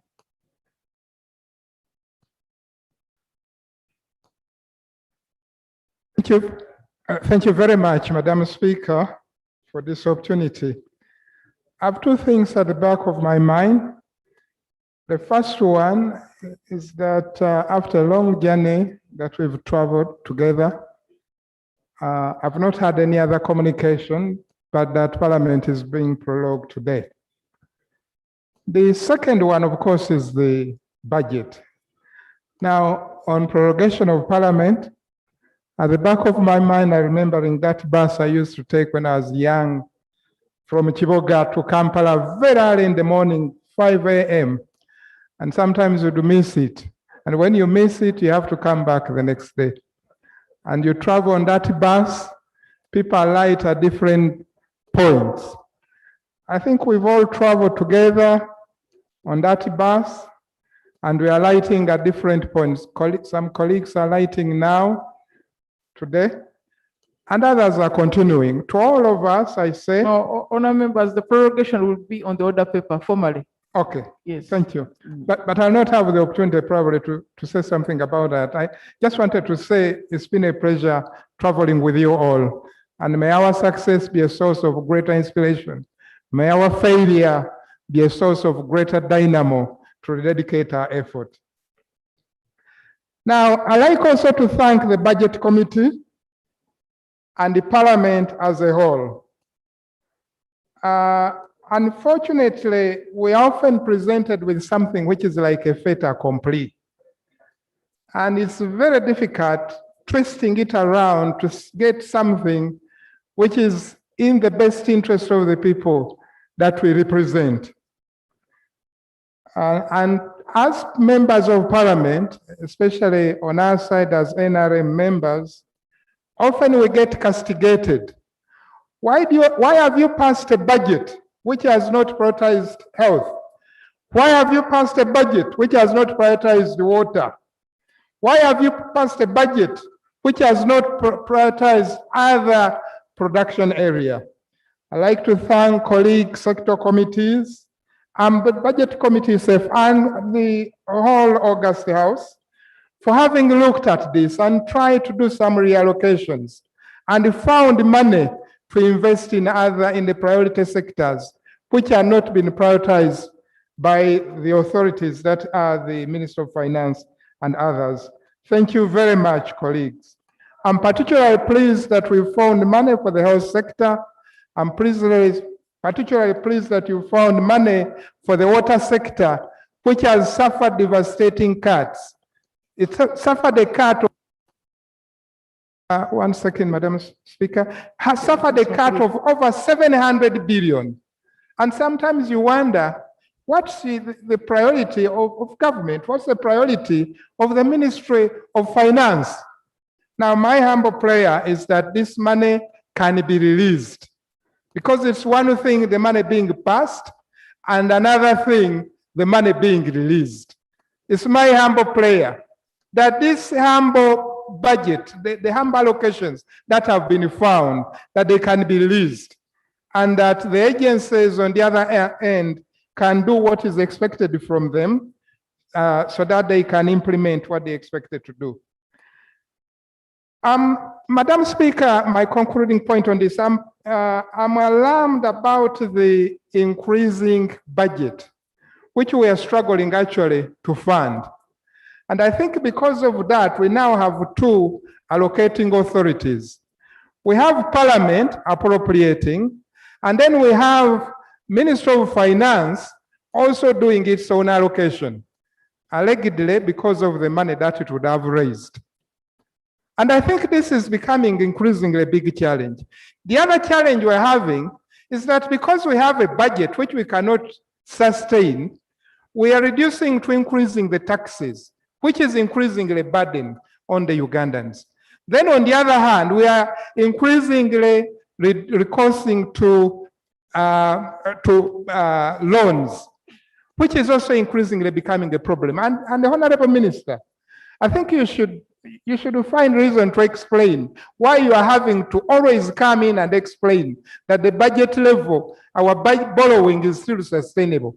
Of course, you are having to explain because there are concerns about it. Please conclude. Let me conclude, Madam Speaker, by appealing for austerity measures. And I'm pleased that this has been picked up by the Budget Committee, that we need austerity measures so that we can bring our budget, whatever envelope we have, into what can be reasonably managed. Thank you very much, Madam Speaker. Thank you. Honorable Sanyonga, then Rakojo, then the Minister for Northern Uganda.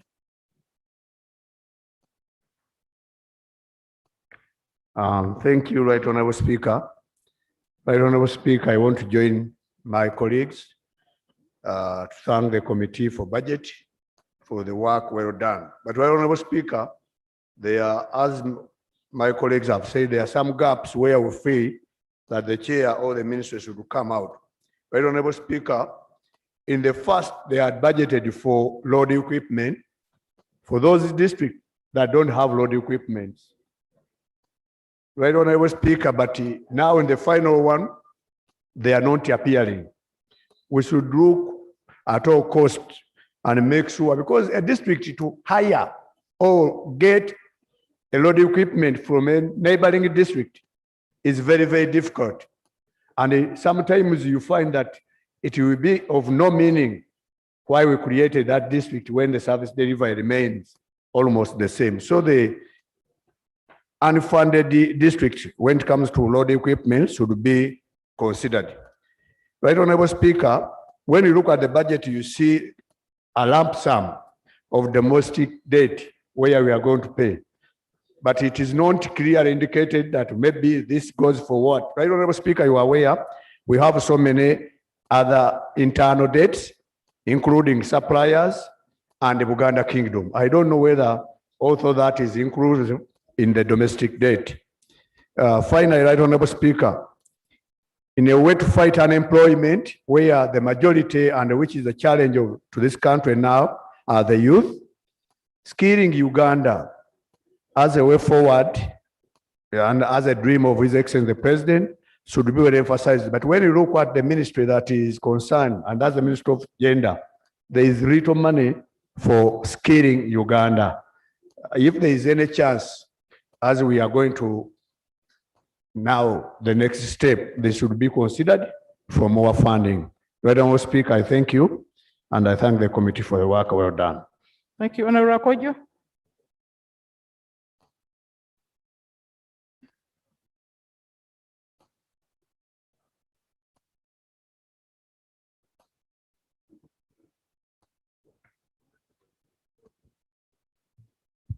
Thank you, Madam Speaker, for the opportunity.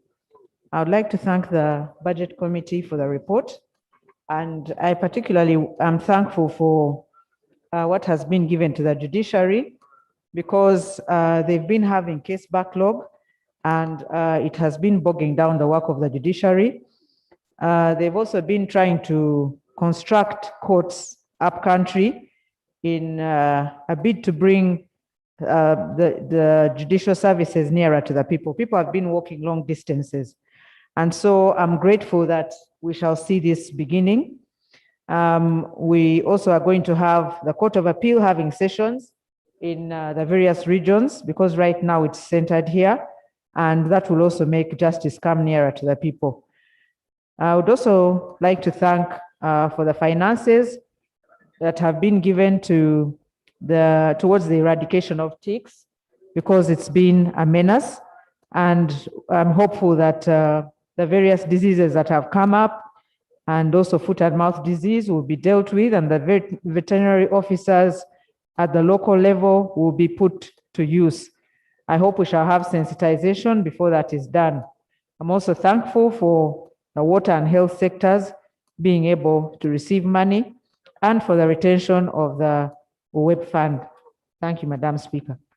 Thank you very much. Honourable members, the Minister of Justice is not here. However, I just wanted to urge government to support the Office of the Directorate of Public Prosecutions because there are insufficient prosecutors in the country.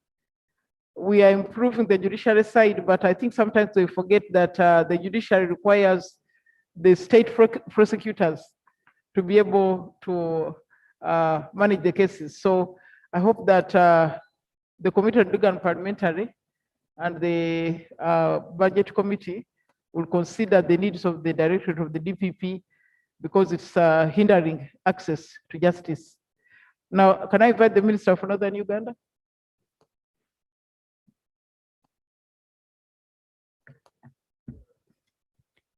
Thank you very much, Right Honorable Speaker.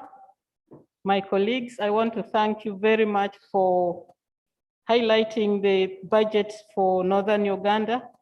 I want to thank the Budget Committee because I was very worried about the discussions as they went on.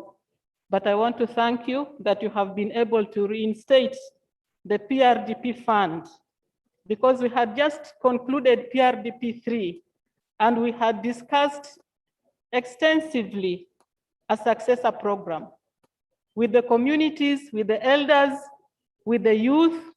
And so they look at something new, something which is going to bring them to a higher level.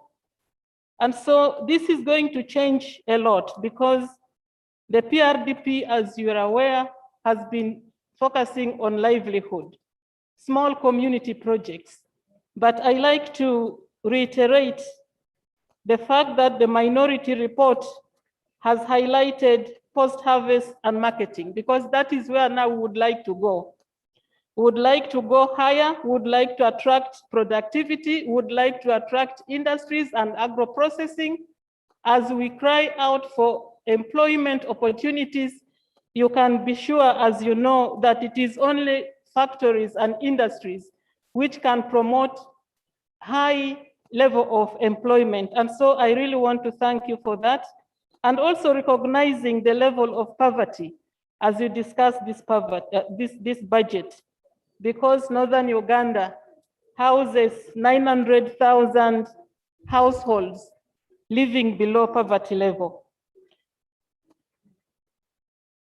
I am supporting this as well because we discussed parish model, which we think is going to draw a lot of participation and involvement of the local people, promote accountability and impact. Many friends have stated that government does things and there is no impact. But when we go down to the parish model, it's going to generate interest and ownership, and I think impact will be paramount. So I have really stood up to say thank you to Parliament and thank you to the committee, but I would like to request that the outstanding debt to Northern Uganda reflected in incomplete structures of classrooms, of cultural leaders' houses, of storage facilities. Yes, 1 minute more. The incomplete infrastructure of Northern Uganda could still be addressed by the budget that goes under the presidential pledges. This is a budget which has been cut over the last 3 years. It's always reducing to the extent that it is only now 2.9 billion from 28 billion.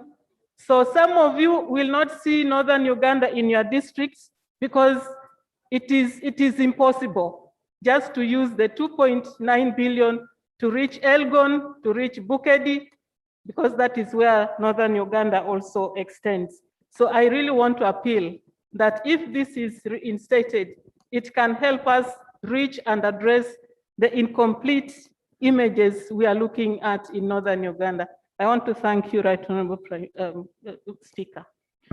Thank you very much, honourable members. Several members have made a contribution. Leader of opposition. Thank you, Right Honorable Speaker. I would like to also thank the Budget Committee for work well done. And would like to thank Budget Committee very much for taking back WEP Fund and also the PRDP, which is Equalization Fund. Some of us did not have a lot of time to scrutinize this budget, especially how you allocate. But I want to say Gulu City is one of those biggest cities. And then you see some other cities in 33 billion, and Gulu City is in 19 billion. Really. And yet, there are a lot of problems in Gulu City. Maybe then we will have to be educated. We will follow up this budget. Minority report came up. It is to point at the gaps. For example, if you put this fund, which we usually don't give to disaster preparedness, it is important for us to plan. And so my prayer is that you take what the opposition has pointed out in the minority report in totality. I have a lot of complaints here, but because I have not been following the budget too closely, you see even Gulu Regional Referral Hospital has a lot of issues, including the nurses, the buildings, the development, the development, is it capital development should have been there for finishing up accommodation for the nurses who do not have accommodation at all and workers, but it is not seen properly. And even the budget is very small. I want to thank you for the CT scan, but we still have a lot of problems. So we will continue to point at them, but to thank Budget Committee for the hard work that they put within a very short time to come up with this budget.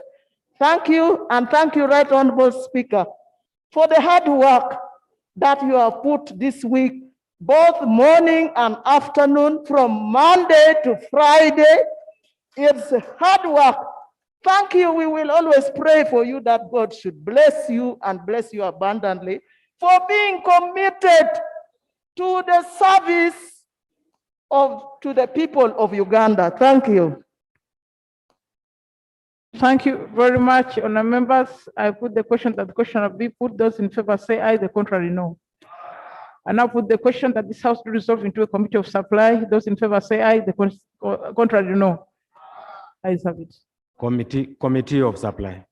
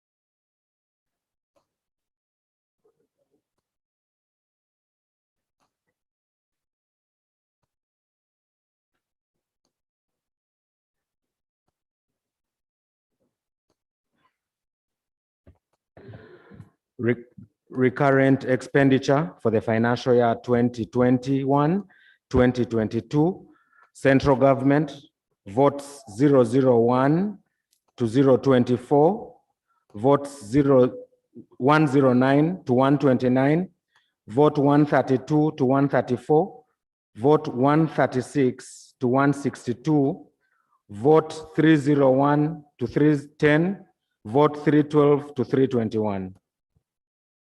Honourable members, I propose the question, total sum of Uganda shillings 8,883,598,844,000 will provided fund of votes 001 to 024, 109 to 129, 132 to 134, 136 to 162, 301 to 310, 312 to 321, central government as regarded expenditure, financial 2021-2022. And up with the question, total sum of Uganda shillings 8,883,598,844,000 be provided for under vote 001 to 024, 109 to 129, 132 to 134, 136 to 162, 301 to 310, 312 to 321, central government as recurrent expenditure, financial 2021-2022. Those in favor say aye, the contrary no. Ayes have it. Referral hospitals, recurrent expenditure for the financial year 2021-2022, votes 163 to vote 180.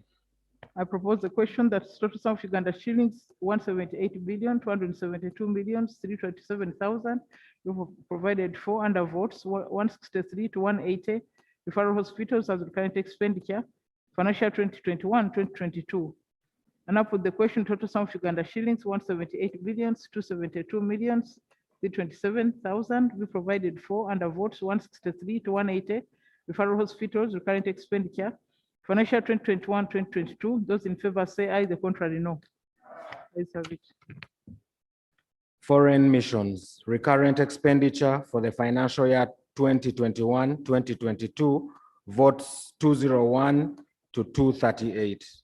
Members, I put the question that total sum of Uganda shillings 190 billions 231,999,000 we provided for votes 201 to 238 foreign missions are recurrent expenditure financial 2021-2022. Now put the question, total sum of Uganda shillings 190 billion 231,999,000 we provided for votes 201 to 238 foreign missions recurrent expenditure financial 2021-2022. Those in favor say aye, the contrary no. Local governments, recurrent expenditure for the financial year 2021-2022, votes 501 to 515, 517 to 636, 752 to 752, 757, 762, 764, 770, 772 to 797, 851 to 860. Uganda shillings 3,408,765,462,000 be provided for under votes 501 to 515, 517 to 636, 752, 757, 762, 764, 770, 772, 797, 851 to 860, local governments as recurrent expenditure, financial 2021-2022. Now put the question, total sum of Uganda shillings 3,408,765,462,000 provided for under votes 501 to 515, 517 to 636, 752, 757, 762, 764, 770, 772, 797, 851 to 860. Local governments as recurrent expenditure, financial 2021-2022. Those in favor say aye, the contrary no. Ayes have it. Total recurrent. I now propose the question, total sum of Uganda shillings 12,660,868,633,000 be provided for as total recurrent expenditure for the various votes for financial 2021-2022. Now put the question, total sum of Uganda shillings 12,660,868,633,000 provided for as total recurrent expenditure for various votes for financial 2021-2022. Those in favor say aye, the contrary no. Ayes have it.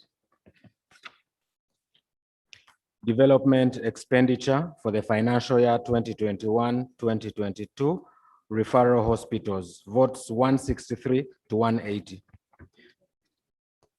Honour members, I put the question. So-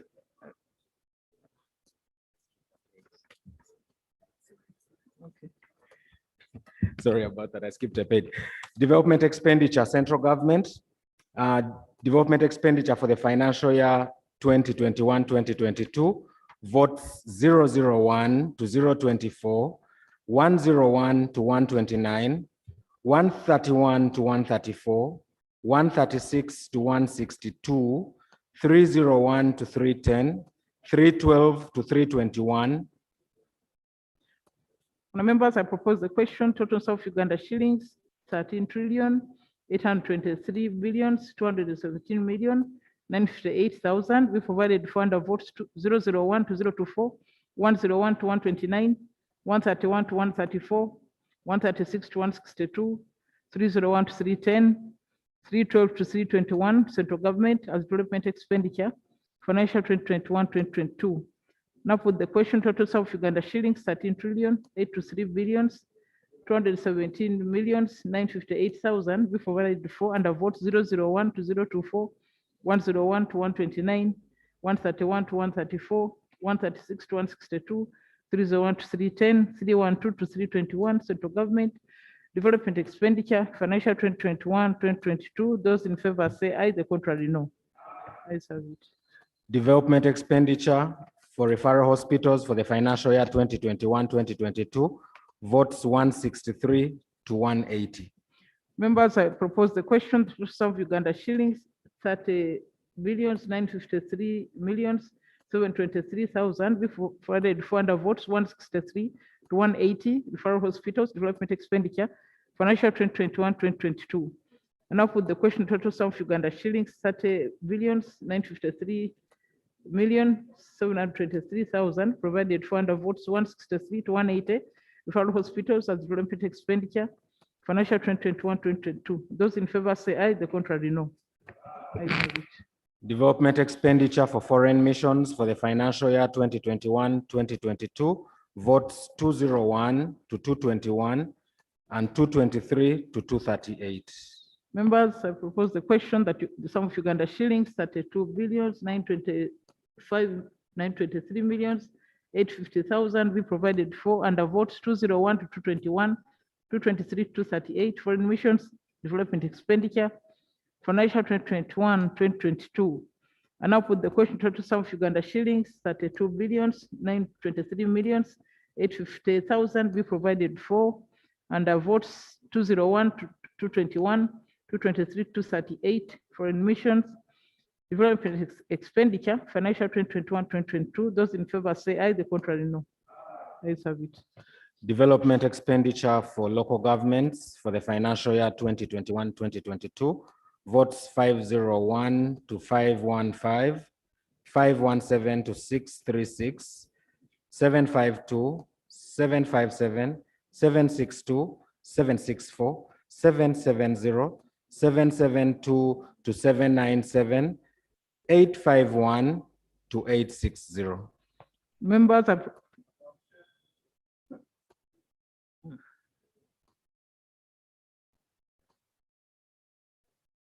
Thank you, Madam Chair.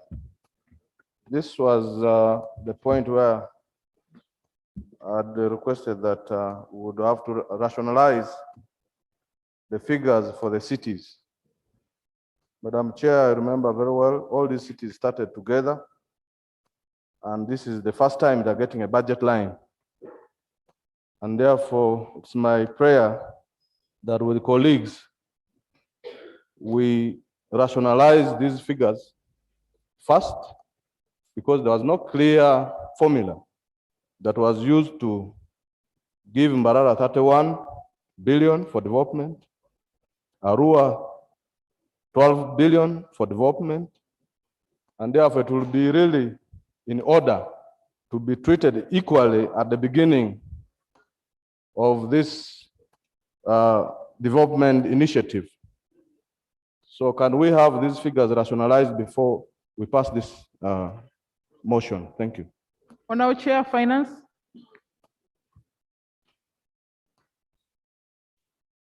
Thank you, Right Honorable Chair. Right Honorable Chair, the point of procedure I'm raising is in regard to the process we get through to come to this stage.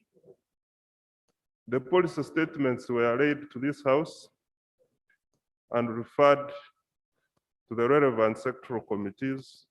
In this case, the subject matter falls under the Committee on Public Service and Local Government.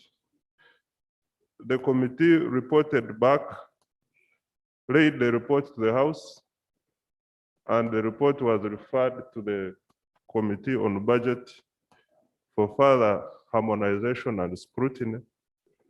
Now we are back here, Right Honorable Chair, with all the figures, having gone through all this process.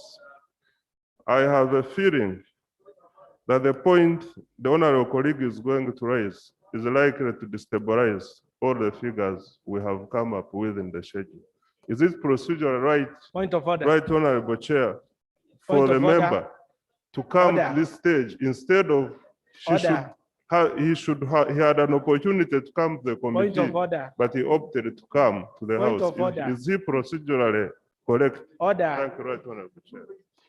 Madam Chair, under our rules 152, once an item, the vote number is called, a honorable member is free to propose that the amount be reallocated. It is within our rules during the Committee of Supply. Is the chairman of Finance Committee in order to come and misguide the House that at this stage a member of Parliament is not allowed to make any proposal on a budget item? Are you in order?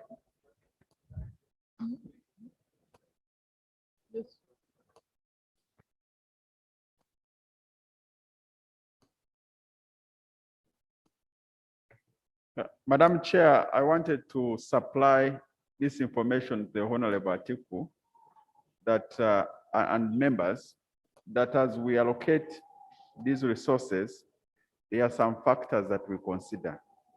One of the factors is non-tax revenue of a local government. If you indicate a higher figure, if you have capacity to collect more money, that's what also will be reflected in your allocation.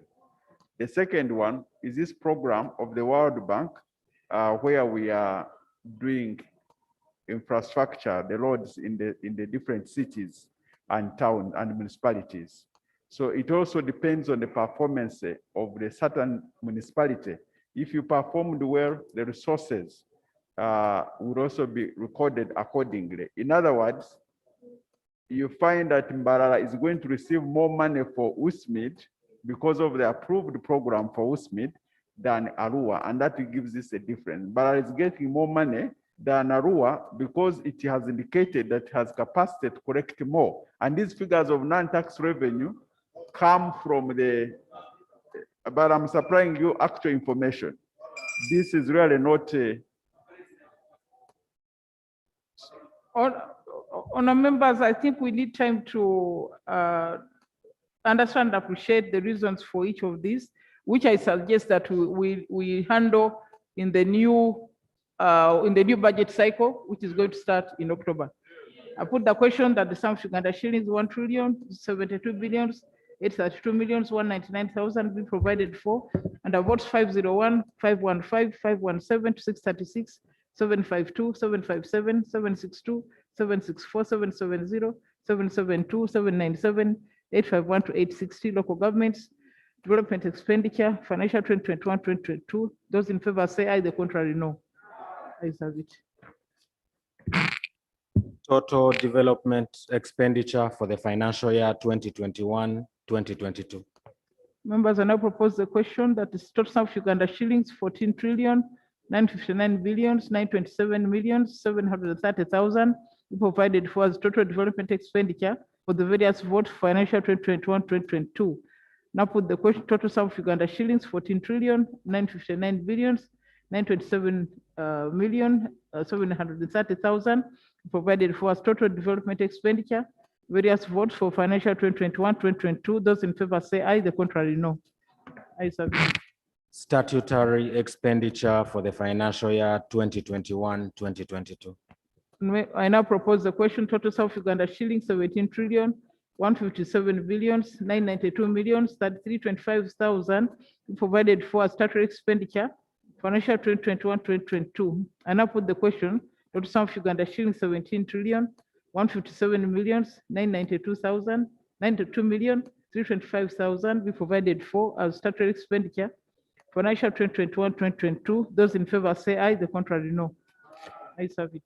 Grand total expenditure for the financial year 2021-2022. Members, I propose the question: total South Uganda shillings 44,778,788,688,000 be provided for as a grand total recurrent development and statutory expenditure financial 2021-2022. And I put the question: total South Uganda shillings 44,778,688,000 be provided for as grand total recurrent development and statutory expenditure financial 2021-2022. Those in favor say aye, the contrary no.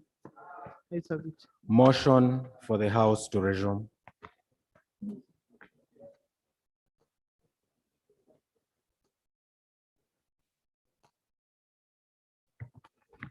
Madam Speaker, I beg to move a motion that the House do resume and the Committee of Supply reports thereto.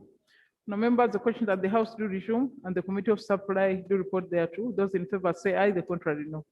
Ayes have it.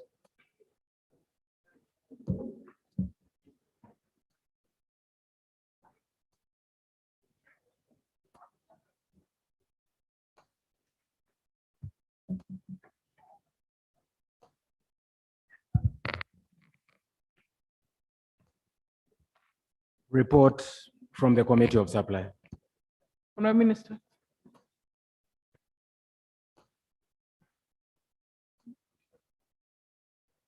Okay.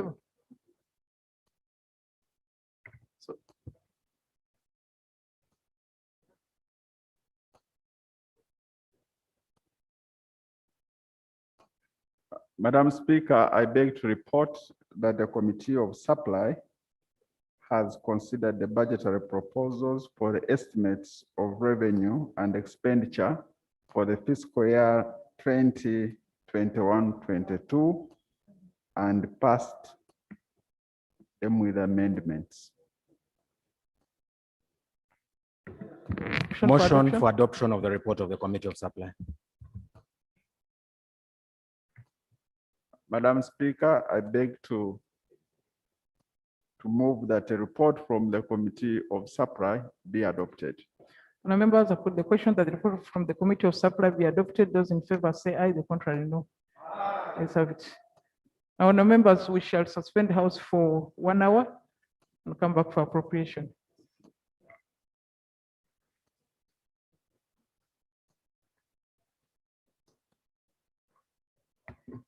Right, Honorable Speaker, I think this will be the last budget in the current 10th Parliament.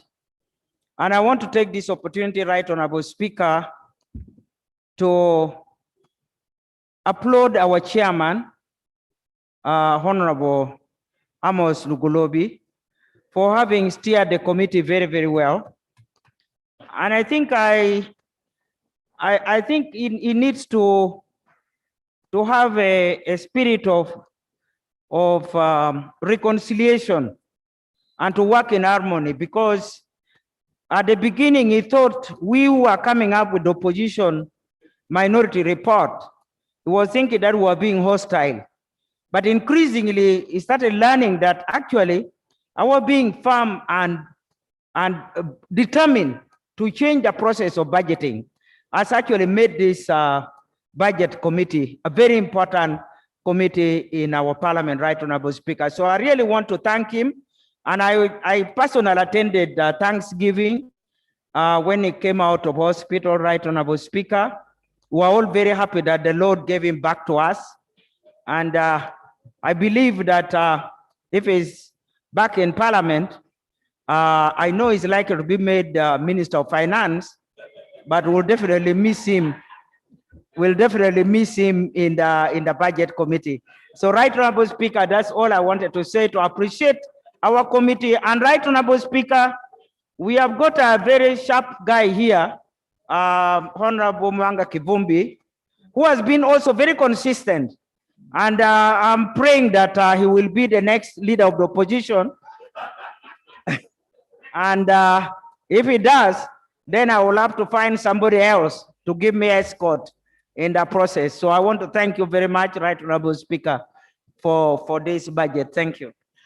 Thank you very much. I think on that note, let me also thank all the members of the Budget Committee, both the majority side and the minority side, because each has added value. And I want to assure the members that the issues coming from the opposition have assisted us at the government to make some policy changes. So I think all of us have worked together from different directions, but aiming at improving the service delivered to Uganda. So I really want to thank you. Actually, Honorable Kivumbi always writes a minority. He always writes a minority. But that's okay. Thank you. So House suspended. Yes?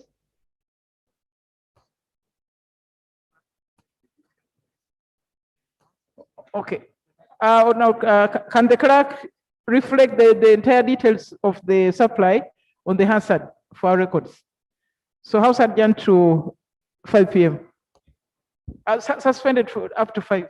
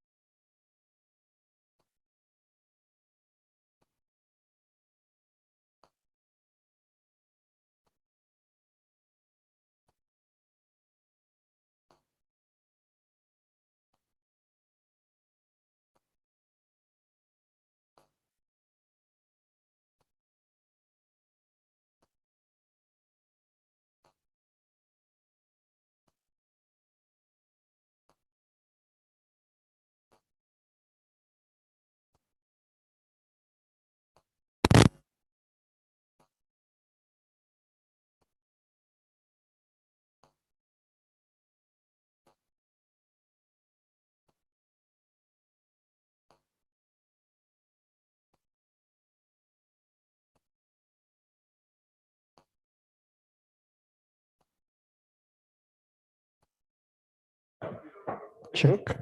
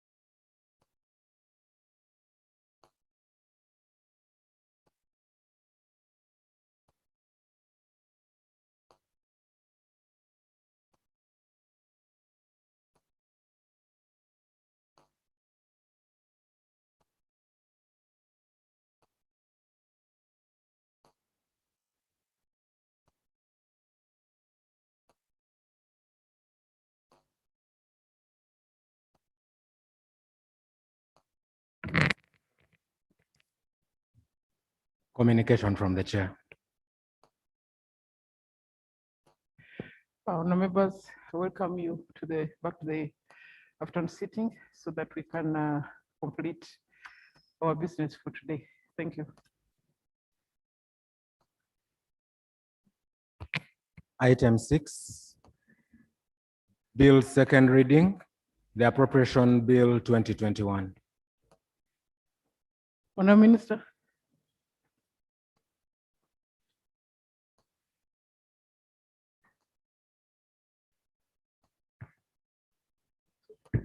We work from here. Madam Work from Speaker, here. I beg to move that the bill entitled the Appropriation Bill 2021 be read the second time. Is it seconded, honourable members? Yes, seconded.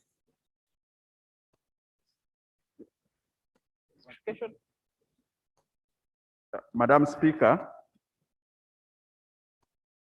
the bill is aimed at availing resources to transform the lives of our ordinary Ugandans that people represent here, and has a parish model which will directly put money in the pockets of the 3.2 million households who live in subsistence economy, and will continue to strengthen the security and maintain peace and expand infrastructure and generate more energy, which is a catalyst for industrialization. I beg to move. Thank you very much. Does our committee have a report?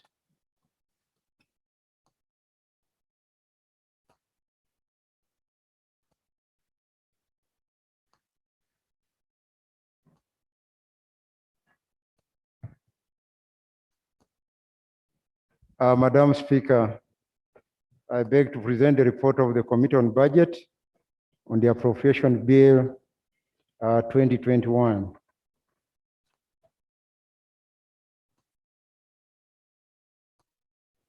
Right, Honourable Speaker and honourable members, on 1st April 2021, the Appropriation Bill 2021 was read for the first time and subsequently referred to the Committee on Budget for consideration. In accordance with Rule 173C, the committee considered the bill and reports as follows. Methodology: the committee held consultative meetings with the Minister of Finance, Planning and Economic Development and examined the bill to ascertain the consistency and accuracy of the estimates as indicated in the schedule to the appropriation bill against the resolution by Parliament on the same.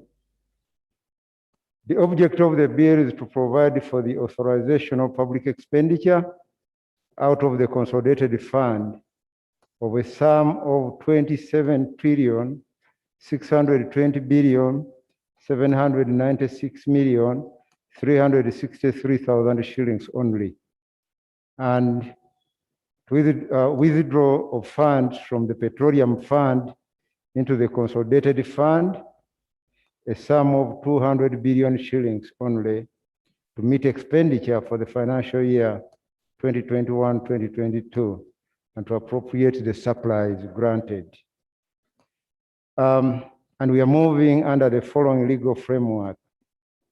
Article 1561 provides that the heads of expenditure contained in the estimates, other than expenditure charged on the consolidated fund by the Constitution or any act of Parliament, shall be included in a bill to be known as an appropriation bill, which shall be introduced into Parliament to provide for the issue from the consolidated fund and the sums necessary to meet that expenditure and the appropriation of those sums for the purposes specified in the bill. End of quote. Additionally, under Section 14(1) of the Public Finance Management Act, Parliament shall by the 31st day of May of each year consider and approve the annual budget and work plan of government for the next financial year, the appropriation bill, and any other bill that may be necessary to implement the annual budget. Section 58 of the Public Finance Management Act 2015 provides that withdrawals from the Petroleum Fund shall only be made under authority granted by an Appropriation Act and a warrant of the Auditor General. A, to the Consolidated Fund to support the annual budget, and B, to the Petroleum Revenue Investment Reserve for investment to be undertaken in accordance with Section 63. Section 59(3) of the PFMA 2015 provides that petroleum revenues shall be used for the financing of infrastructure and development projects of government, and not the recurrent expenditure of government. Observations of the committee. Right Honorable Speaker and members, Parliament on 7th May 2021 considered and approved the estimates of revenues and expenditure of government for the financial year 2021-2022.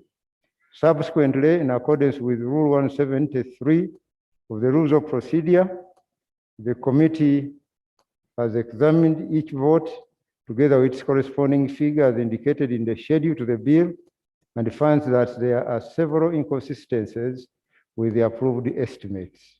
The committee therefore recommends that the figures as allocated per vote in the schedule to the bill should be replaced with the figures per vote as supplied by Parliament and contained in the resolution of Parliament dated 7th May 2021. The resolution of Parliament is here too attached. The committee recommends that the Appropriation Bill 2021 be passed into law, subject to the proposed amendment. Madam Speaker, we shall move the amendments when we go to the committee stage. I beg to submit. Thank you very much, Honorable Chair of the Budget Committee, for your report. If there are no comments, can I put the question? Members, I put the question, that question be put. Those in favor say aye, the contrary no. Let's have it. I put the question that the appropriation bill be read for second time. Those in favor say aye, the contrary no. Let's have it. The Appropriations Bill 2021, Bills Committee stage.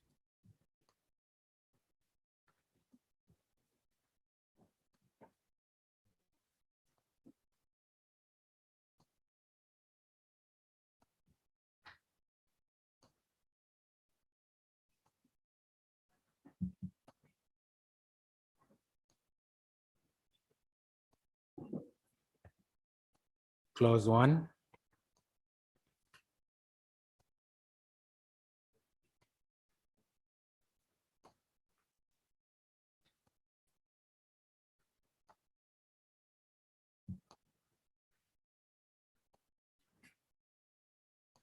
Honourable members, I put the question that clause 1 do stand part of the bill. Those in favor say aye, the contrary no. I have it. Clause 2. Clause 2, Honourable Chair.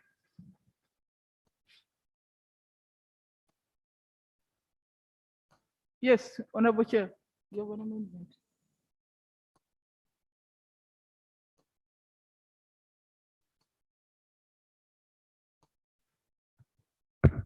Madam Chair, I'm proposing an amendment to clause 2 regarding the issue of money out of the consolidated fund.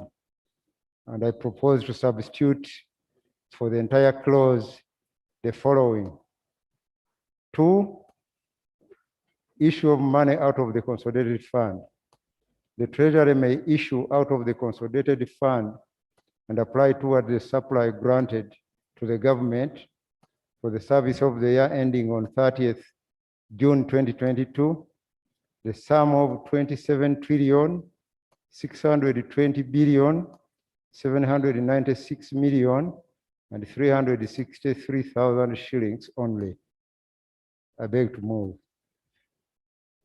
Honourable members, I put the question. Clause 2 be amended as proposed. Those in favor say aye, the contrary no. Ayes have it. Clause 2 as amended. Put the question that clause 2 as amended do stand part of the bill. Those in favor say aye, the contrary no. Ayes have it. Clause 3. Clause 3, put the question that clause 3 do stand part of the bill. Those in favor say aye, the contrary no. Ayes have it. Clause 4. Put the question that clause 4 do stand part of the bill. Those in favor say aye, the contrary no. Ayes have it. Clause 5. Put the question clause 5 do stand part of the bill. Those in favor say aye, the contrary no. Ayes have it. Schedule. Members have put the question that the schedule. Yes, Honorable Chair.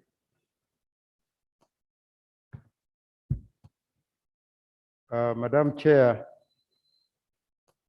I'm proposing an amendment to the schedule, and the proposal is to replace column 2 of the schedule with the following figures as indicated per vote.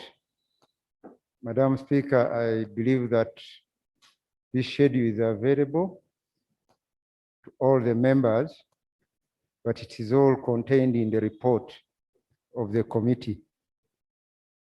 Right from for all the votes in the government, and it comprises on the one part recurrent expenditure and development expenditure, and the total there too.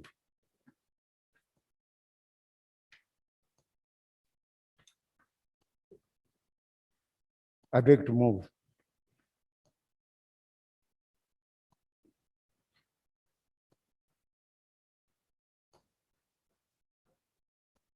Yes.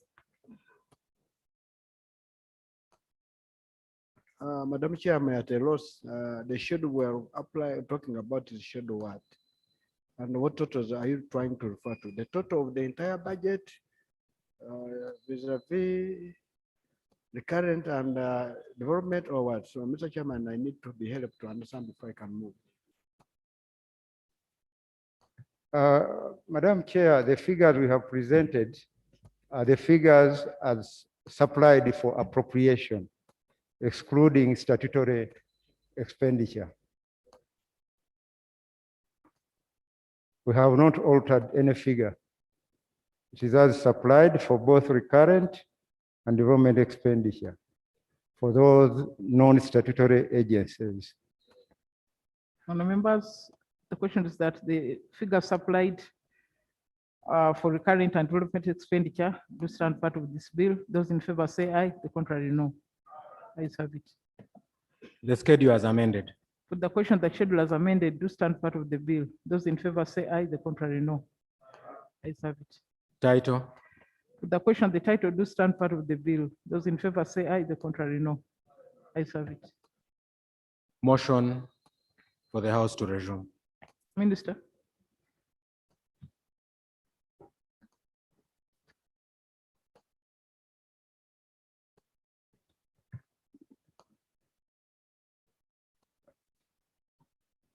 Madam Chair, I beg to move that the House do resume and the committee of the whole House reports thereto.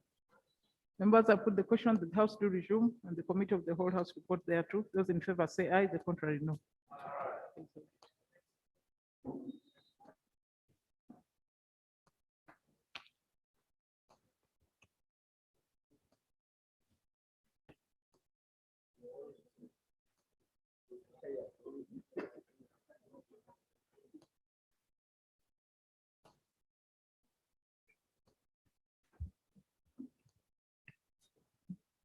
Report of the committee of the whole House. Minister report. Madam Speaker, I beg to report that the committee of the whole House has considered the appropriation bill 2021 and passed it with amendments. Motion for adoption. Motion for adoption of the report of the Committee of the Whole House. Madam Speaker, I beg to move that the report of the committee of the whole House be adopted. Members, question is that the report of the committee of the whole House be adopted. Those in favor say aye, the contrary no. Ayes have it. Bill's third reading, the Appropriation Bill 2021. Madam Speaker, I beg to move that the appropriation bill 2021 be read the third time and do pass. Now, members, the question is that the appropriation bill 2021 be read for the third time and do pass. Those in favor say aye, the contrary no. Ayes have it. A bill for an act entitled the Appropriations Act 2021. Title settled, bill passes.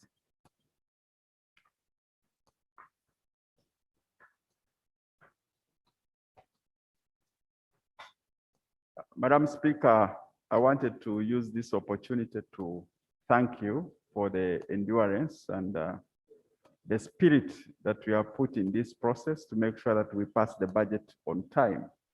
Also want to thank the chairperson of the budget and members of the budget committee and all the members that have really been involved in this process. We thank you very much. We know it has been a very extraordinary COVID then at the end of the parliament. So we do want to appreciate you very much. And want to mention that once again that the budget that we have appropriated today is aimed at transforming the lives of ordinary Ugandans, the people that we represent here.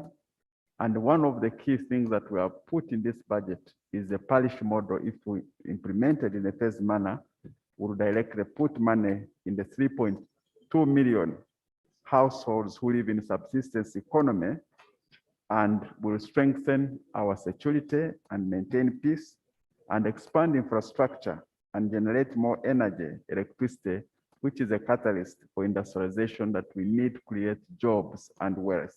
And I want to pledge on behalf of government that every shilling that will be spent, we shall have value for it, and want to join you through your oversight committee to fight this cancer of corruption, and also to tell you, as I said in the morning, that we will ensure that our debt levels remain sustainable in the short term and in the long term. Thank you very much, colleagues. Thank you. Honorable Rugorovi. Before the chair. Right, Honorable Speaker. Chair, just a moment so that you can take care of my concerns. Honorable Odu. Yeah. Madam Speaker, thank you very much. Madam Speaker, I've reflected on the processes that we take to get to this stage. First of all, the Minister of Finance is very happy, but his ministry has been submitting some documents late. Madam Speaker, that explains why even the reports from the sectoral committees, we had to suspend the rules so that we allow the process to go. It would be very important that the minister makes a commitment that going forward, such things will not happen, because we missed a very important opportunity to reflect on that. Secondly, Madam Speaker, when we debate here and you read the mood of the House, how is that carried and reflected in the budget? I will take the example of today, and the minister should really commit, because I know other processes will come. Honorable Bernard Atiku had raised a very important matter. We talked about the fate of the hospitals, but all that debate just went. And next time the minister comes with any bill here, he should make a commitment whether it's going to be a supplementary, that the issues that were raised in this House are reflected. Otherwise, it would not make any sense that members even comment if at all that cannot be built in the budget. It would be very important that before the next budget process, the minister commits to reporting on the matters that were raised here and how he has captured that in the next budget when it comes to this House. And I wanted the chair of the committee as well to take note, Madam Speaker. Thank you very much. Okay, Honorable Minister first. Okay.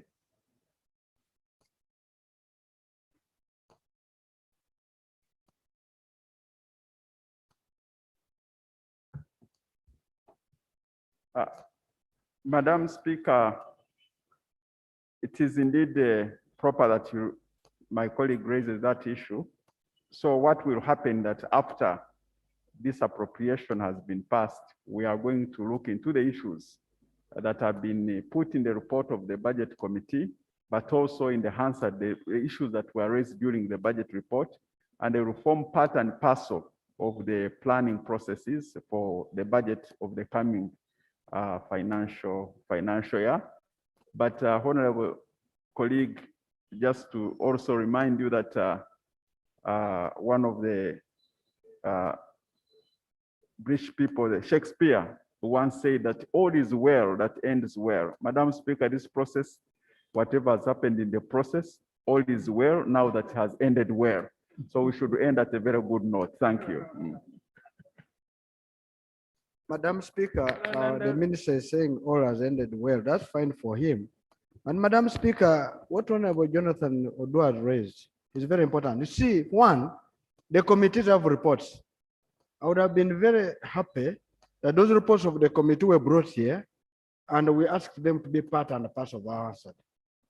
Because we never debated them, they did a lot of work and they should have been here. Because there are more information in those reports than the summary of the budget committee. Number two, Madam Speaker, it is not good for us to talk for sure. Sometimes it is better that when we come here, when we debate, issues must be discussed and come up to, it's not a win.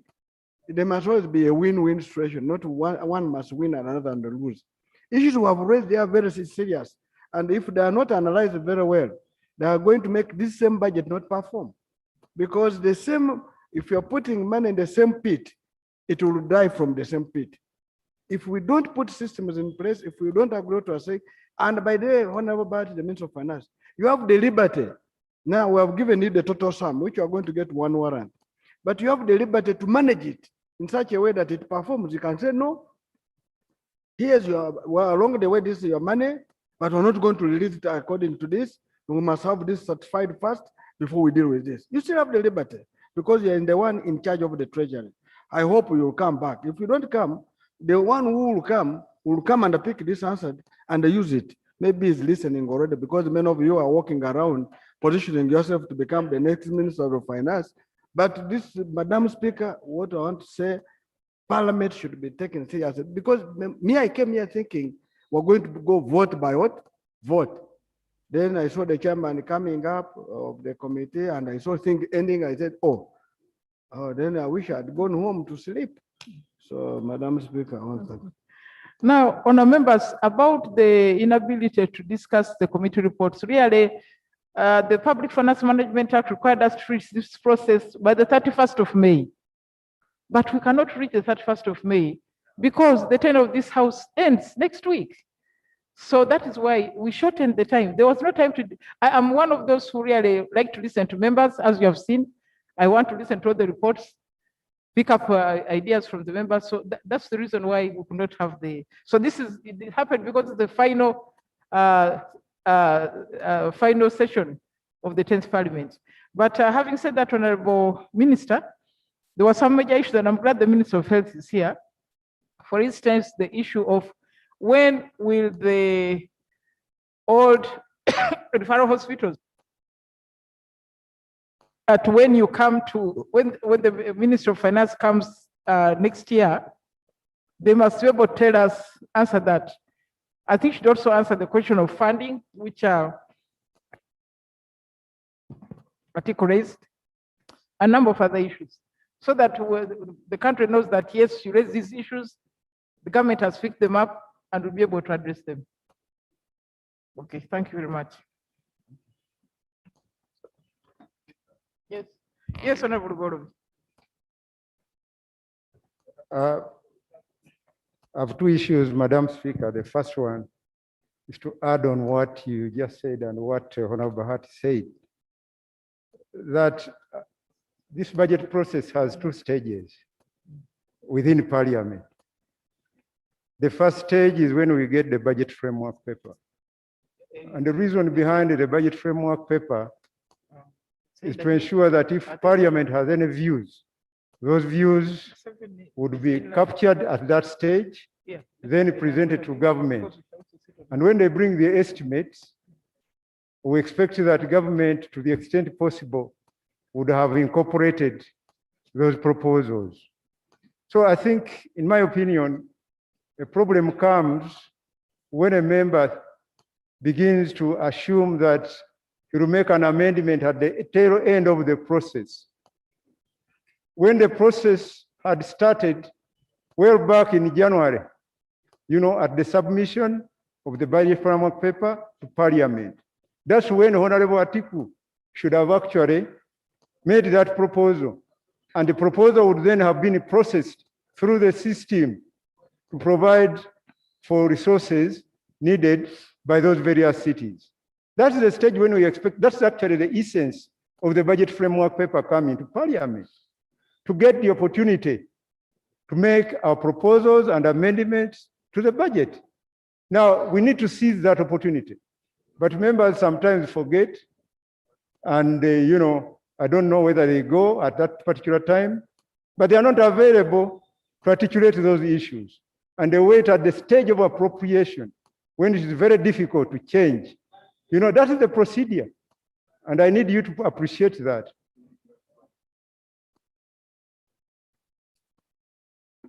Madam Speaker, the purpose why rules exist and laws exist is that they should be applied. Rule 152 is about rules governing committee of supply when considering annual or supplementary estimates. And I'll read 152(2). When the House is in the committee of supply to consider annual or supplementary estimates, any member may move to reduce the amount of the vote of the estimate, and such a motion shall take the form, blah, blah, blah. It is not correct for this House to be misled that once we're in the committee of supply, a member cannot raise to adjust. Otherwise, these rules would not be applicable. So that should be taken care of. We should not be taken for granted, even when we sit there and we let it pass. Like some of the provisions probably have passed today, it doesn't mean that members are not alive to these provisions of the rule. Otherwise, if it is now taken as a matter of abusing, that members are not understanding what is there, Madam Speaker, the spirit will not go well with us. These rules must be applied. The chairman cannot try to take advantage of the courtesy that the members have accorded to this budget process today. Thank you.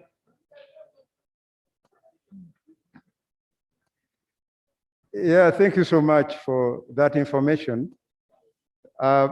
Mine was just a piece of advice for the years I've been here, how to lobby for your constituencies and so on and so forth. It was advice, free advice.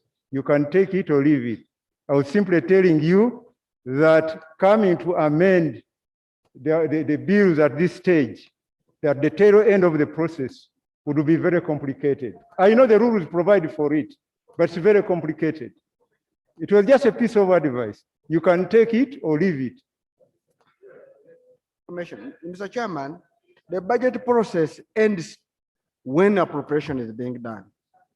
And Mr. Chairman, you are right that we should read those budget framework papers.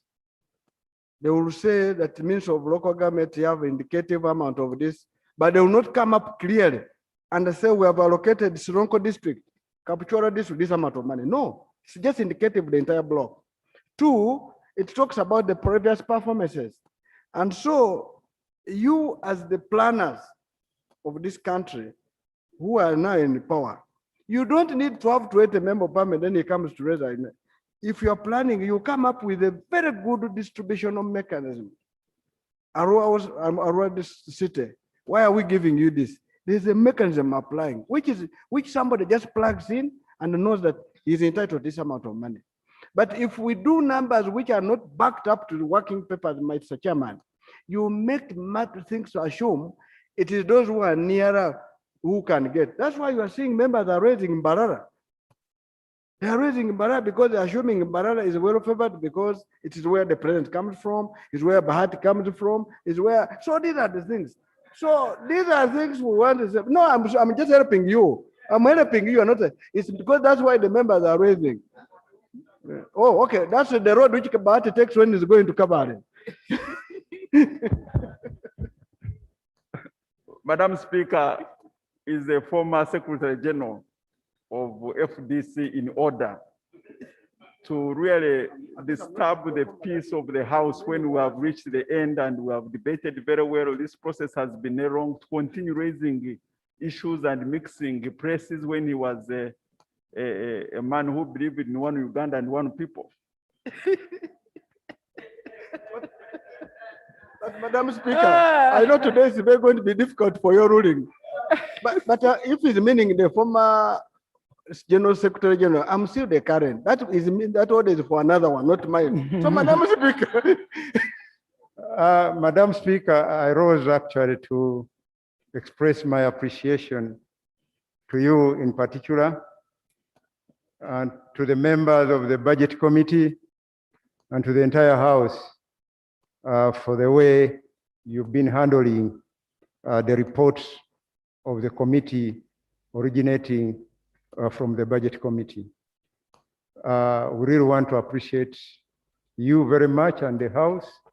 You know, I believe that for the years I've been the chair of this committee with the members. We've done a great job and I've not been alone. The members have always been there. And I want to inform this House that I've had very articulate members, experts in the field. In fact, they have been gurus. They have not let us down on the scrutiny of documents that have been presented to us. So I really want to thank those political parties that sent these members to the committee.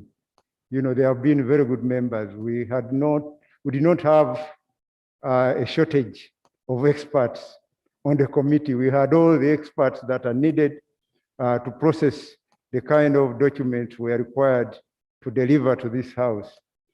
So, Madam Chair, Madam Speaker, I stood up to express my special appreciation to the members of this committee. A few of them are available, and I just want to request them to stand up for recognition because we have come to the end of the term.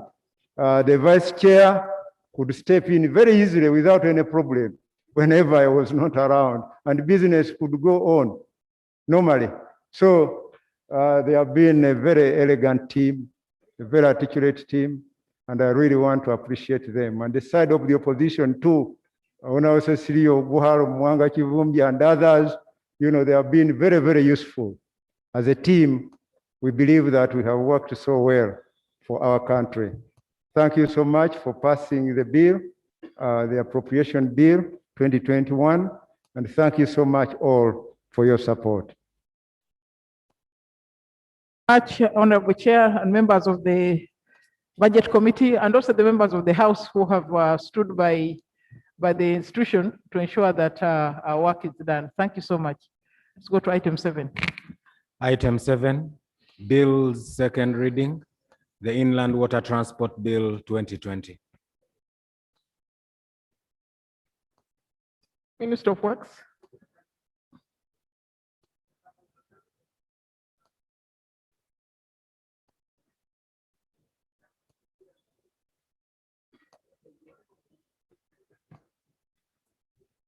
Thank you very much, Madam Speaker. We are really happy that you have given us this opportunity.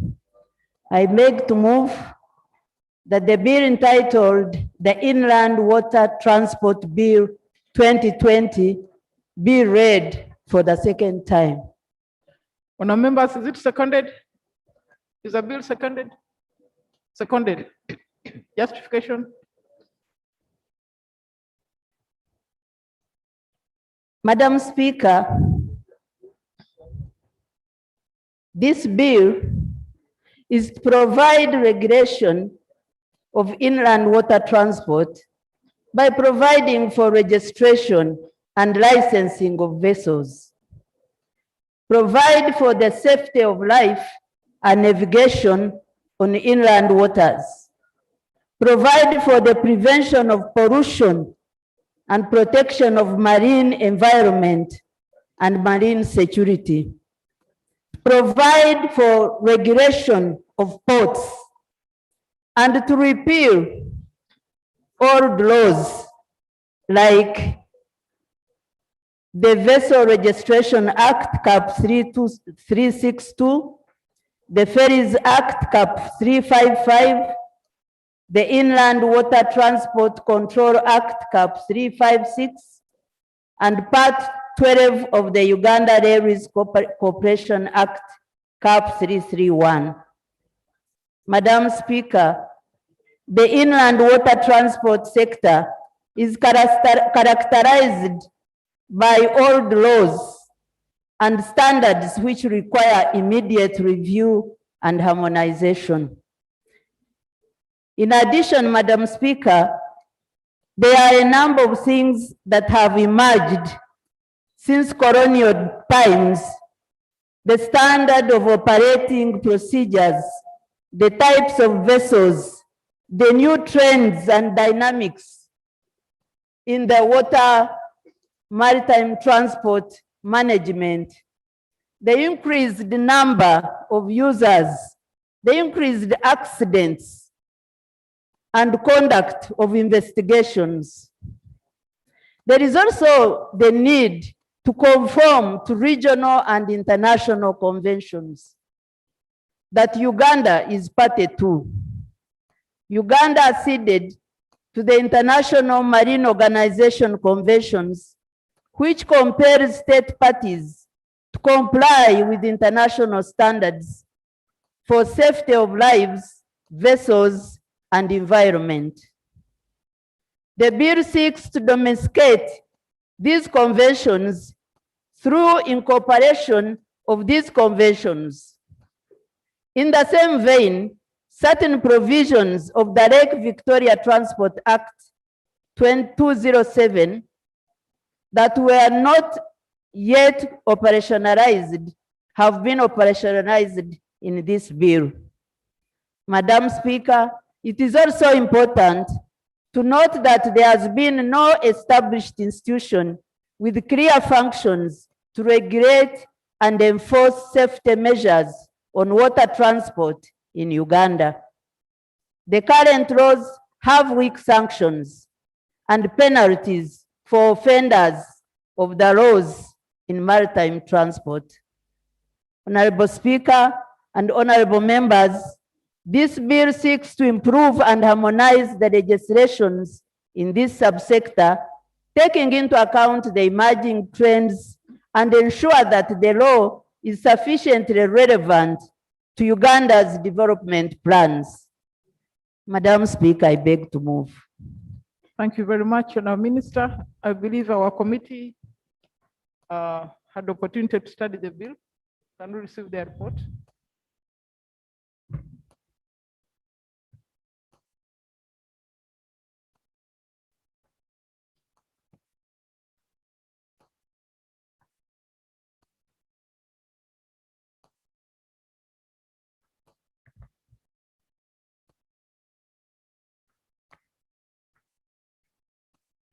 Thank you, Right Honorable Speaker.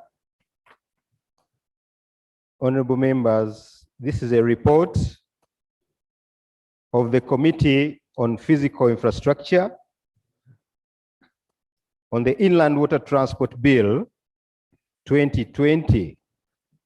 Before I proceed, Madam Speaker, allow me to lay on table a report. Attached here to are the minutes of the meetings that considered the bill. I beg to lay.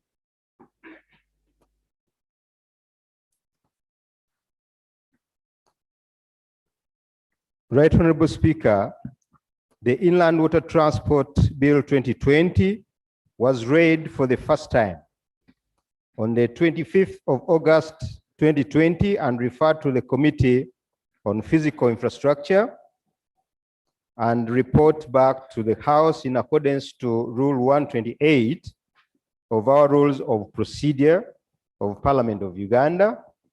The committee considered the bill and hereby reports back.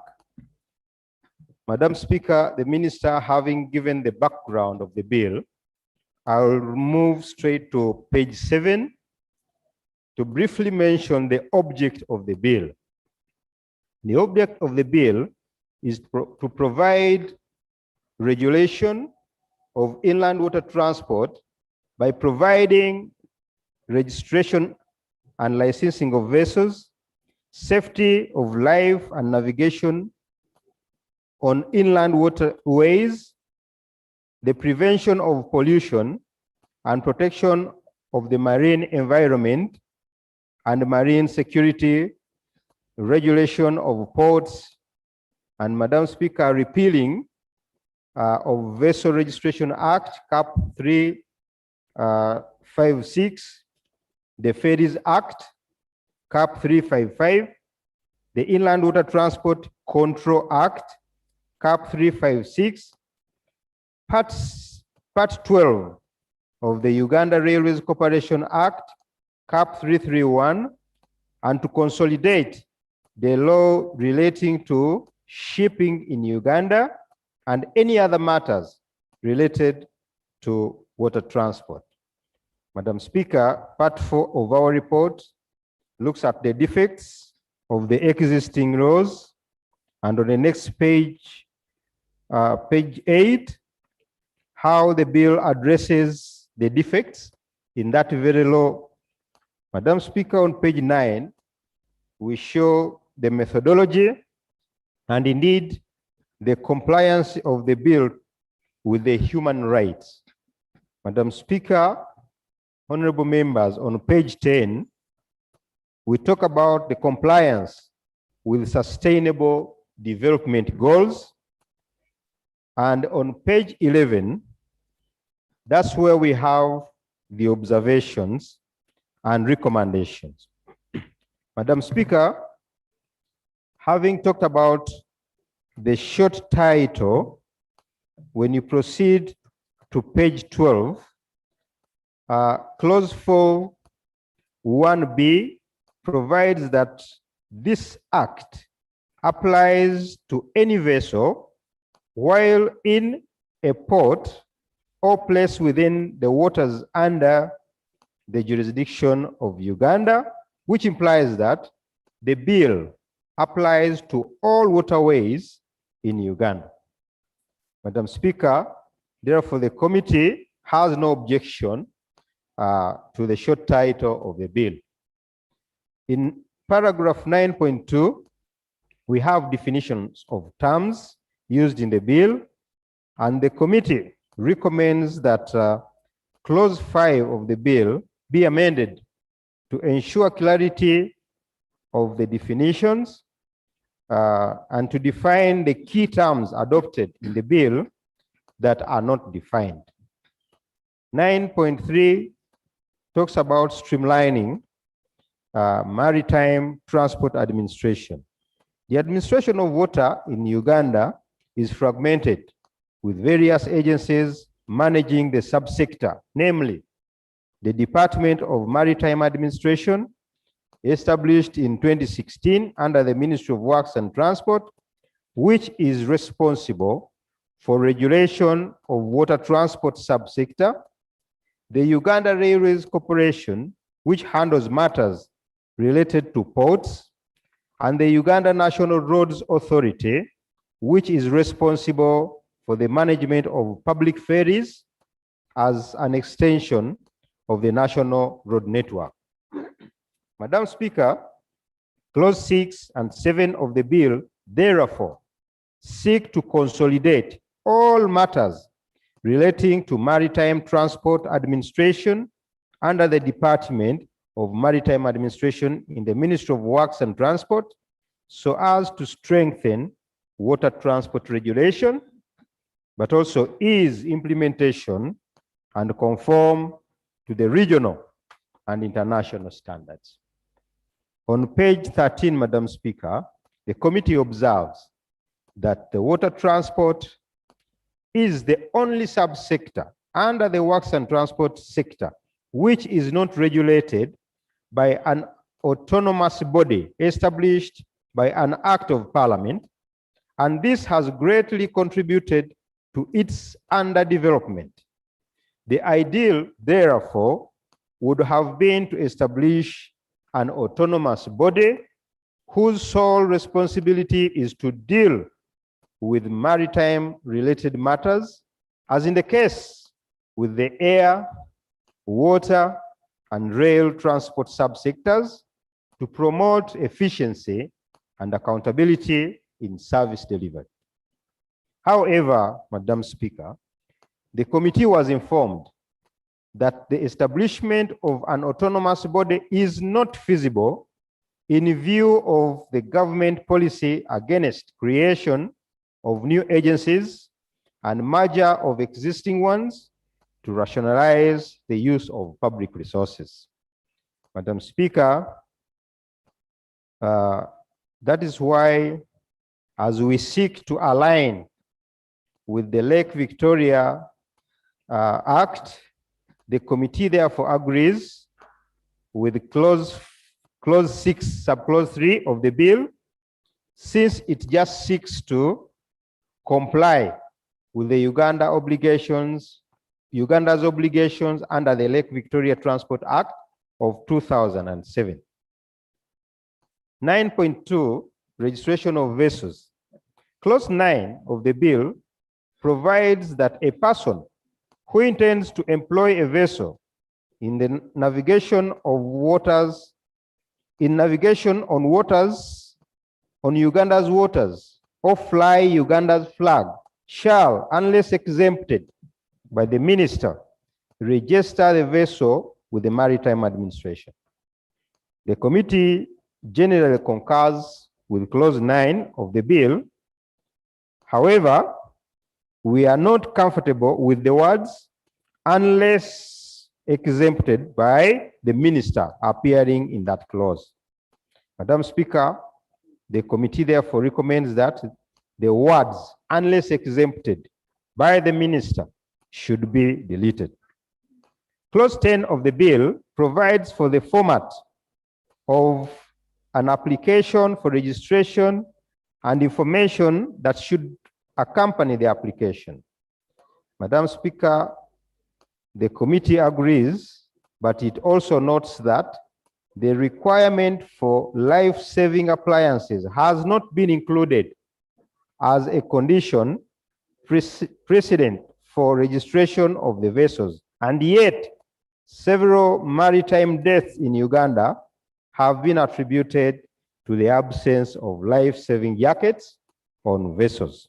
Therefore, the committee recommends that clause 9 should be amended to include life-saving appliances on the vessel and proof of payment of registration fees as part of the information that should accompany the application for registration, and to empower the minister to prescribe additional requirements for registration and as and when it arises. Madam Speaker, clause 15 of the bill obliges Maritime Administration to maintain a register of the vessels and construction until the vessels under construction, it should be under, not and, until the construction of the vessel is complete. The committee proposes that clause 15 should be amended to provide for issuance of a certificate of construction as proof of completion of construction to ease the enforcement. Madam Speaker, clause 16 of the bill requires the owner of the vessel to submit the regulations certificate to Maritime Administration for examination annually. Therefore, our recommendation on page 15, the committee concurs with the provision as it seeks to ensure maritime safety by preventing unauthorized alterations or modifications on the certificate. As you may see, clause 17 of the bill provides for change of ownership or master of the vessel. The committee notes that the provision does not safeguard the owner of the vessel in case of a fraudulent change of ownership of the vessel and does not provide for fees for effecting the change, since Maritime Administration is required to issue a fresh certificate to the new owner. Our committee therefore recommends that clause 17 be amended to require Maritime Administration to verify the change of ownership before issuing a new certificate and to provide for payment of a fee for issuance of a new certificate of registration. Clause 20 of the bill prohibits a person from changing the name of the vessel or making major alterations or repairs that modify the structure, soundness, or characteristics of the registered vessel without the approval of the Maritime Administration. Madam Speaker, our recommendation on page 16, we just agree with that provision. In regard to licensing of vessels to carry on business, clause 23 requires a person who intends to use the vessel for carriage of goods or passengers to apply to the Maritime Administration. The committee is in agreement, Madam Speaker. However, the committee notes that whereas the bill grants discretion to the Maritime Administration to grant or refuse to grant a license, it does not impose a corresponding obligation on the Maritime Administration to communicate the reasons for refusal to grant the license to an applicant. This is likely to result in the abuse of power and encourage arbitrary decision-making. The committee therefore recommends that clause 27 should be amended to impose an obligation on the Maritime Administration to notify the applicant for a license in writing or the refusal and the reasons for the refusal within a specified time frame to ensure that the rules of natural justice are complied with in the decision-making. Clause 30 provides for conditions attached to the license issued and imposes continuing obligations to the owner or master of the vessel. Madam Speaker, the committee concurs with that.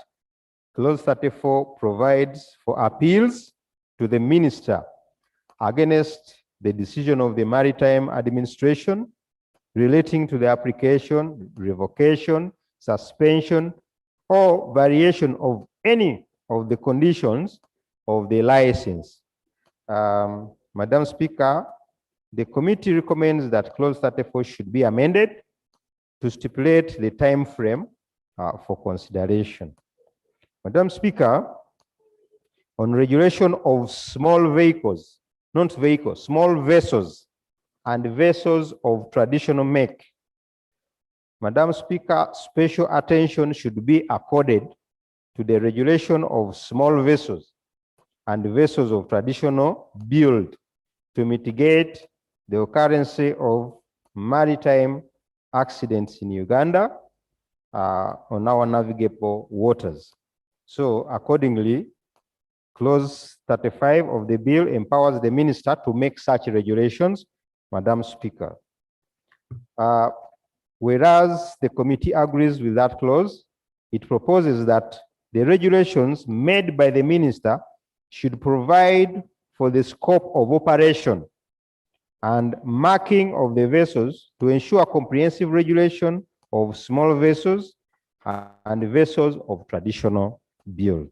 On page 18, Madam Speaker, clause 36 to 87 of the bill provide for the engagement of crew members, including crew agreements, prohibition of employment of persons below 18, payment of wages, and others.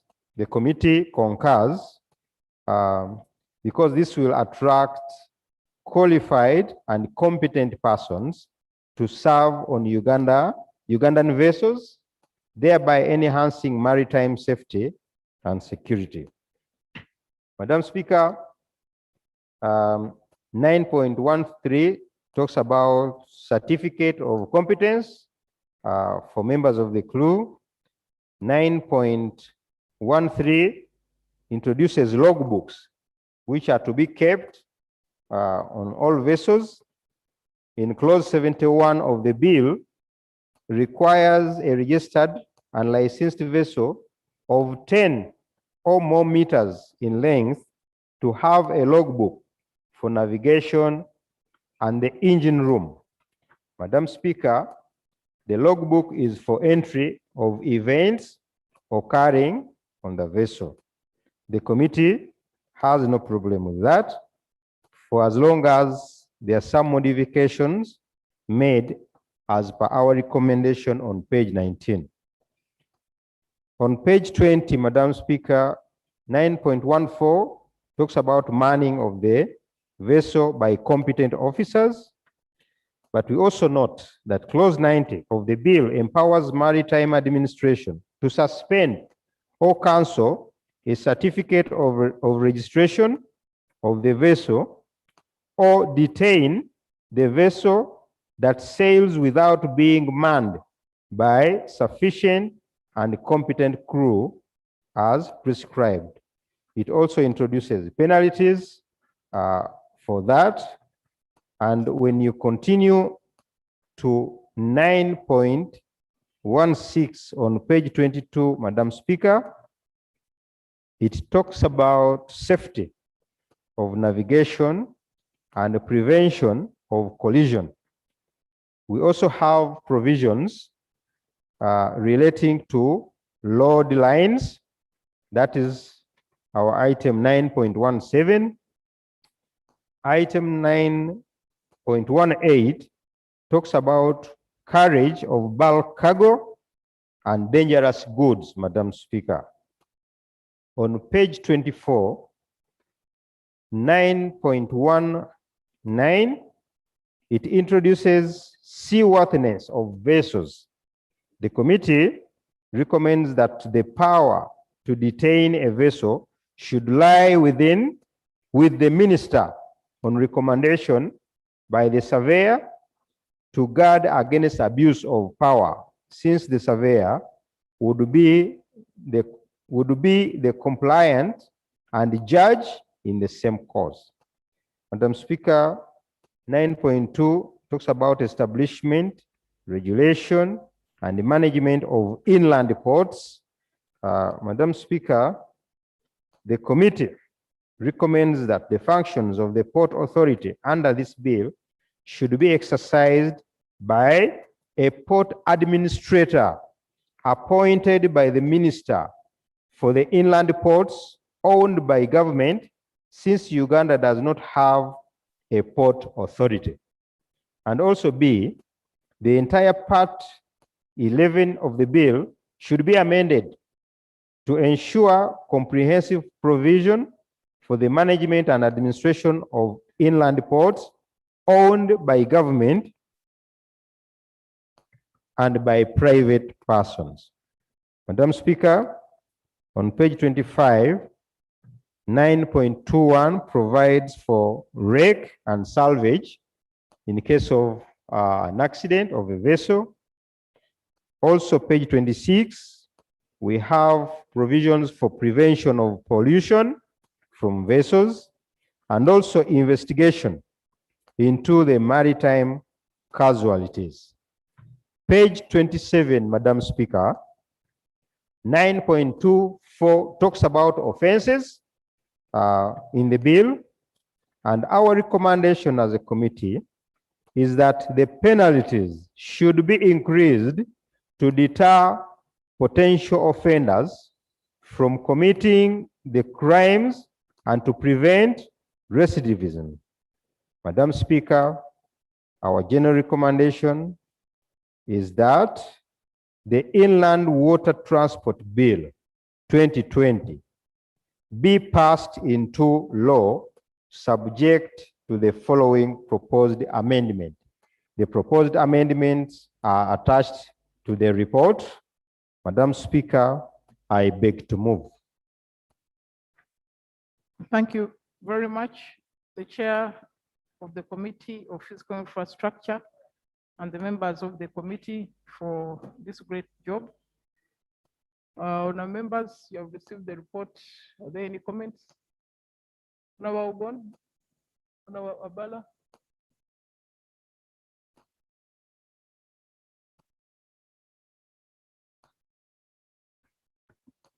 Thank you, Right Honourable Speaker.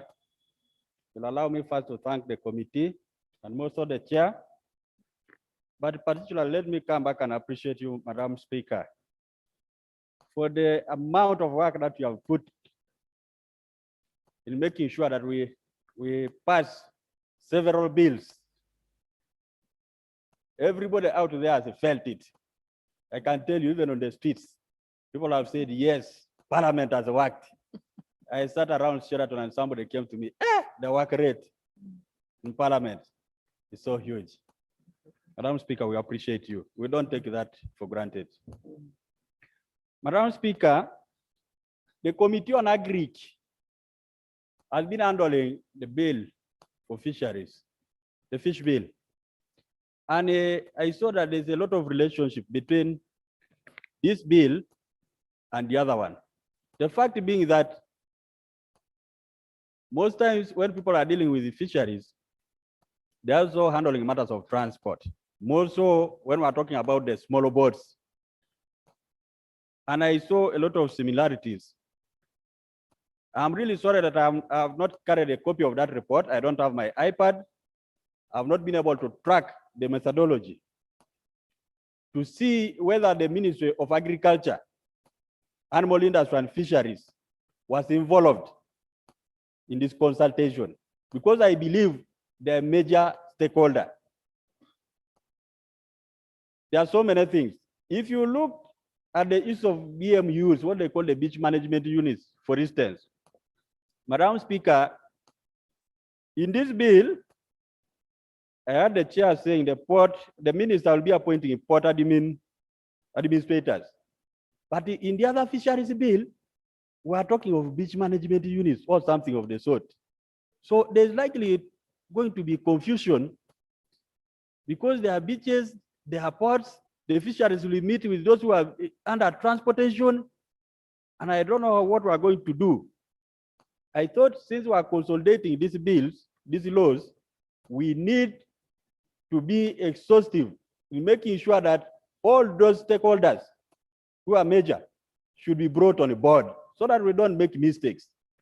Number two, Right Honourable Speaker, when we talk about licensing, away from the big transporters, vessels on the waters, when we talk about these common boats, already in the other bill, we are talking about licensing those people. So I wonder how many licenses people are going to have while on the waters.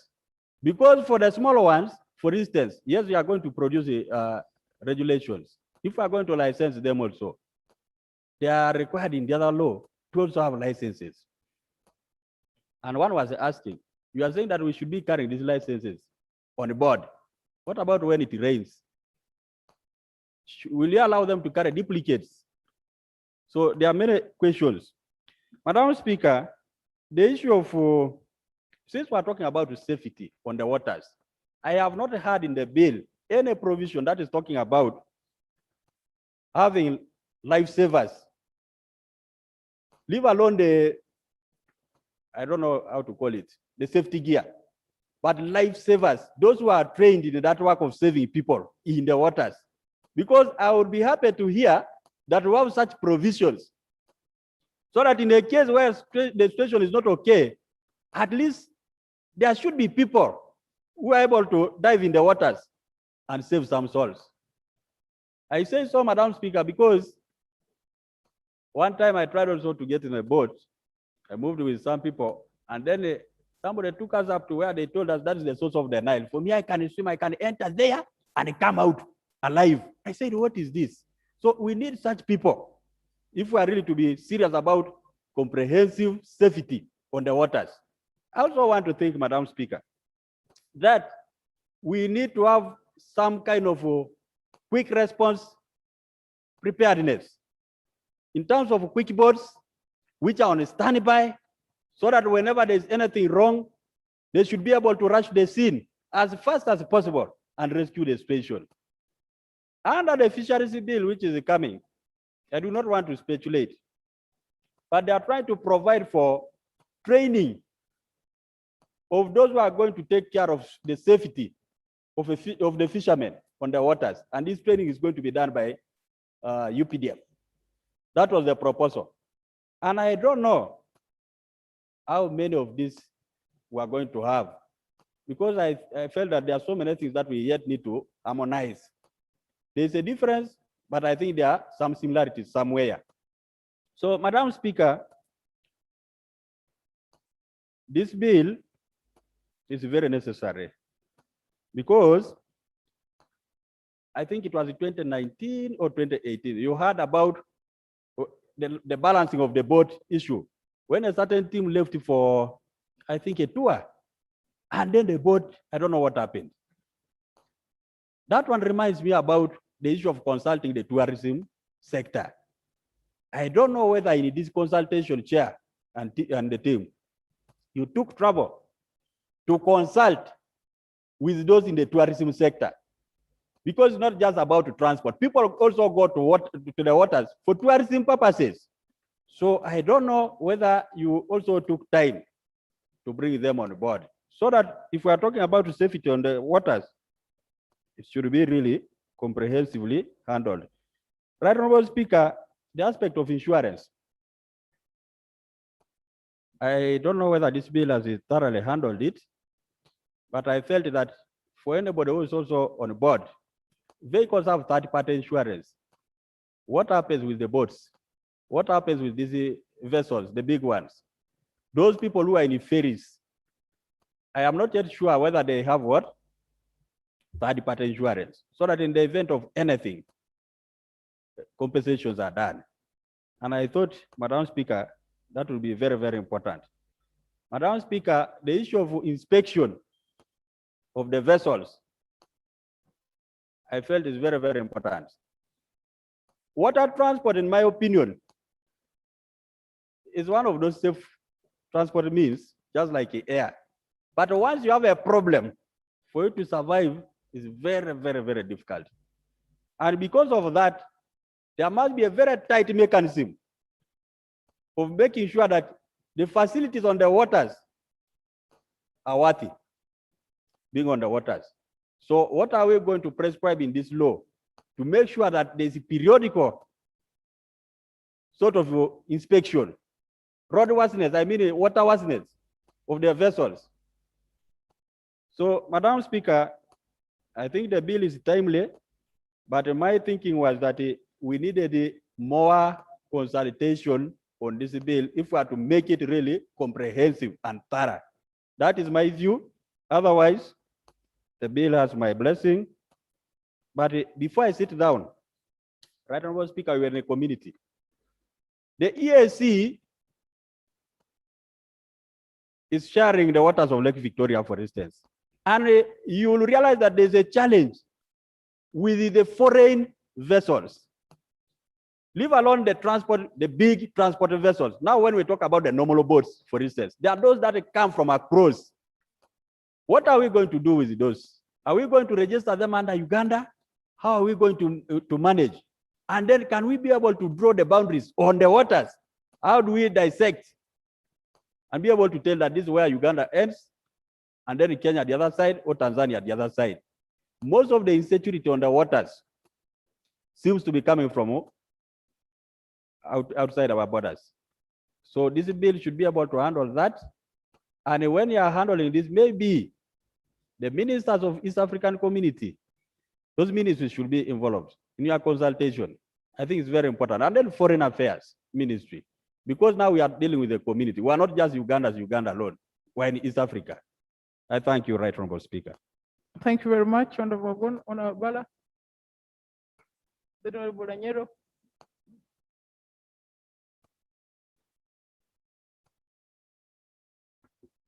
Madam Speaker, I want to thank the Minister for the Minister and the committee for this bill. when talk about registration of vessels, this was very, very critical. I remember when there was a problem between this small lake called Nyaguo, between Angora and Palisa. It was difficult to identify the culprits who are the killers, two people from Angora. Very difficult. Because the canoes were there. So now they say so and so was the one who was rowing this one, so and so was the one rowing the other one. But now, when because at that time there was no law. But now when when this law comes into effect, all of them will be demanded and to be registered. And from there, there's no way you're going to run away from the reality. Two, it is one way of streamlining such a sector, which is very critical if we are talking about development. Because now, look at like Lake Victoria here. Vessels from Kenya, from Tanzania, from other countries come to Uganda. But at the same time, I presume the other side, they have their own laws governing the waters, the vessels on the waters. And unfortunately for Uganda, we don't have a consolidated laws that manage some of these issues here. That could be where the problem is. But now, by mere fact that now government has come up with this, I'm happy with now my government is talking, because this is one way in which we are sorting out many problems that are affecting our people. That's one, because like remember on it should be on the 24th of November 2018, in the cruise ship whereby some people who were merrymaking in the lake, where some of them, about 29 or 30 people perished that time. Unfortunately, by the way, the state in which the vessel was very, very bad. And they were allowed to go. There were no safety measures, no standards had been set. But now this law here is going to set the standards. By the way, for you to be on our waters, this you must follow A, B, C, D. And you shall fulfill condition A, B, C, D. At the end of the day, the safety of Ugandans and our people will be guaranteed. But to leave people to travel the very way they are traveling, it's a problem. That's what you find on this Lake Victoria here. Almost every month, more than 10 people are perishing on this Lake Victoria. And because now there's no way you're going to enforce standards unless it's a law. That's why this law here is the just a minute. This law is actually helping us, Madam Speaker, to sort out the other issues. Secondly, I'm about to finish. Secondly, they are saying there is no organ, no lawsuit, no way to manage it or to register the vessels. Now, this one is the way forward.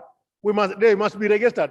If Arab businessmen are registering theirs, why are these people not registered, not being registered? That's why this law here will help us to come to some level.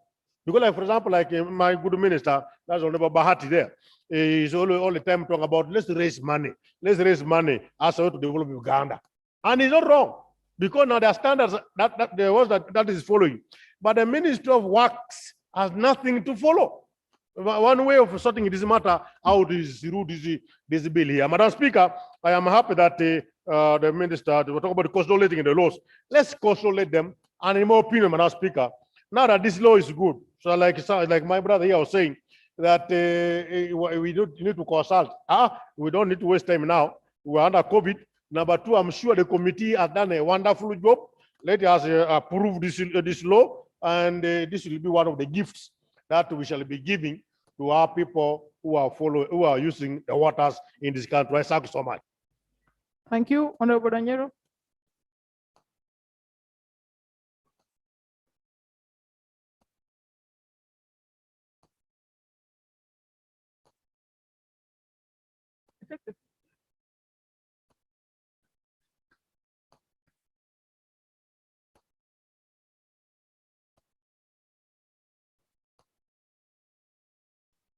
Sorry. Thank you, Right Honorable Speaker. Okay. I would like to take this opportunity to thank the Honorable Minister and the committee for bringing up this bill,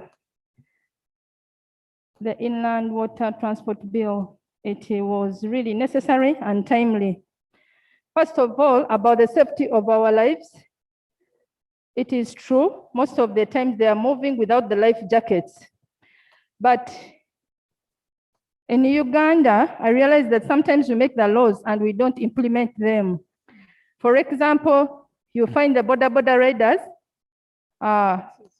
they are riding, they are carrying passengers when they are supposed to have the helmets, but you find only the one riding is the one with the helmet. So we hope when it is passed, and that they should make sure that every vessel should have enough life jackets for those people who will be on board.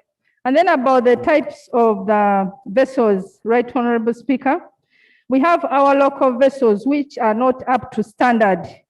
And most of the time they are causing accidents. We hope this time there will be a standard measure put to make sure they are all in good condition. The registration is also good, especially for those waters which are bordering some places like Congo. Like in my place, like Albert, is not always safe for us on part of insecurity.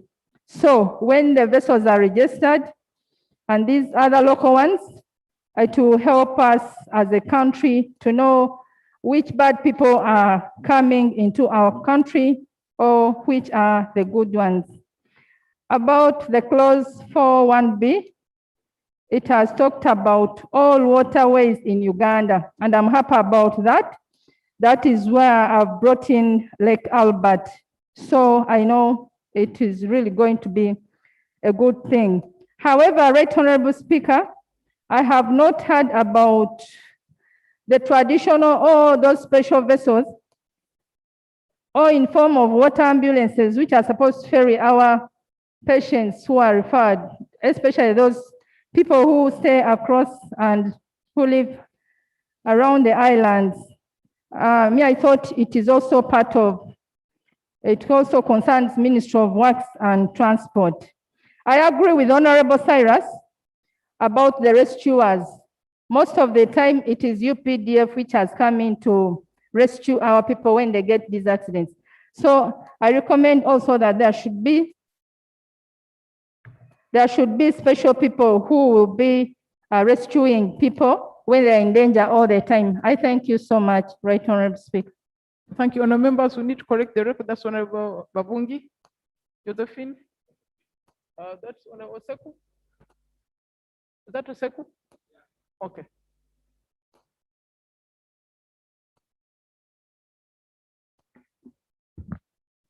Thank you very much, Right Honorable Speaker.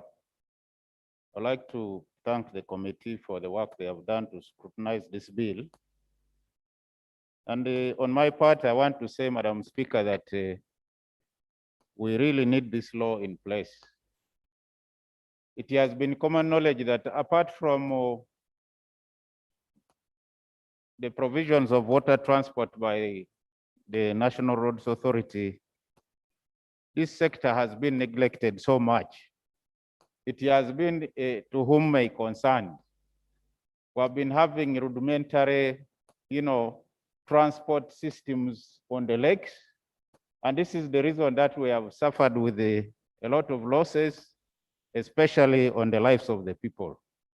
So I think this, for the first time, brings into light the regulation of water transport, which I believe will yield the results in improving the safety of the lives of the people on the waters.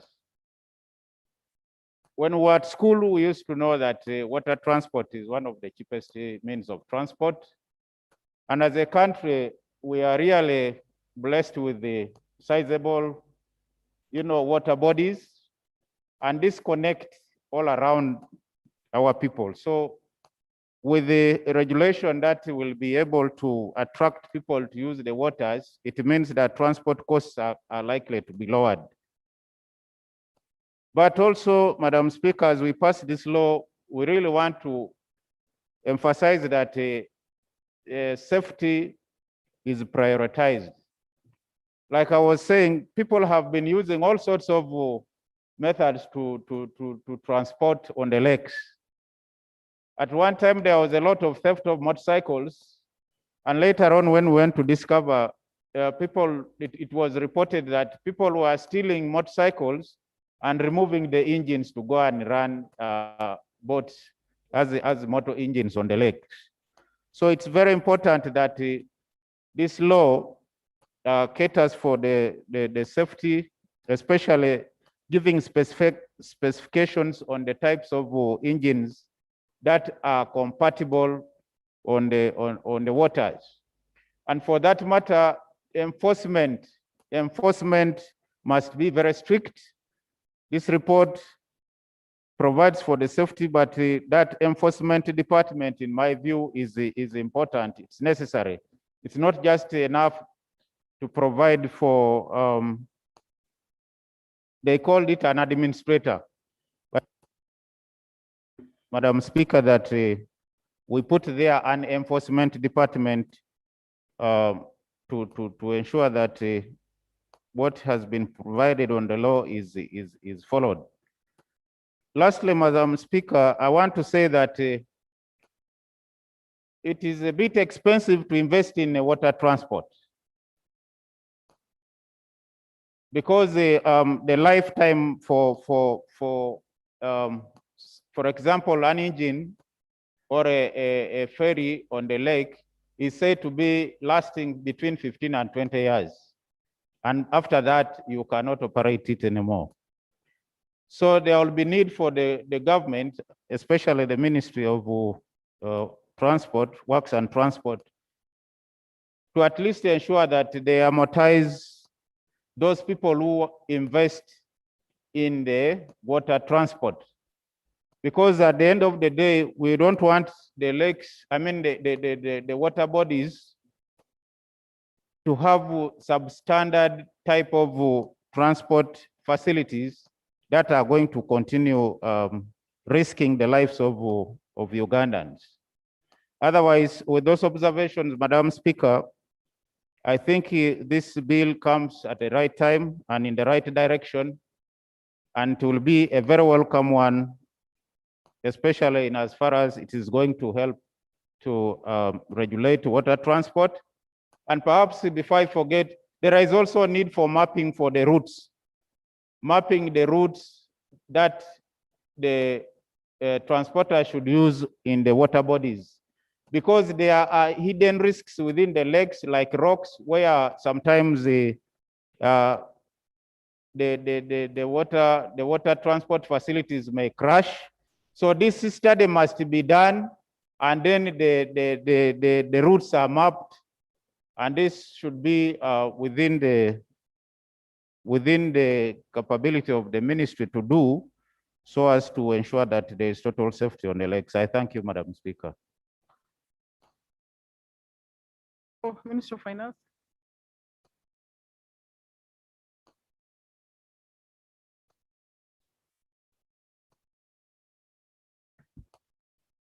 Thank you very much, Madam Speaker, and I want to thank the Minister for Transport for this bill. Madam Speaker, I can see many islanders, my fellow islanders are not here. I thought I should also add a voice in support of this bill and recommend this important bill to the House. One, I think, Madam Speaker, you know the place Lake Bunyonyi and other areas. Every month, we have been losing quite a number of people through that lake. And one of the things that we discussed at Cabinet, whether it's in this bill, I'm not quite sure, but we think that providing transport on the lake should be seen as infrastructure, like providing a road, like providing other means of transport for other parts of the country. So this particular piece of legislation, Madam Speaker, will help us to save lives when we organize the transport on the lakes, on the waters. We will save lives who have been dying, so many of them. Second, Madam Speaker, the bill also touches on training of Marines. And His Excellency the President authorized us to fund na University of Namasa, Maritime University. Maritime University, so that we can train the Marines on the lakes. People just come like the way some of our friends in the border industry come. They come and they start a business. They start transporting people on the lake. That poses a risk to the lives of our people. So this bill comes to organize and arrange the transport on the lake. And also, the bill will help us to try to put rules and regulations so that if you are going to have a boat on the lake, you need to have some standards. Those are the standards that have been lacking. So, Madam Speaker, on behalf of my fellow islanders, I want to commend this bill that should be passed and passed as soon as we can, so that we help in the management of transport on the lake. We help save the lives, but also set a tone and a platform where infrastructure like ferries on the lakes become part and parcel of infrastructure and should be provided for free, not on one lake, but on all lakes of Uganda. I thank you. Thank you very much, Honourable Minister. Now, honourable members, this law is more than 100 years old. The present law, the ones we are going to repeal, were made on our behalf by the colonialists, so we did not have our own input into them. However, I also see that I do not see the members of the Choga Basin. I don't see members other than Josephine. I don't see the members of the Albertine Graben. I don't see the islanders from Buvuma and Karangara and so on. So I think we should continue this debate on Monday morning. Let's have more views. Also, there are areas where the Honorable Augon talked about intersection between the fisheries law and this law. So let us give ourselves an opportunity to reflect further, and we shall resume on Monday morning.